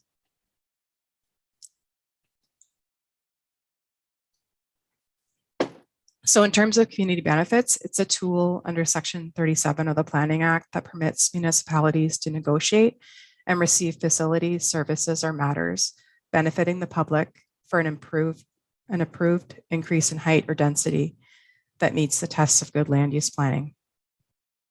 The city is seeking community benefits in accordance with Section 37 of the Planning Act and Sections 9.5.25 through 9.5.30 of the official plan for the increase in height recommended through the comprehensive report. The Planning Act and the official plan provide the parameters for how the city is to negotiate community benefits. In July of 2020, Bill 197 received royal assent. This legislation includes changes on how community benefits are to be calculated and processed, and municipalities have until September 2022 to enact a community benefits charges strategy and a bylaw to implement the new framework.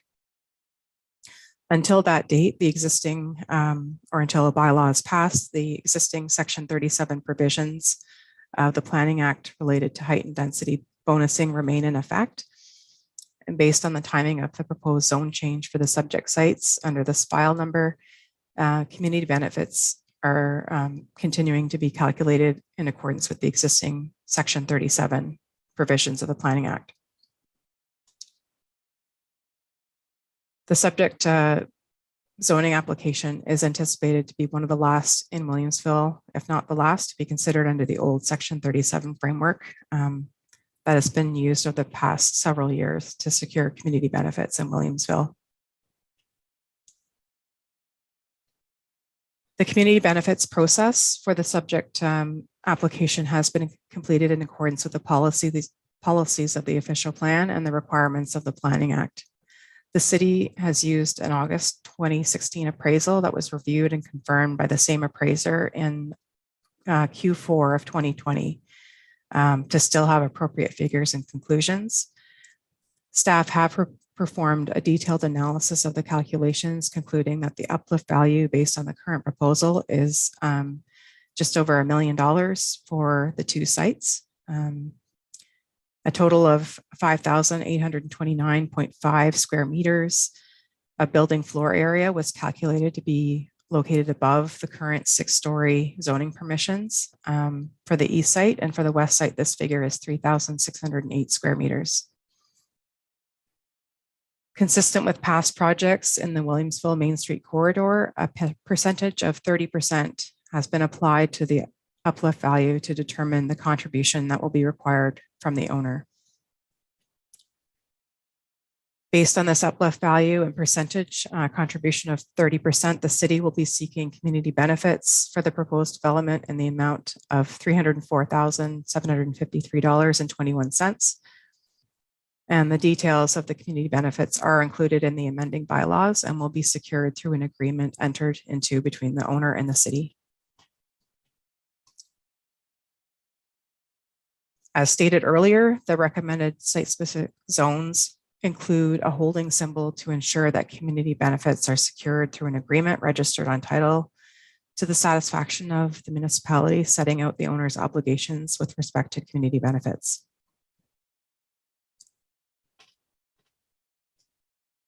Community benefits did form part of the public meeting back in August 2019. And then staff did move to an online engagement process from February 13th through March 17th, 2022. A page was included on the Get Involved platform of the city's website to receive additional input on community benefits with respect to the proposed development. Various ideas were proposed by residents within the 4 categories that were provided, those being public art, provision of additional parkland conveyance, community open space facilities, and streetscape public realm improvements. Overall, the Get Involved page received 333 visits and a total of 91 contributions across the 4 categories. Additional input was received separately and assessed in the preparation of the report and the presentation this evening, and is included in Exhibit N of the comprehensive report.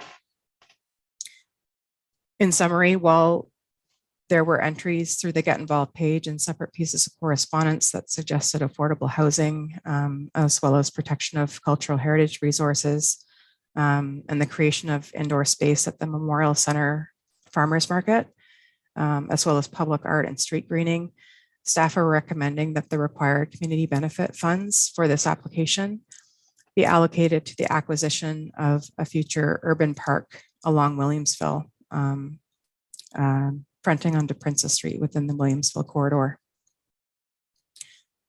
This option was selected under the category of providing parkland in excess of what is required by the Planning Act and has been deemed to be a benefit that is the most achievable in the short term and making a great positive impact to the local Williamsville Main Street community that is experiencing a lot of intensification in a relatively short period of time. Securing additional parkland has been consistently identified by the local area residents as being highly desirable and was also identified through recommendations of the city's Parks and Recreation Master Plan in areas where intensification is occurring. This recommendation also aligns with a motion that was supported by EITP in April of 2022, directing staff to continue to seek opportunities for municipal acquisition of additional parkland within Williamsville portion of the Princess Street corridor. Should council approve the application with the inclusion of the community benefits, staff will be reviewing the option in greater detail with affected departments and will pursue additional public engagement involving the district councillor, residents, and community groups with respect to the details of the expenditure. Next slide, please. So turning to the public input that we received over the course of the processing of the applications. As noted earlier, the written correspondence is included in Exhibit N of the comprehensive report. An additional piece of correspondence has been received from an owner of property on Alfred Street and has been included on page 433 of the agenda package this evening.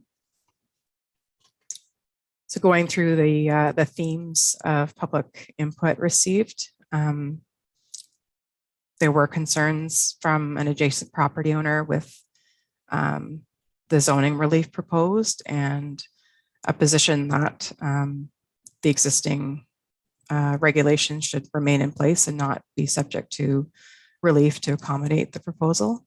In response to that, the applicant is entitled to submit application to amend the official plan. The Planning Act provides for that.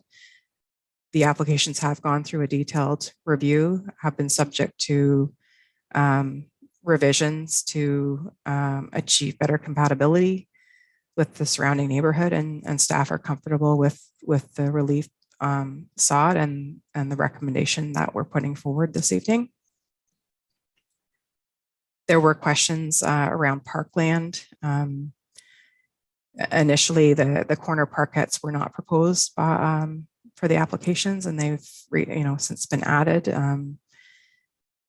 The applicant will be required to provide parkland in accordance with the Planning Act and the official plan and the city's parkland dedication bylaw, and that will is anticipated to take the form of the public park on the east side, the private park with a public easement on the west side, as well as a small portion of cash in lieu to achieve the required dedication for these applications.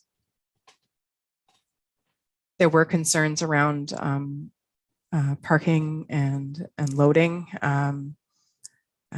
Staff are of the position through input received from our Transportation Services Department that the parking design and arrangement and circulation for loading is appropriate and functional for the site, and those elements will be reviewed further through site plan control.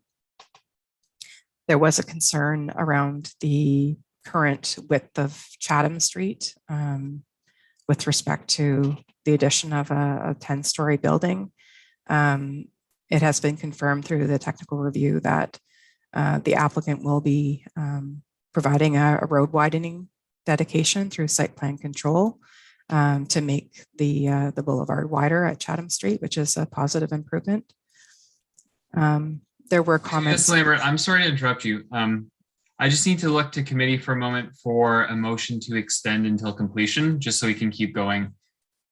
And I can't see everyone, so that's a bit difficult because of the slide here. So I see actually Councillor Hill, second by Councillor Neal. Thank you. All those in favor? All those opposed? Councillor Chappelle and Osanik opposed. So my apologies for that, but you can continue. And if the slide could go back up, that would be excellent. Thank you. Thank you. And through you, just to continue on with an overview of the public input received on the applications. There were comments suggesting electric charging stations for the parking area, as well as consideration of adding solar panels to the buildings. And those aren't really matters for zoning, but staff have made note of those suggestions and are committed to working with the applicant to pursue those ideas for the site through the detailed design. There were also concerns around the level of accessibility provided for the developments. The units and the buildings will be required to meet all accessibility requirements of the Ontario Building Code in terms of a percentage of units being barrier-free. Both sites are providing accessible parking in accordance with the bylaw requirements, and no relief is being sought for barrier-free parking. There were concerns around the site being used for short-term accommodations. That isn't a zoning concern, and we do have a short-term accommodation bylaw that would apply if that type of accommodation was sought for the development in the future. And there were concerns around the community benefits, and I think through the presentation I touched on concerns around public input, opportunities for input, and the recommended benefit that's being advanced through the comprehensive report. Next slide, please.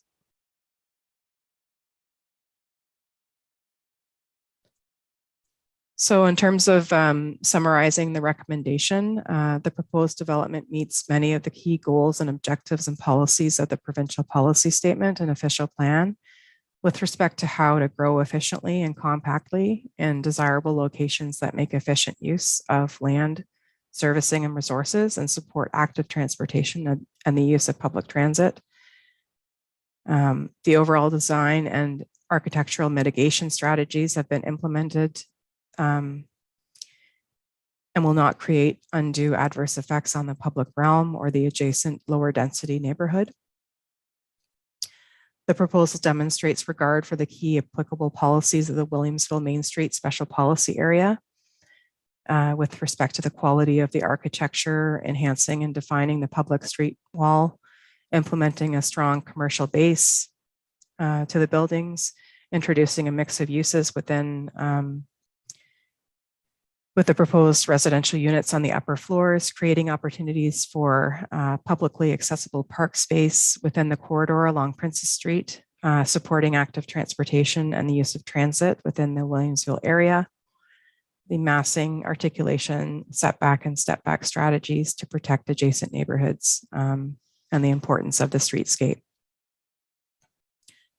The development as detailed in the presentation and the accompanying report represents good land use planning and is recommended for approval. Next slide, please. In terms of next steps, if the applications are approved by council, notice of adoption and notice of passing will be issued in accordance with the Planning Act, and the decision of council would be subject to a 20-day appeal period. If there are no appeals, additional Planning Act processes for this development would be a holding symbol removal and site plan control application for each site. And the community benefit recommendation, if approved, would be subject to additional public and community group consultation. Thank you for your time this evening, and I, along with other staff here this evening, would be happy to respond to the questions. Thank you.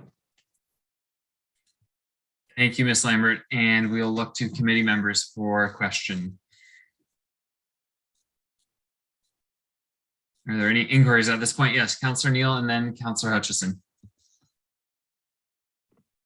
Thank you very much. And a couple of the positive things that I see, I believe this will be the first occasion when we actually get parkettes along the corridor. I believe every other development up until now has done payment in lieu of parkland, which has been a great benefit to the suburbs, but hasn't really achieved any of the initial goals of the secondary plan to have parkettes along the streetscape. Is that accurate? Through you, Mr. Chair, there are, I think, a couple of other sites where land dedication and public-private small parkettes have been included. However, at least with 652 Princess Street, that park is kind of set back from Princess Street, whereas the two parkettes proposed through these applications have, you know, like a prime corner location along the Princess Street corridor, which I think aligns with the Main Street study policies a little bit better and will enhance the public realm along Princess Street greatly. I see Mr. Yeah, Mr. Barr's here as well. Thank you, Chair. This would be the, I guess, second and third property. Let me phrase this differently. So far in the corridor, we have managed to achieve on two corners, one full parkland dedication at 575 Princess Street. That building is currently under construction, and that is located on the southeast corner of that property. For 484 Albert Street and 620 Princess Street, we have secured a parkette there via an easement on the north side of the Princess Street United Church to create another green space. That property hasn't advanced in the same way that 575 has advanced. It's out of the ground, and we're actively working to plan that parkette space. So this would be number 2 on the street where we're getting an actual physical park on a corner, and number 2 where we're actually getting an easement for parkette. So far in total, this would be 3 and 4 for parkettes secured on corners in the corridor. Thank you. I appreciate the clarification. My other comment is that we have named some time ago Nelson, Albert, Frontenac, and Alfred as green streets. And I know some other developments have paid community benefits dedicated to those green streets. Have we expended that money at all? Is there, in fact, have we achieved the greening of those streets as was recommended in previous community benefits?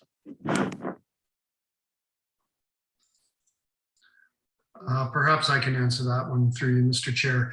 The money is still sitting in a reserve fund, and that the process for planning the greening of those streets is something that is in progress. I'm not sure if Ms. Lambert has any more that she wants to add to that. It's something that's being undertaken outside of planning services. Through you, Mr. Chair, it's my understanding that the funds are in reserve, and it was preferred to go through the master transportation planning process for Williamsville to accommodate the various modes of transportation that we want to see through there, and to integrate the street greening funds through that comprehensive planning process to ensure for efficiency. Given our commitment to increasing the canopy throughout the city, I would question why for years we've had money set aside for trees and we haven't yet expended that money. So I'm looking forward to seeing some trees and seeing the greening of those streets as dedicated. So, thank you. I'm through for now. I'm sorry, I'm not trying to cut you off. No problem. I'll have an opportunity to bring up what I've forgotten to say later, right? Yeah, 2 more opportunities, actually, plenty of time. Thank you very much. Thanks for your patience with me too. And Councillor Hutchison, you're next.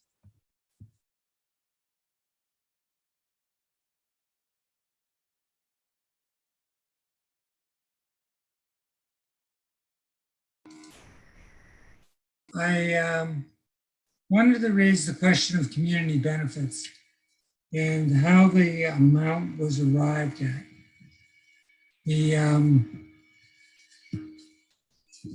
It indicates that the amount of the uplift value was over $1 million and $1,015,000. How did you arrive at that amount? What's the calculation? Through you, Mr. Chair.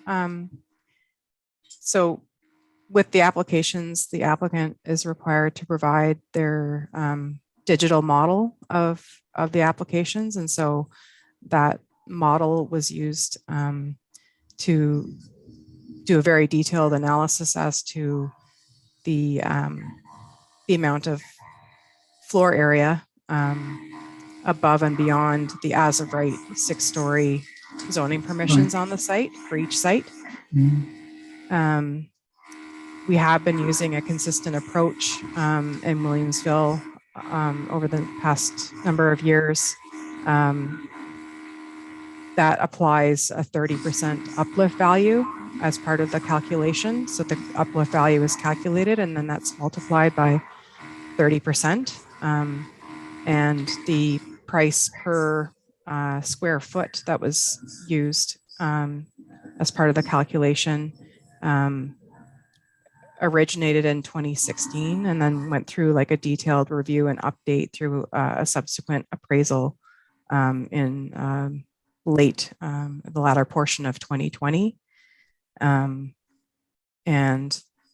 the negotiation around community benefits with the applicant was ongoing going into 2021 and prepared and provided to the applicant for their review and input in the spring of 2021.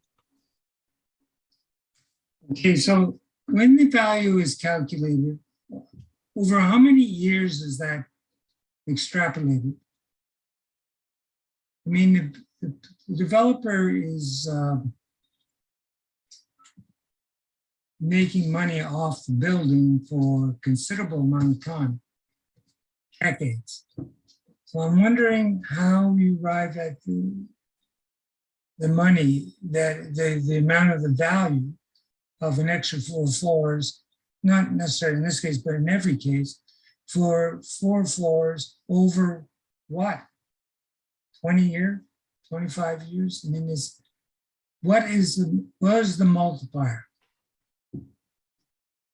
Through you, Mr. Chair, community benefits, it has to be addressed through the zoning process, and it is a negotiation, and it is a tool provided under the Planning Act for the city to choose to apply and exercise through a zoning bylaw amendment process.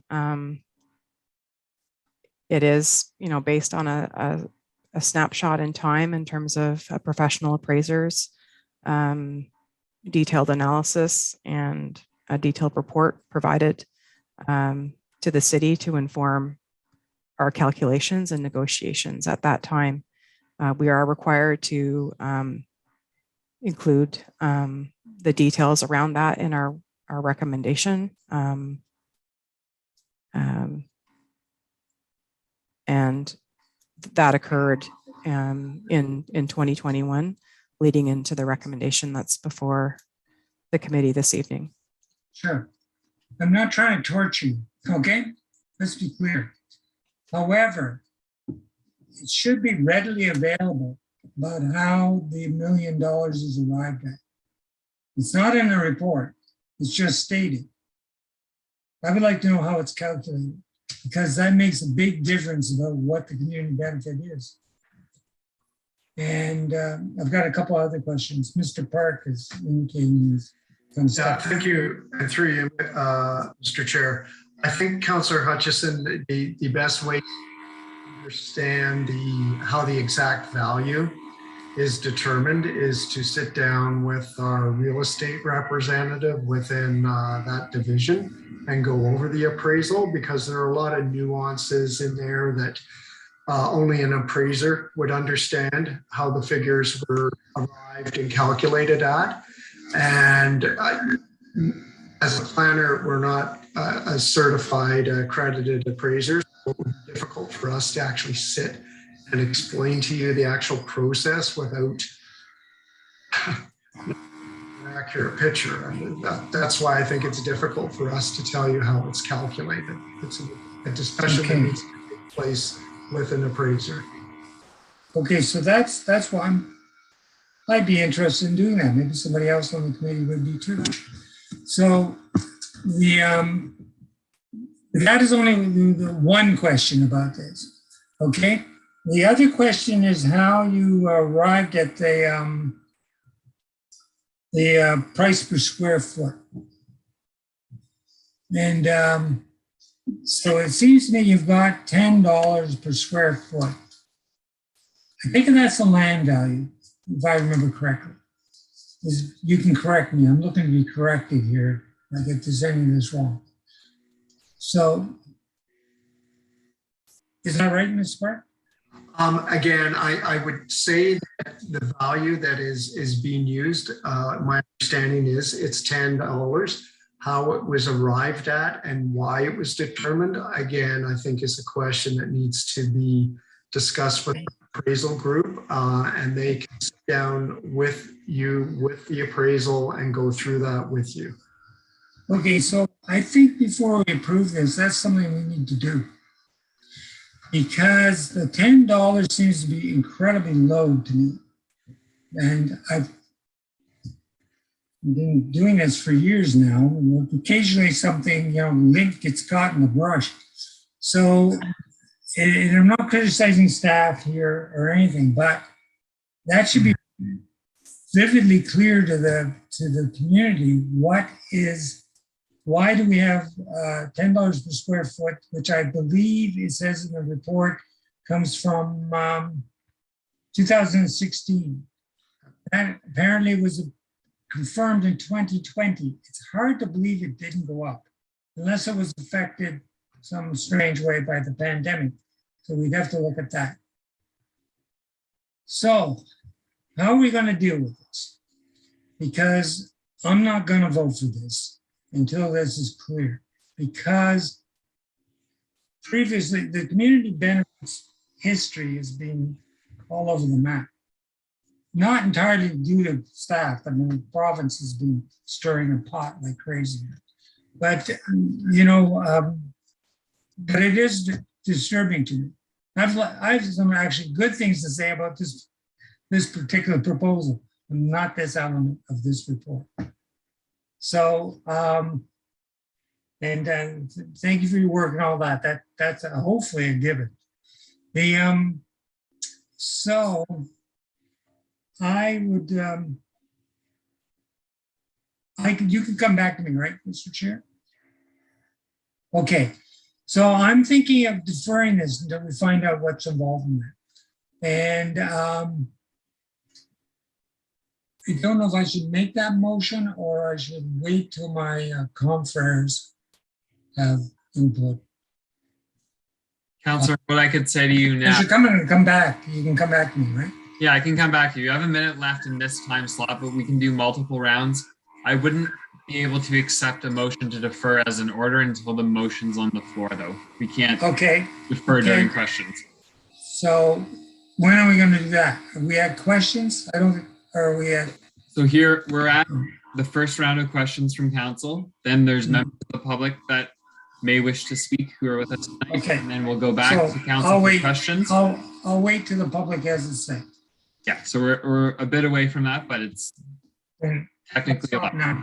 Okay. Mr. Park, your hand was up then down. If you want to say anything else?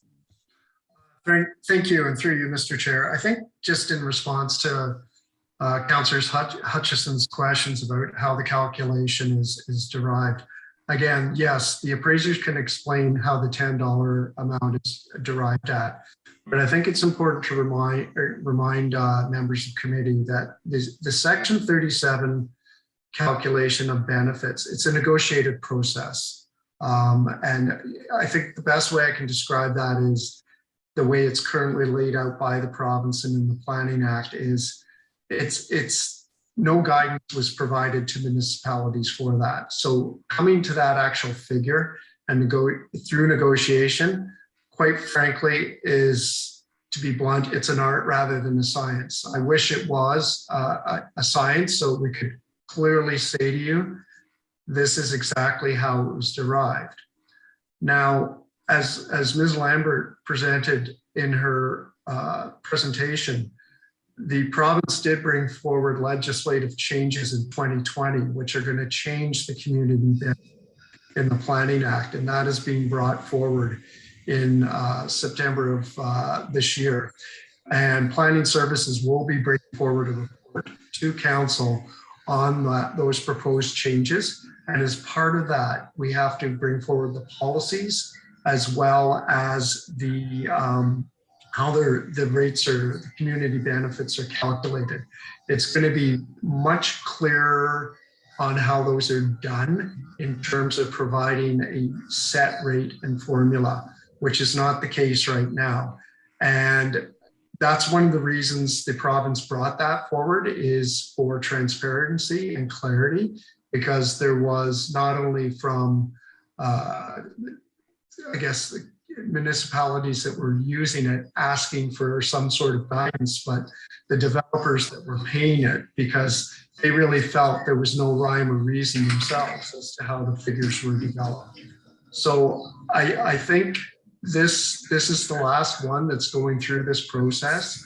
And I can only say moving forward, it'll be a much clearer explanatory process, which council will approve what those figures are and what those policies are.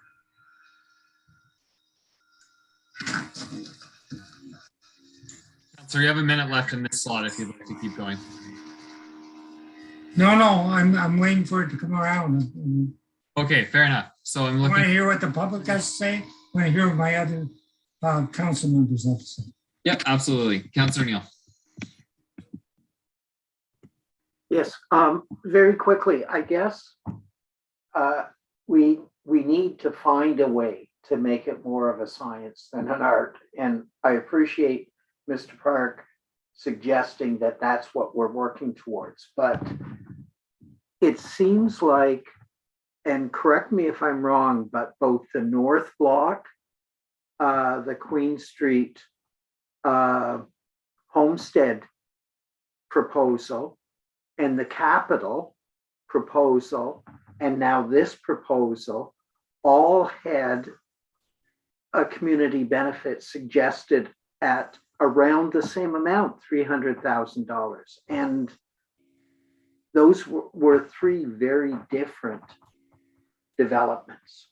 So we seem, and if we're just negotiating with developers, that 300,000 seems almost like a template that's being offered, even though the upset limit of those three developments were very different. Am I accurate in that statement? Through you, Mr. Chair. I mean, I think it's a really great point, but I think that the thing to keep in mind is both with the North Block and the Princess Street application, those figures were derived kind of on the fly as part of a settlement rather than over a long negotiated process. So it didn't quite have the same analysis, if you will, a slightly different approach. And Mr. Barr can certainly speak to those because he was well versed on the North Block one.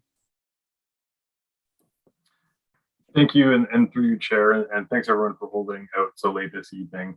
I can understand the idea that 300,000 seems like it's a clone from project to project to project, but we have to remember, as much as this is an art, we've made it as much of a science as we possibly could, because when you're calculating community benefits under the broad section 37 that exists today, it's authorized under two means, either an increase in height or density beyond what's currently permitted. For the North Block, for the Capital, for this site, for 520, or sorry, that's what we're talking about tonight, for 575 Princess Street, all of these applications had a calculation done which examined the gross floor area that could have occurred within the existing built form parameters. And the section 37 benefit, as detailed in Lindsay's report, talks about the gross floor area above those parameters.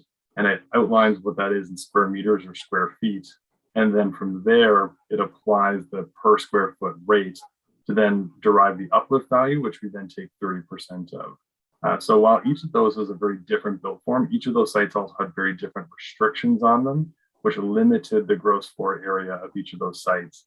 And so what we've seen is that kind of consistent number come around, but each is a different built form that's had different considerations with it. And as Mr. Park has alluded to, this process will be completely changed come the end of this summer.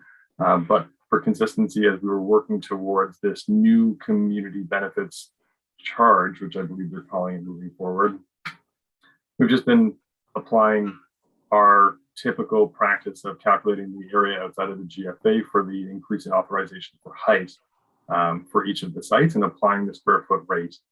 We're running out of runway at this point with this kind of outline for section 37, and we'll be transitioning to the new one hopefully come September once all the work is completed for it. But I just wanted to give that brief explanation as to like how we've been calculating that and why it might seem different for each of them, given the different parameters and zoning for each of those sites.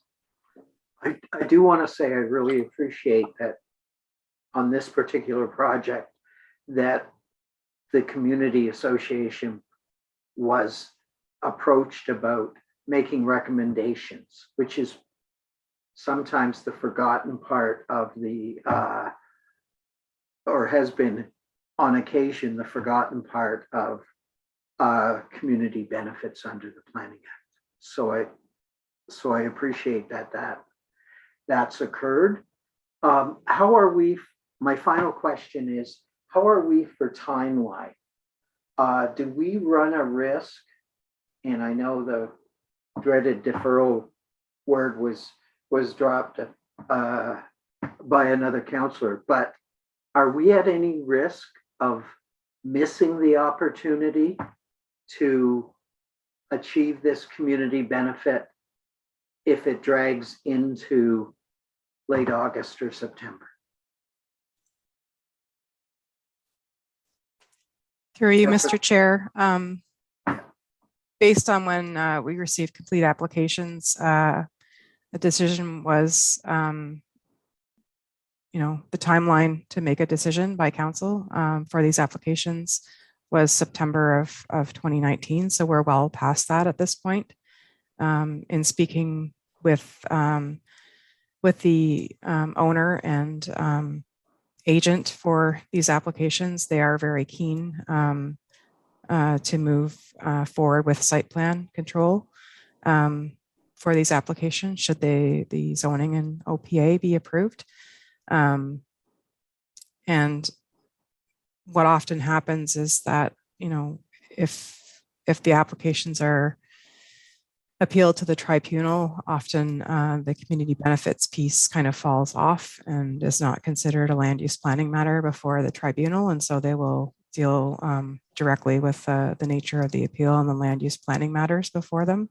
And so that I suppose we run the risk of if the applicant were to choose their right to appeal based on council's failure to make a decision on the applications, run the risk of not seeing any community benefits for these developments through the tribunal process.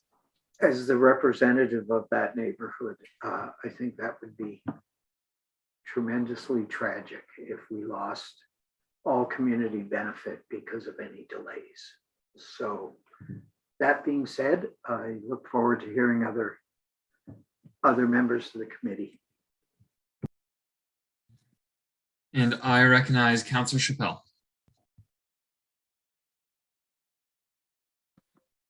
Thank you, Mr. Chair.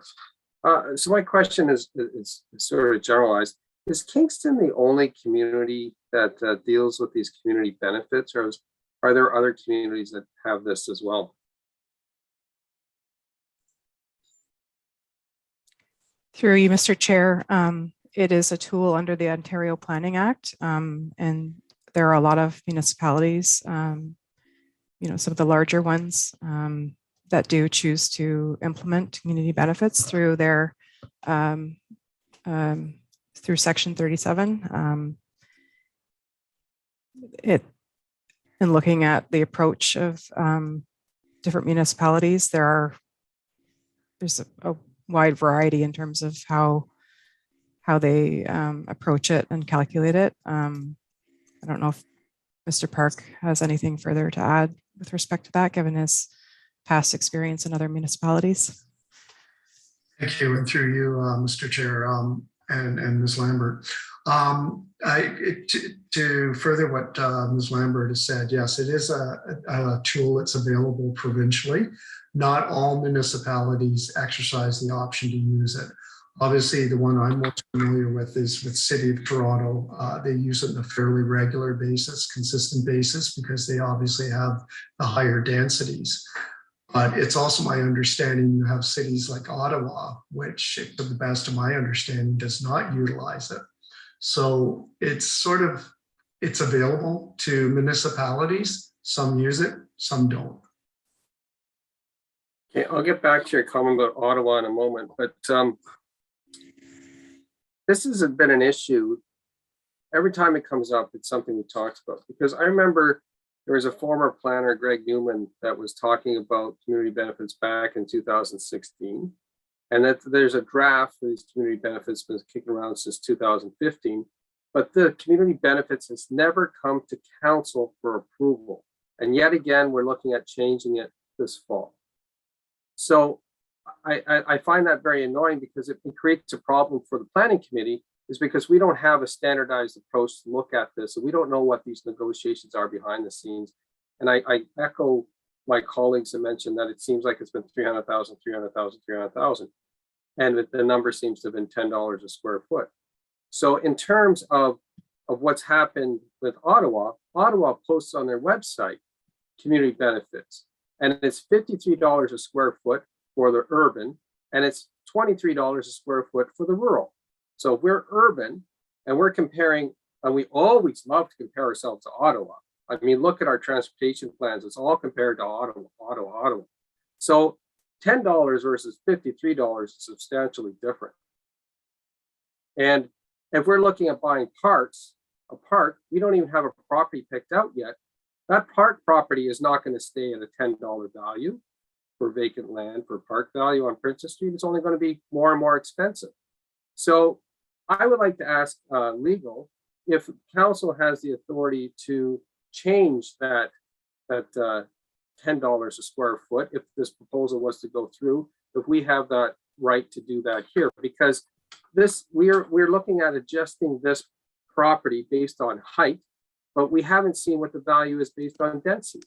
And according to the Planning Act, we're supposed to, the developer is to provide an appraisal, not what we're seeing here, this oh, we'll check the appraisal. Okay, they're supposed to provide a current appraisal. So I have some fundamental problems with the way this is being presented, because I don't think that this has been done properly. Councillor, I've seen Ms. Morley appear on my screen. Ms. Morley, could you speak to the councillor's question about who has the jurisdiction to make the final value of the land?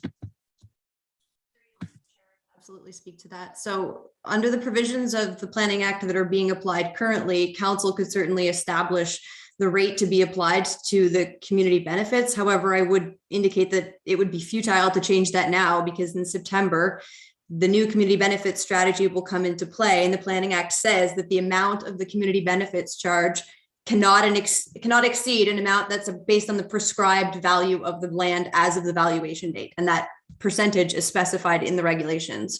So you could set a value for the next 4 months, but after September, it is prescribed by legislation.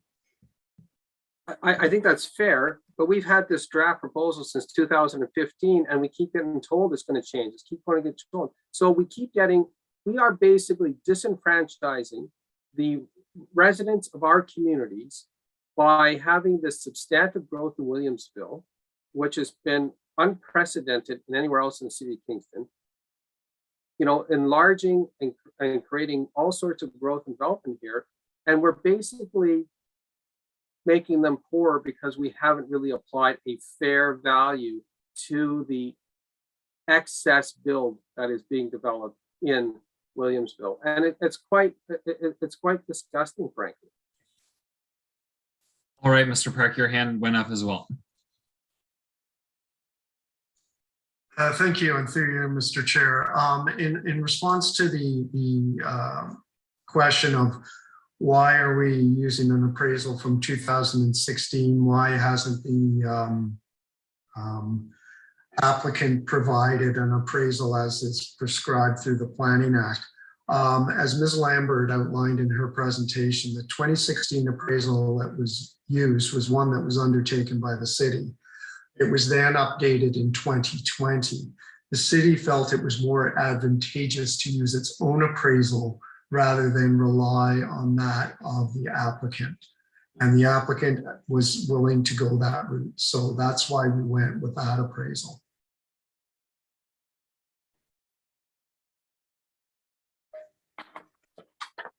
Well, I disagree with that approach, and I don't think that we are following our own. But let me ask, why is it that we only looked at height and not also density, and then choose the higher of the two values?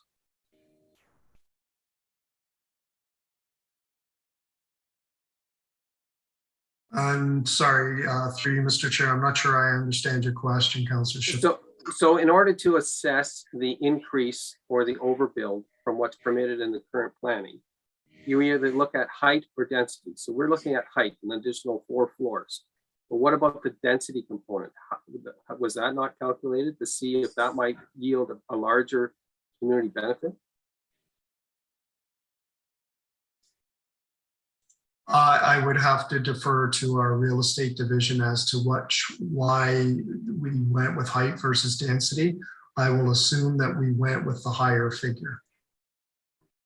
I wouldn't assume at all, but and if I can also add, Councillor, I've been advised that I know it sounds, the number will probably seem incredibly low, but there have actually only been 3 development proposals in the Williamsville area that have been subject to Section 37 benefits.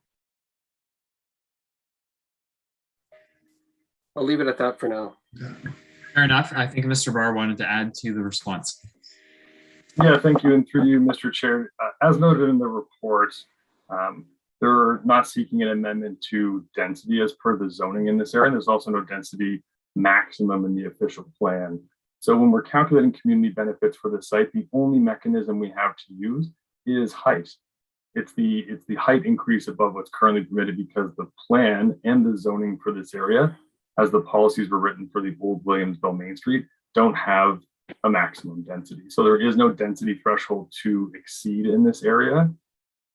So that's why height is done. Okay, I still don't understand why we would not do an appraisal, not ask the developer to give a current appraisal, because certainly I've read in the paper that houses in Kingston have gone up by 40%, and that's only within 2 years. And this is over a 6-year period. So it just baffles my mind. That's all. Thank you, Councillor. And Councillor Osanek, I believe your hand went up.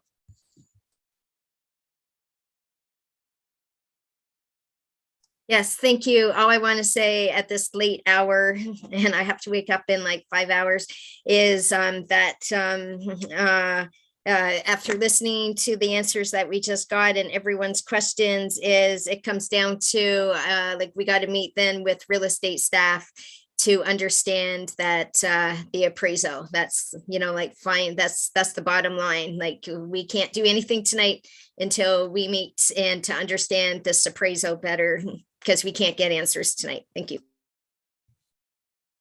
If I could ask Councillor Hill to take the chair, I'd like to pick up on that because I think it's an interesting point. I take the chair and recognize you. Good, thank you. And so through you, Councillor Hill, to Mr. Parker, Ms. Morley, I'm not sure. When it comes to voting on the recommendation, is it in order to separate the community benefits clause, which I believe is the last one, to the tune of $304,000 from the other zoning provisions that are recommended in the clauses preceding that with the bylaws? I'm just thinking we don't want to miss out on the, what is it, 400 plus units that are at stake on this file and then potentially end up in the tribunal. If the community benefits are an issue, can that be dealt with separately? For you, Mr. Vice Chair, I can take that question. Pursuant to Section 37 of the Planning Act, the community benefits are to be included in the zoning bylaw amendment. So you wouldn't be able to separate them out of the zoning bylaw amendment.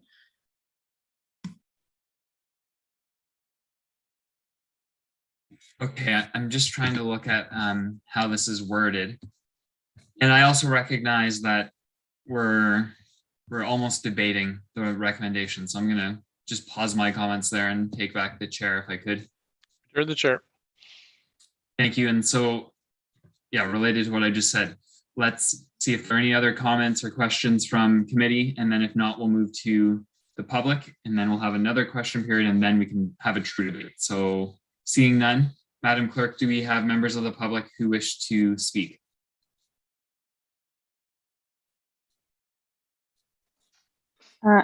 Thank you, Mr. Chair, and through you. We do still have 6 members of the public here, so I'll just ask them now. If there's anyone who wishes to speak to the current application, if you could please raise your hand in Zoom so that we may call on you. I see some movement and then people put their hands down again. So I'm just going to say, if members of the public wish to speak tonight, please raise your hand in Zoom so that we may call on you. Mr. Chair, at this time, we'll start with Daniel McVicker. Perfect. And as we've been doing all night, please your full name and address and 5 minutes at the most. Okay, my name is Daniel McVicker, and I own the property at 364 Alfred Street, which is just north of the west site that we're debating now. And I am against the proposal. I'm as a landowner there, 10 stories close to the property that I own. It's going to be in the shade all the time. It's going to increase the noise, and it's going to decrease the privacy that we have. But that's all I want to say. I wrote a letter as well on this file, but I just wanted to indicate the same as what I said in my letter. Thank you so much. Madam Clerk. Mr. Chair, next to speak is Joan Bowie. Yes, thank you very much. Thank you very much. I won't get into the whole discussion about community benefits, but I do appreciate the time that we did spend discussing some community benefits. And I also appreciate the fact that we have parkettes. However, looking— Can you just have your address, please? Oh, sorry, 414 Albert Street. Sorry, 414 Albert Street. So I've come each time when we have one of these projects and I ask the same questions and I never get an answer. So we now have some of these buildings up and running. So where is the pizza guy, delivery guy going to park when he delivers the pizza to the girl who lives on the 8th floor? You've got one loading zone. They are parking in the bike lane on Princess Street.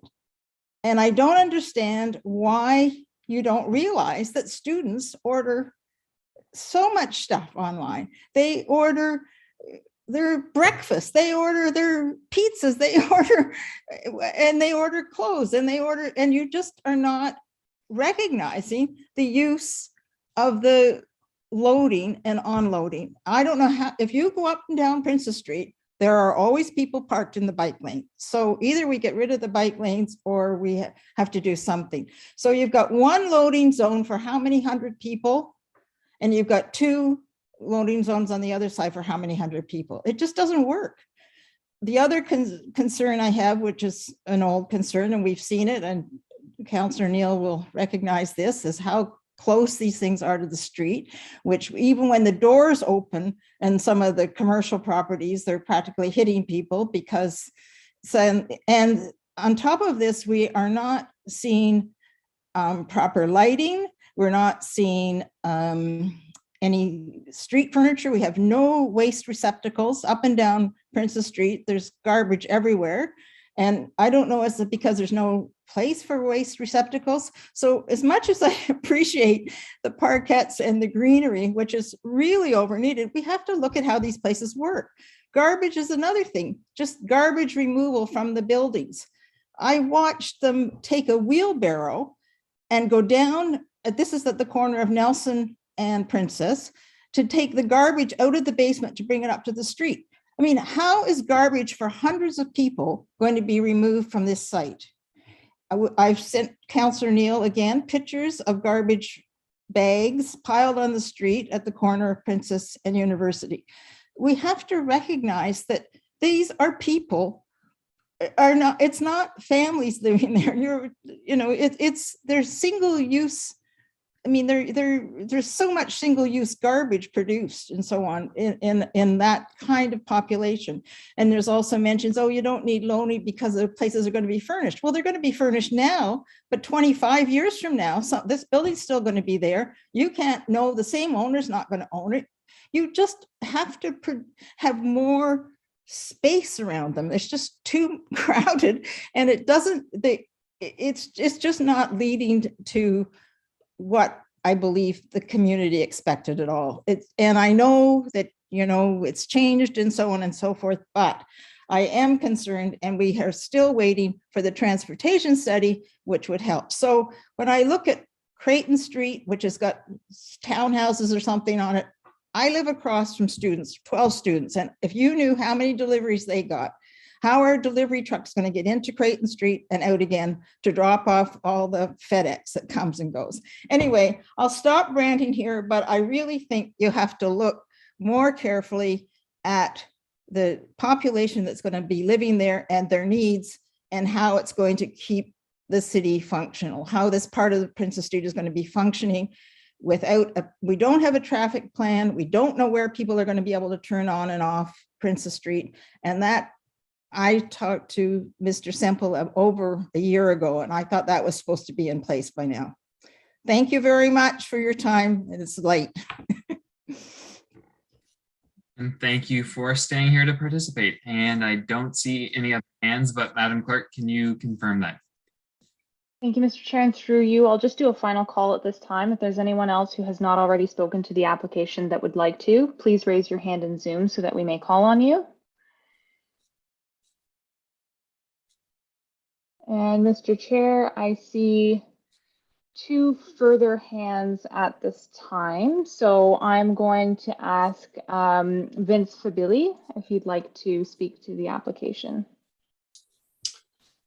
Yes, good evening, members of Planning Committee. My name is Vincent Fabili. I live at 312 McMahon Avenue in Strathcona Park. I'm speaking to you as an individual citizen. And the prepared speech that I have actually is all about some of the things that you folks are talking about. My first point to you would be that the Planning Act requires a municipality to have official plan policies in effect before you can actually consider a community benefit. And you have policies in your approved official plan since 2010, section 9525 to 930. And since 2010, policy 9526 has been in effect for that time, and it reads, each development proposal to be assessed on a case-by-case basis and be supported by additional information, requiring the applicants to submit an appraisal to determine the value of the increased height and density so that a calculation of the equitable community benefit can be determined. So that's your approved policy. And until you change it, that's the policy that you should be working with. In regards to most municipalities have guidelines, approved guidelines by council, which actually spell out how those calculations for the uplift is going to be determined and the 30% value. Those are all decided by council through a guideline. And with the approval of council on those guidelines, then that provides the guardrails for the discussions and negotiations that happen with a developer. City of Toronto, Ottawa have them. Mr. Chappelle was correct in the numbers that he was confirming there. Ms. Morley is correct. You can't separate a bylaw or the community benefit from the height. They have to be both in the bylaw, so you can't separate them. She's absolutely correct. So a trade or a negotiation happens, but you could create the guardrails. So anything outside of your approved official plan, if you don't have any guidelines, then you're making things up. And that's not the way it should be. You folks control the parameters of how you're going to allow the negotiations to occur, either through your official plan or through guidelines that are approved. That's how Ottawa does it, Toronto, Vaughan, you name them. All the GTA municipalities use this. Some municipalities don't do community benefits because you can get the same height through section 34. And they don't get the community benefit because it's like they never win when they do it, because the public wants to know why did you pick that and why is the value so low? So they stay away from it. There's new rules coming in by the province that's going to lay out the rules, but right now you're in this situation with this file and you have to make a decision. I suggest you stick with your official plan policy and request the information that you're going to get from your real estate people, but your official plan says get an appraisal done. Costs less than $2,000 to do one. I spoke to an appraisal 2 weeks ago in Kingston. I asked them 2 questions. I said, would you use a defined number for a defined area of the city, including downtown or Princess Street? He said, no, you don't use one number for a broad area. You use individual appraisals because each site in their location, their zoning, all those are unique contributors to the actual value of the property. Number 2, I asked him point blank, I said, do you think $10 a square foot in this market is a good number?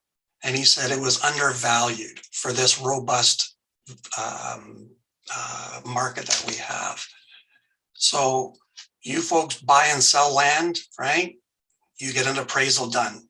You want to buy land, the other side's going to want to get fair market value. You want to sell land, your guidelines say you have to do it at market value. That's what an appraisal does. It gives you a benchmark, and then all those other things about the uplift value, how much the percentage is at 20, 30, 40, 50. Those are your decisions to make. Thank you. I was about to say 30 seconds. Okay, well timed. Thanks. Madam Clerk. Mr. Chair, I do believe that Mr. Grenville would like to speak as well. Perfect. Please do. And by my count, that will be 5. We'll pause after Mr. Grenville if needed. Is my mic on? My name is John Grenville. I live at 24 Jenkins Street in wonderful Williamsville district. I spoke at the public meeting for this project in 2019, almost 3 years ago.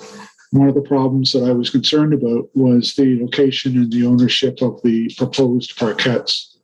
I'm very pleased to see the parkettes move from behind the building onto Princess Street, and to see at least one of the parkettes under direct ownership of the municipality. As you know, since the first public meeting was held, there's been a significant change in the expectations of how developments will unfold on Princess Street. One of the identified concerns at the time was the 1 meter setback, which did not provide the space needed for all of the Main Street activities. In 2020, Council approved an increased setback to 3 meters along Williamsville Main Street to accommodate the public needs of a main street.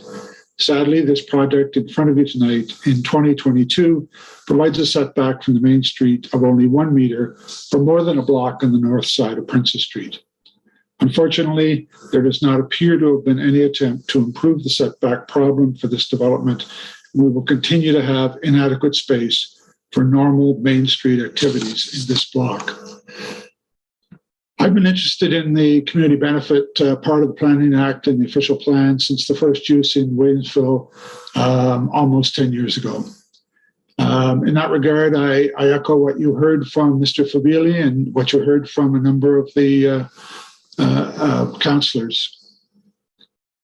In 2016, the Planning Department initiated the development of community benefit guidelines and went through extensive consultation with the public and with the developers, in which I participated. By September of 2018, the community benefit guidelines were done and ready to go to Planning Committee for review and recommendations to Council. Unfortunately, today, more than 3 years later, these guidelines remain on the shelf while an unknown and unapproved process is in use. I am concerned that this lack of guidelines may have resulted in undervaluing the community benefit attached to this proposal. The Planning Department has consulted on what the community benefit should be and received a lot of suggestions. And thank you for consulting with the Williamsville Community Association, of which I am a member.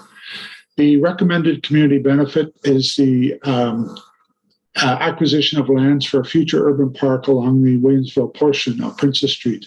As someone who has long lobbied for more green space on the Williamsville Main Street, I strongly support this recommendation. However, my question is, what's next in terms of getting a park in place? I have concerns about where the project is going and how it's going to get there. And let me explain why. In June of 2018, the city approved a community benefit of $229,000 for green streets in exchange for the height and density of the building now under construction at Princess and Frontenac. A similar community benefit was approved at the same time for the now complete Sage Prestige building at the corner of Victoria and Princess. So we've got a total of $460,000 approved 4 years ago to be directed to green streets. So what have we accomplished in the meantime? Unfortunately, nothing. No consultation, no plans, no contracts in place, and no green streets. And the green streets were an important part of the Williamsville Main Street study, approved unanimously by council 10 years ago, and actually a big part of why the community supported the Williamsville Main Street study. We're concerned that the same thing will happen, and we'll be unable to move forward with the funds for the acquisition of parkland. The comprehensive report states that an urban park can be achieved in the short term. Can staff provide a forecast, even a very approximate timeline for an urban park on Princess Street? Is it within 2 years? Is it within 5 years? Or is it within 10 years? The Williamsville residents certainly appreciate the fact that an urban park for Princess Street has been approved, but the approval is only the beginning. And how long will it take before we actually see some movement and ultimately leading to a park? Thank you very much for the opportunity to provide some commentary on the comprehensive plan. Thank you, Mr. Grenville. All right, Madam Clerk, on my end, I'm not sure if I'm seeing the right thing. I can see at least one other hand. Is that accurate? That is correct, Mr. Chair. There's only one further individual who has not already spoken yet. Okay, then I would like to do a final call here and get a sense if we're going to need to do another round. If not, just add the final individual at this point before we get a response from our planning staff. Yep, no problem, Mr. Chair, through you. If there's anyone else who would like to speak to the current application who has not already spoken this evening, if you can please raise your hand so that we may call on you.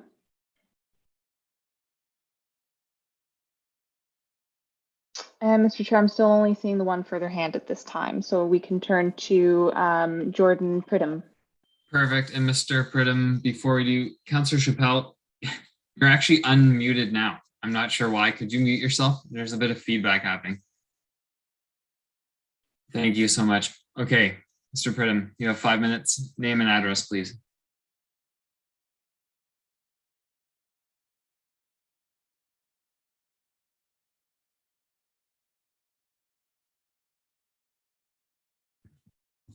Madam Clerk, I think we're having a bit of a mic issue. I see that Jordan Pridham has a mic mute sign beside the hand up. That is correct, Mr. Chair. I'm just asking the individual to unmute. If you are not Mr. Pridham, however, you are receiving a request to unmute and you'd like to speak, if you could please unmute and identify yourself.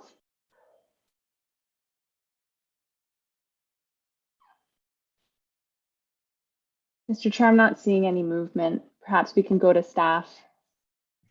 Yes, good plan. Ms. Lambert. Thank you, Mr. Chair, and through you. Thank you to members of the public for their comments this evening. Going back to the first member of the public who owns a property just north of the west site on Alfred Street, concerned around impacts to his property as a result of the proposed development. A shadow impact study was provided as part of the application package and has been reviewed to the satisfaction of planning staff. The impact study does show that there are shadows cast to the northern neighborhood. However, those shadows do move quickly throughout the day. In the summer, solstice and spring equinox. And staff are comfortable with the level of impact, and we're not of the view that it creates undue adverse impacts on adjacent properties. These are sites that we have a policy framework that calls for intensification and does provide an opportunity to accommodate a 10-story building, and the sites do meet the objectives and parameters around the 10-story height as proposed. In terms of concern around the amount of loading space and how deliveries are going to be accommodated for the proposed developments, there will be some impact to the public realm as a result of such activities. Hoping that such activities could be directed towards the existing loading space provided for each site, as well as the side streets, and that the forthcoming transportation and master plan for Williamsville will provide for better parameters to protect the bicycle lanes and infrastructure throughout the Princess Street corridor. There were concerns around accommodating lighting, street furniture, and garbage along these two sites. The concept plan does show a varied setback from Princess Street. It does narrow to 1 meter, which is the regulation that the applications were considered under, but there is a varied setback along there to provide for the elements and infrastructure above grade that residents of Williamsville would like to see along the corridor. And the concept plan does include areas where benches are currently proposed to provide that kind of amenity to the neighborhood.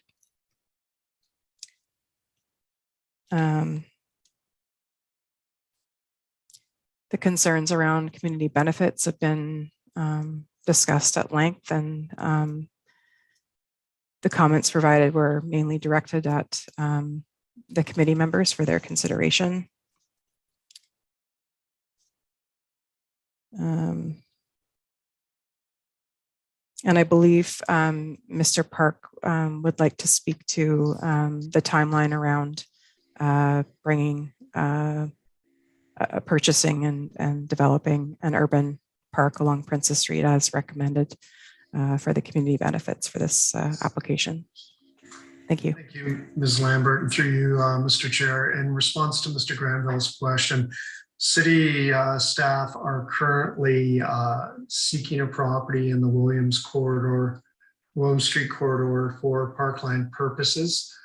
We have been looking at numerous properties up and down Princess Street and are currently in negotiations with a property owner. And at this point in time, I cannot disclose anything more than that. Assuming the negotiation is successful, a report, of course, would come to council for your approval. And if that was to take place, it would be with, to Mr. Granville's question, acquisition of the property would hopefully take place within this year, if not next year, if the negotiation is successful. So there is active negotiation going on, seeking properties. The other question that was asked that I would like to speak to is the Green Street program. I think, again, Mr. Granville raised that. That is tied in with the Williamsville transportation study, which is still not completed. Once that study is completed, that's when the Green Street program will be implemented in accordance with that. Thank you.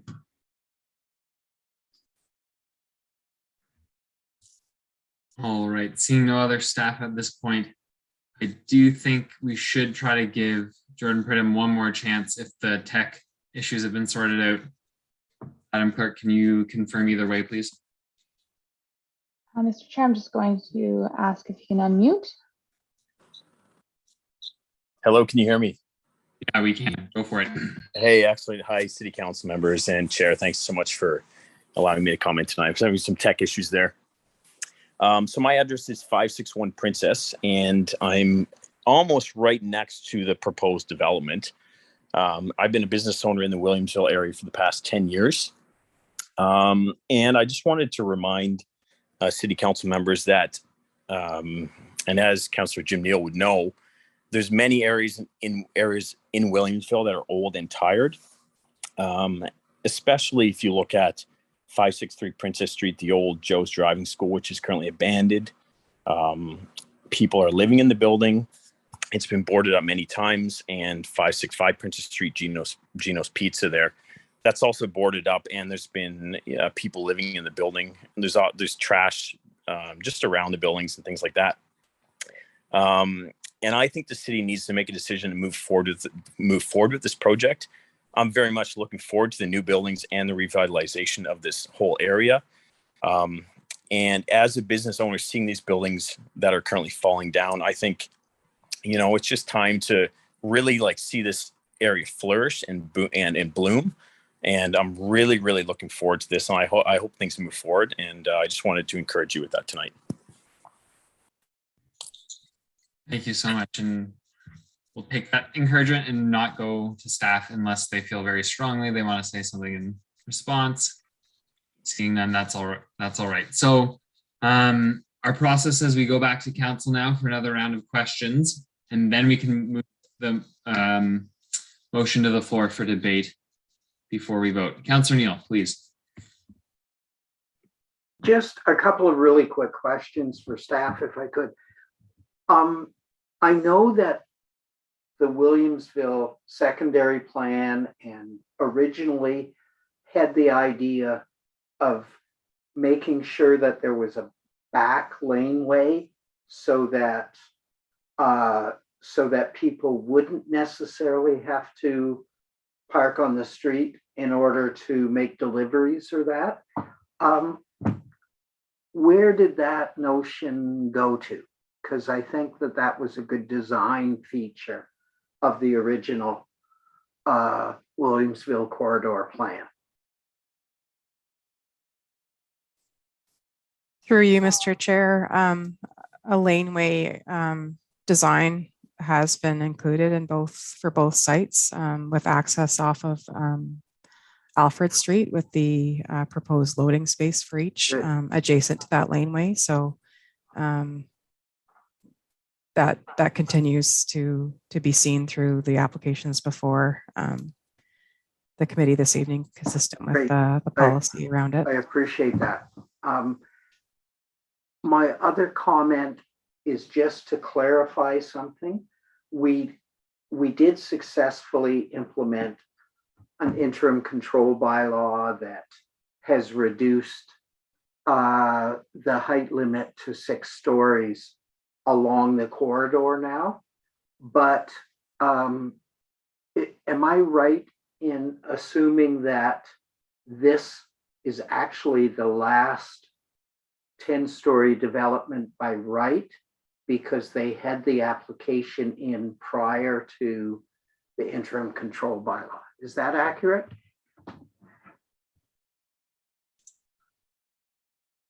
Through you, Mr. Chair. Yes, just based on the timing of the application, and the sites were specifically excluded from the interim control bylaw, and with the direction that they be considered under the old framework for Williamsville in terms of the official plan policies and zoning bylaw. Thank you, because I've been scolded for that building, but in fact. Point of order. Sorry, Councillor Hill. I didn't see you there. You're off my screen. Sorry. I'm sorry. And I just at this late date or late hour, I wonder, is it possible to get this on the floor and then incorporate our questions and comments together into our debate? Is that reasonable? Yeah, I'm okay with that. And I see some head nodding. I think that's more than reasonable. Good call. Sorry, I missed you there. So let's do that.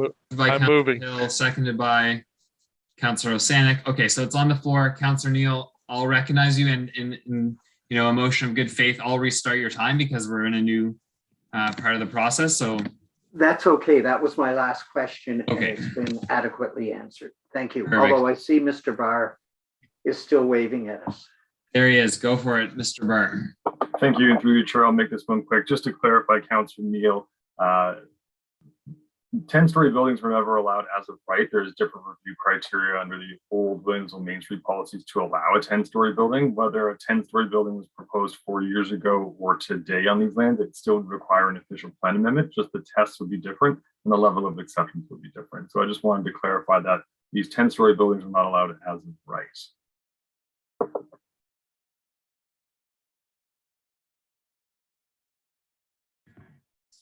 All right, so we're in the stage of debate. A good suggestion by Councillor Hill. Who would like to speak next? Councillor Hill, after you. Thank you. Thank you through the chair. I know that there's a lot of discussion going on tonight about community benefits, and I appreciate that we have to get this sorted out, but there is a clear path forward to getting this sorted out. You know, we could debate at great length, send this back, you know, negotiate for another $50,000 or $100,000. I'm not sure what it will be, but at the same time, we risk in doing that. We risk going to the land tribunal. We risk the potential of losing the benefits that we've got. And I think Councillor Neal has already alluded to the fact that we finally have gotten some gardens and parks on the William Street section. So I don't want to see us risk these delaying these 450 units or roughly that, because we need them, right? We need this building to get going. The amount of money and community benefits that we're talking about tonight is insignificant, really, in the grand scheme of things. It would certainly be significant if it was going to happen over and over again, but we have a process coming very shortly that's going to compel us to develop a formula that will address, I think, all of the concerns that were expressed about the community benefits that I heard tonight. So I'd really like to see us get this approved and get moving. Thank you. Thank you, Councillor Hill. Councillor Hutchison.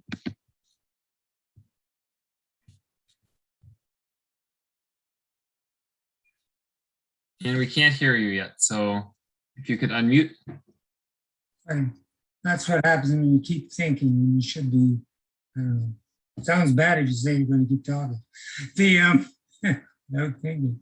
I'm very concerned about the community benefits thing. And I think we need to clarify it because of all the reasons that were already raised. And I agree with Councillor Hill. You know, if there was some way to do this without deferring the recommendation, I'd gladly do it.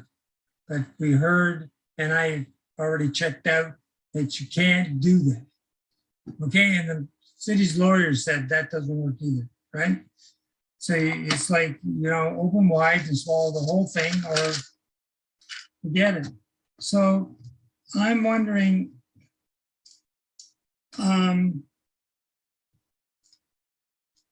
it just bothers me that we're being asked to accept something when we really don't know what we're doing.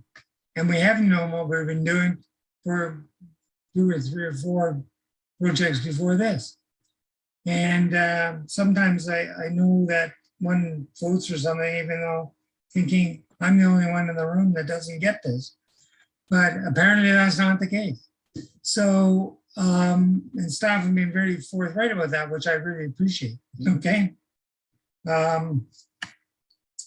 So to me, we need to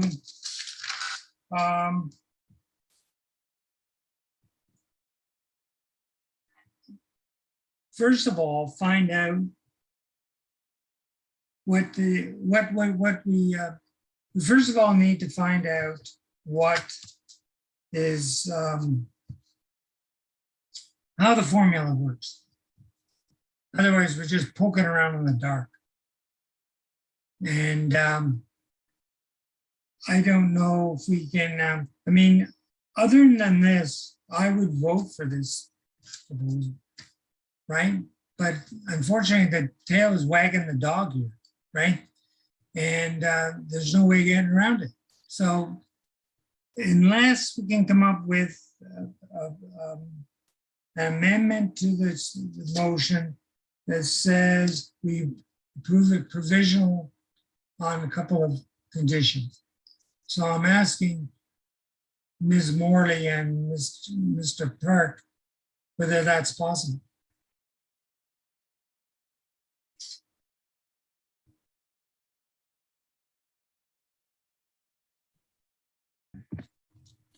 Ms. Morley, please. Through you, Mr. Chair. Is your suggestion you would send the recommendation to council approved and then you would add an amendment to the recommendation? We would add an amendment that says approval is provisional on the following information and the following actions.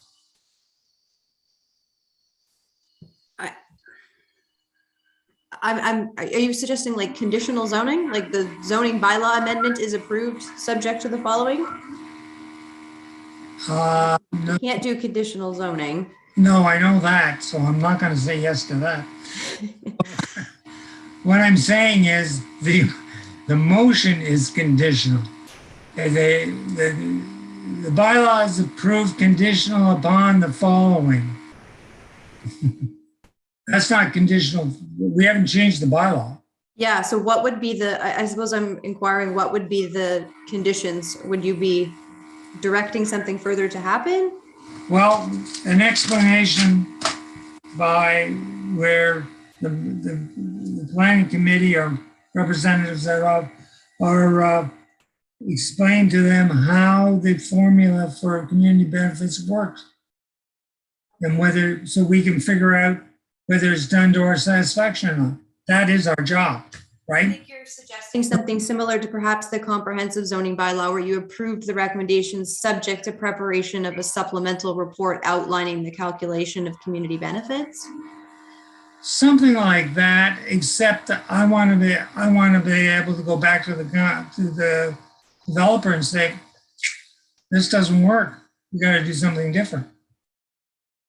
Maybe, who knows? Maybe it goes down. I don't know. Right?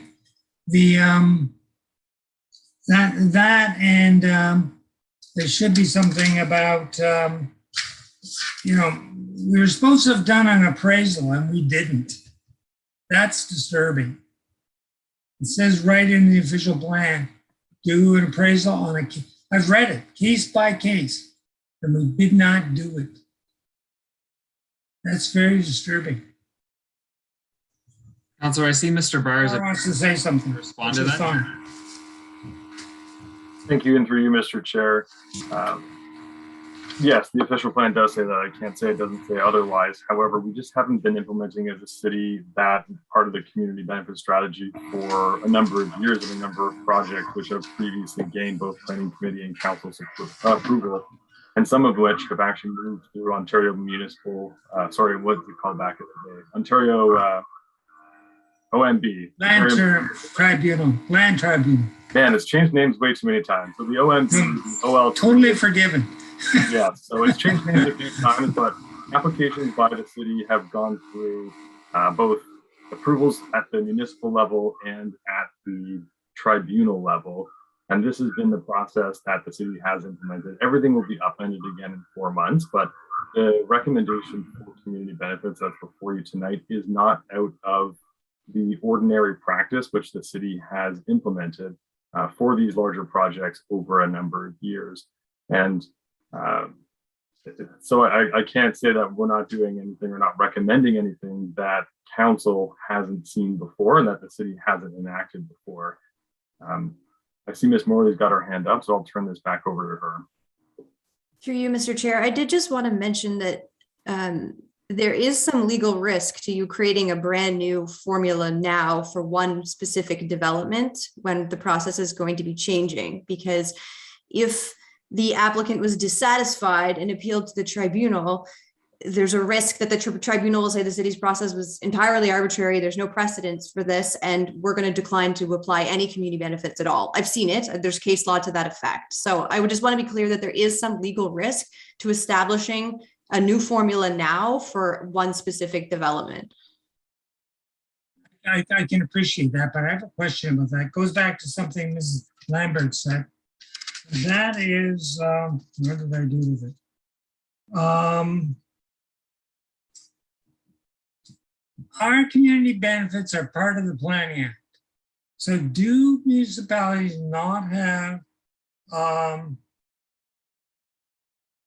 the protection that they can receive the community benefit under law? Like Ms. Lambert, I don't know if she meant to say this, but it was said that we would get the community benefit. We could lose the community benefit, much the same as you're saying, if we push the situation. And you didn't say exactly that because you said we use a different formula. That's a different, slightly different, if important argument. My question is, if it's in the Planning Act, in the official plan, and we apply for community benefits, is that not a requirement that the developer has to adhere to? 30 seconds, just so you know, Councillor. Through you, Mr. Chair, what the Planning Act says is that under the previous provisions of Section 37 is that in exchange for increased height or density beyond that permitted in the zoning bylaw, the city can require the payment of community benefits. It's not mandatory for the city to do that. It wouldn't be mandatory for the tribunal to impose community benefits. It's a tool that's available to the municipality in exchange for agreeing to increased height or density. Okay, so it boils down, yes. So I'm going to pass now, right now, because I don't have enough time to do anything here. But I mean, we got to do something tonight. Okay, that's my position, and we've got to do it faster than necessary. We need to know what that we need to know what that formula is, and we need to know. Something's got to be done because we don't have any assessments. Something's got to be done about that. And that's 5 minutes, so perfect time. The next hand I see is Councillor Ostani. Thank you, Mr. Chair. Through you, question to staff. Can we not just defer this tonight until the next planning committee or until you can get this back on the agenda? That will give us enough time for those members of planning committee that want to contact our real estate staff to have a meeting with them. So can we, I'll move the deferral right now, but are we allowed to do that? Till the next time this meeting can be, this can be put back onto a planning committee agenda. Through you, Mr. Chair, I can answer that question. A motion to defer is absolutely in order for a period of up to 90 days. As Mr. Park mentioned previously, I believe this application is beyond the time for the city to make a decision. Mr. Barr can correct me if I'm wrong. That's true. We are, through you, Chair, we are beyond the prescribed Planning Act timeline. So any deferral tonight, the developer does have the ability to appeal non-decision. So that is another avenue that could occur should that motion be carried. Fine, that's great. Thank you. So I move to defer. Do we know when this might be able to be put back on the agenda? What is it? It's the beginning of this month. So we have another meeting around the long weekend, and then we got our 2 meetings in June. And this meeting wouldn't be as long as it is tonight when it comes back on the agenda, because we probably wouldn't need the staff overview again. It would just be a quickie. Or maybe it would probably be nothing because we would have met with staff. So you don't even have to do an information report. You just have to put it back on the agenda. Mr. Barr, I think that's a question directly for you to put you on the spot. Thank you, through you, Chair. I was just looking at my calendar. So all the May Planning Committee meetings have been set. Agendas are on their way, reports are written. So the earliest we could contemplate this would be one of the June meetings to bring it back with a supplemental report with any additional information that might be required post council education session. Great, thanks. And since what we hear from staff would be confidential, right? Which is why we can't hear it tonight, I think. You probably wouldn't even have to do a supplemental report. I don't know. If you can say things publicly that our real estate team can give us to say publicly, then great. But it's my understanding that only council can hear it.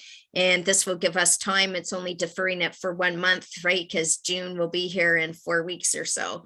So I move that we defer this report until it can be rescheduled on the next planning committee agenda. Madam Clerk, is that enough information for you, just to make sure that this will be in order, and then I'll take a seconder? Mr. Chair, I just wanted to get clarification. We do need, because of the 90-day rule, we do need to have when it would return by. So if you wanted it back in June, by the end of June, if you wanted it back in July, the end of July. Sure. Okay, so by the end of June 2022, because then that can be either one of those June meetings. And sorry, Mr. Chair, just to clarify that there is only one planning meeting in June, which is June 16th. So that would be the one that it would have to come back to. Okay, so can we go over this again, just so I'm clear, because I'm a bit fuzzy. So coming back, time of June 16th, Councilor Sanik, to the planning committee. So we have time and place and the purpose. Can you restate that? Me again? Okay. Yeah, sorry. Yeah, if you don't mind. Okay. All right, it's 12:13 here. All right, so I move that this report be deferred until the June 16th, 2022 Planning Committee meeting. Like, do we have to say why? Yeah, so definitely. yes. Okay, for interested Planning Committee members to meet with real estate staff. Okay, so that's a motion to defer. I think I saw a hand up, Councillor Hutchison. You can second it. And to time, place, or purpose debate. Councillor Hill, and then Councillor Hutchison. I'm struggling to support this. I understand that we don't like the process that we've been using for several years now, but this is the last project that's going through under that process. We did have an agreement. Agreement was struck. I don't think it looks good on us. I do appreciate what Councillor Hutchison is saying, is that, this is flawed, and maybe it has been flawed, but that's the process that we've been using. That's what was done in good faith to be putting at risk these community benefits, because, quite frankly, if I'm the developer, I'm going to say, you know what?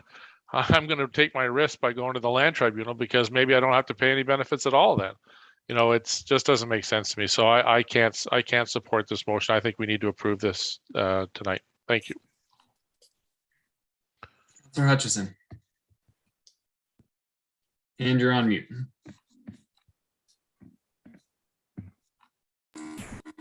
I think, I don't understand why we're picking, somebody can explain this, why we're picking June 16th when we've got a meeting in 2 weeks.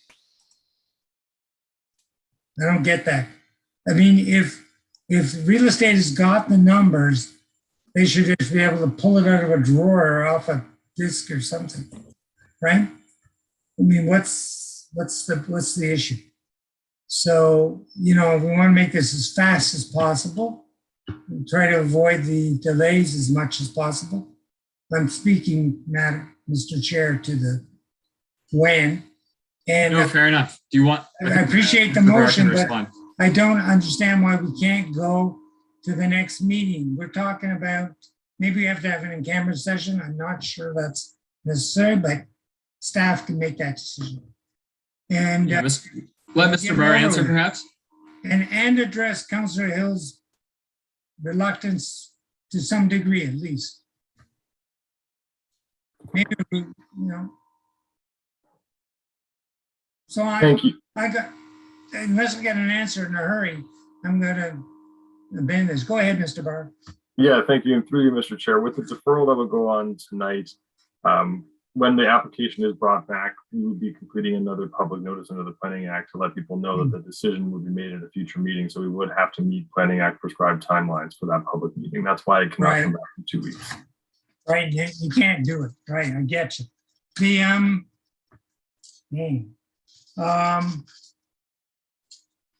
Is there some reason, okay, another question, is there some reason why we can't, the next planning meeting is the 16th, why can't we meet on the 9th? I'm doing this as, or even, Perhaps a question for the clerk around when the. we might be talking about a half-hour meeting for all we know.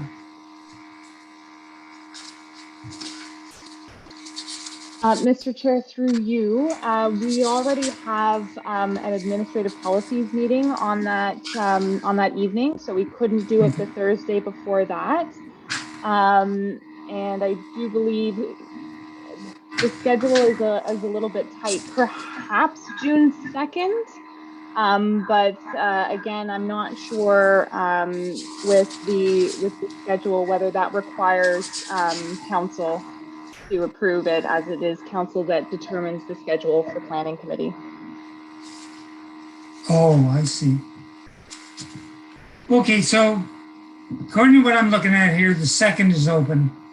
And if not that, there's a whole series of Wednesdays.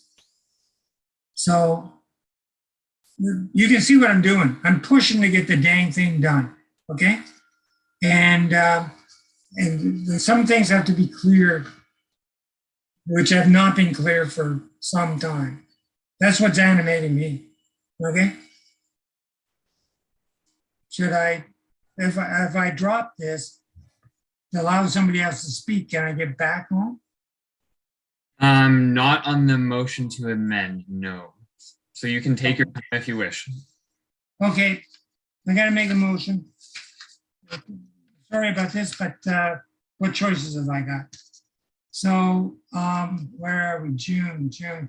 Okay, I say we meet on, for a short meeting, hopefully, on, can you do it by the 1st?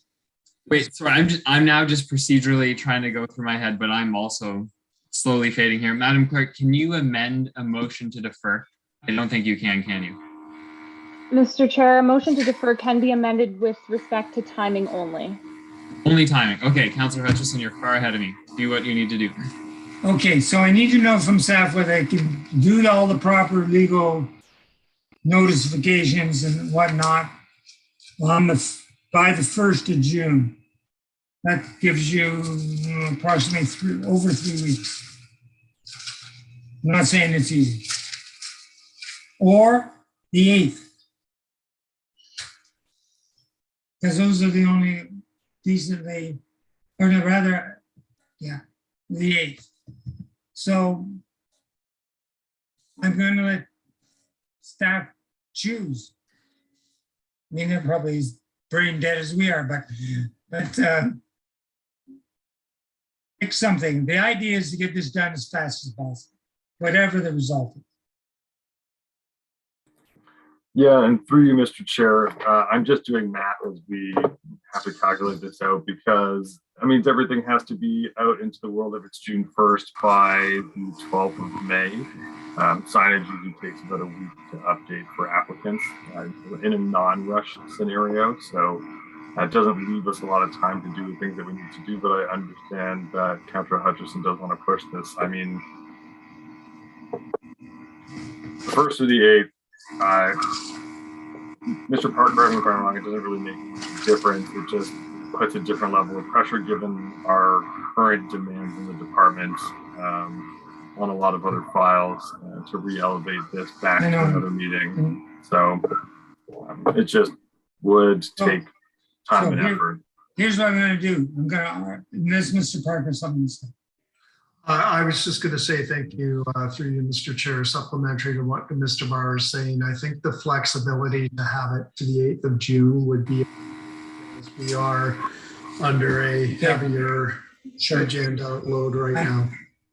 I appreciate those arguments. June 8th is my amendment, okay? Do I have a second? I got a second. Okay. Yeah.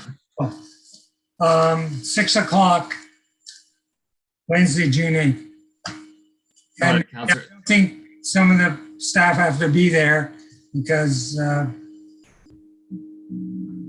they don't necessarily have to be part of that. So, Time's that's about on the up. floor now, right? Yep, it's on the floor. So the hand that I saw go up was Councillor Neal's. Okay, thank you very much. I began the evening thinking deferral might make sense here, but having heard the city solicitor, Jenna Morley, saying what a risk a deferral might be, and I'm sure the proponents have been listening in on this as well. And the reality is they would have every right to take us to the tribunal. And then the risk would be that it might be some time before the tribunal heard our case, in which case we wouldn't even, they might rule that no community benefit was required, or the new September community benefit might be in place. The reality is there's a thing called custom. We have a point of order, Councillor Neal, so I have to recognize that. Councillor Hutchison. Oh, you're on mute, sir. Can't hear you. This has nothing whatsoever to do with time. My understanding was that it sounded like that was exactly what it was about, but Councillor Neal, if you could rephrase to make sure that it is about. I will be happy to. The time frame, if we end up going to the tribunal because of this delay, then Williamsville, which is my district, could totally Point of order lose again, any Councillor benefit. Hutchison. That's an argument about the issues. It's not about the date. I believe you used argument as well. So yeah, I'll just rule on this. It is about time because we're debating what delaying would do to the file. So it's directly about time. So Councillor Neal, finish your point. Your time's almost up. I appreciate that. Thank you. So even though I thought I would be supporting a deferral, the reality is what's at risk is the parkettes that we're finally getting in Williamsville, and the reality that there would be money to actually purchase a park. All of that is there. If we defer this, we could lose all of that. Okay, thank you. And therefore, I won't be supporting the motion on the floor. And just a quick reminder, we have to redo this and fix it for September anyway. So we run the risk of losing it all that's before us and then having to come back with in September to get it right. Yeah, that's your time. Okay, so you're welcome. Did I see other hands for the motion to amend the motion to defer? Let's call a question on that. All those in favor of Councillor Hutchison's motion to amend the deferral to June 8th? Councillor Osanek, Hutchison, and Chappelle. All those opposed? Myself, Councillor Kiley, Councillor Hill, and Councillor Neal, so that loses on a tie. So we're back to the motion to amend, which was Councillor Osanek's motion. And again, help me out here a bit, folks. What date did you have initially there, Councillor Osanek? 16th. Right, thank you. All right, so I didn't speak to that yet, but I would like to very briefly. Councillor Hill, could you take the chair? I take the chair and I recognize you.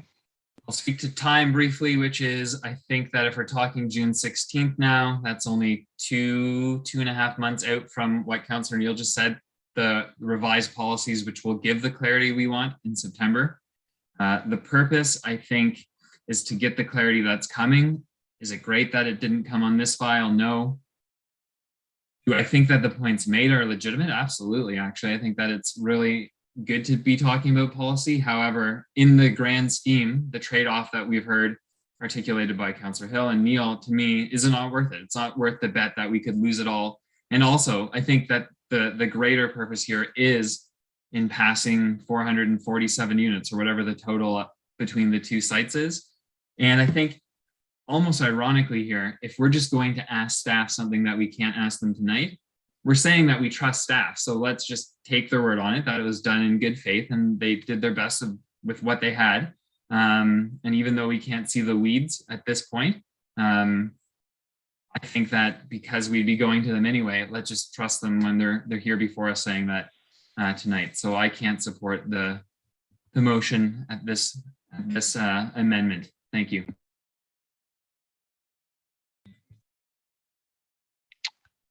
Call the vote. Oops. Sorry, I returned the chair. The chair back? Yeah. Yeah, I'll take the chair back. Okay, and then, so this is calling a vote on the motion to amend. Sorry, yeah, Madam Clerk, I'm getting confused, I think. Please correct me. No, I think you've got the right thing, Mr. Chair. It's just that it is a motion to defer, just for absolute clarity. We are on a motion to defer the item. We are indeed. I apologize. Thank you for that. Okay, so the motion to defer, all those in favor? Councillor Osanik, Hutchison, and Chappelle. Opposed? Councillor Kiley, Neal, and Hill, and that loses. So we're back to the original motion. Thanks everyone for their good spirits through that. I'm going back to my list and I see Councillor Hill, Chappelle, sorry, Councillor Neal, Hill, Hutchison, and Osanik have spoken, leaving myself and Councillor Chappelle. Councillor Chappelle, would you like to speak to the original motion? Through your chair, no, I'd like to call the question. Fair enough. So let's do that. As the motion reads, all the resolve clauses in the agenda as originally stated. All those in favor?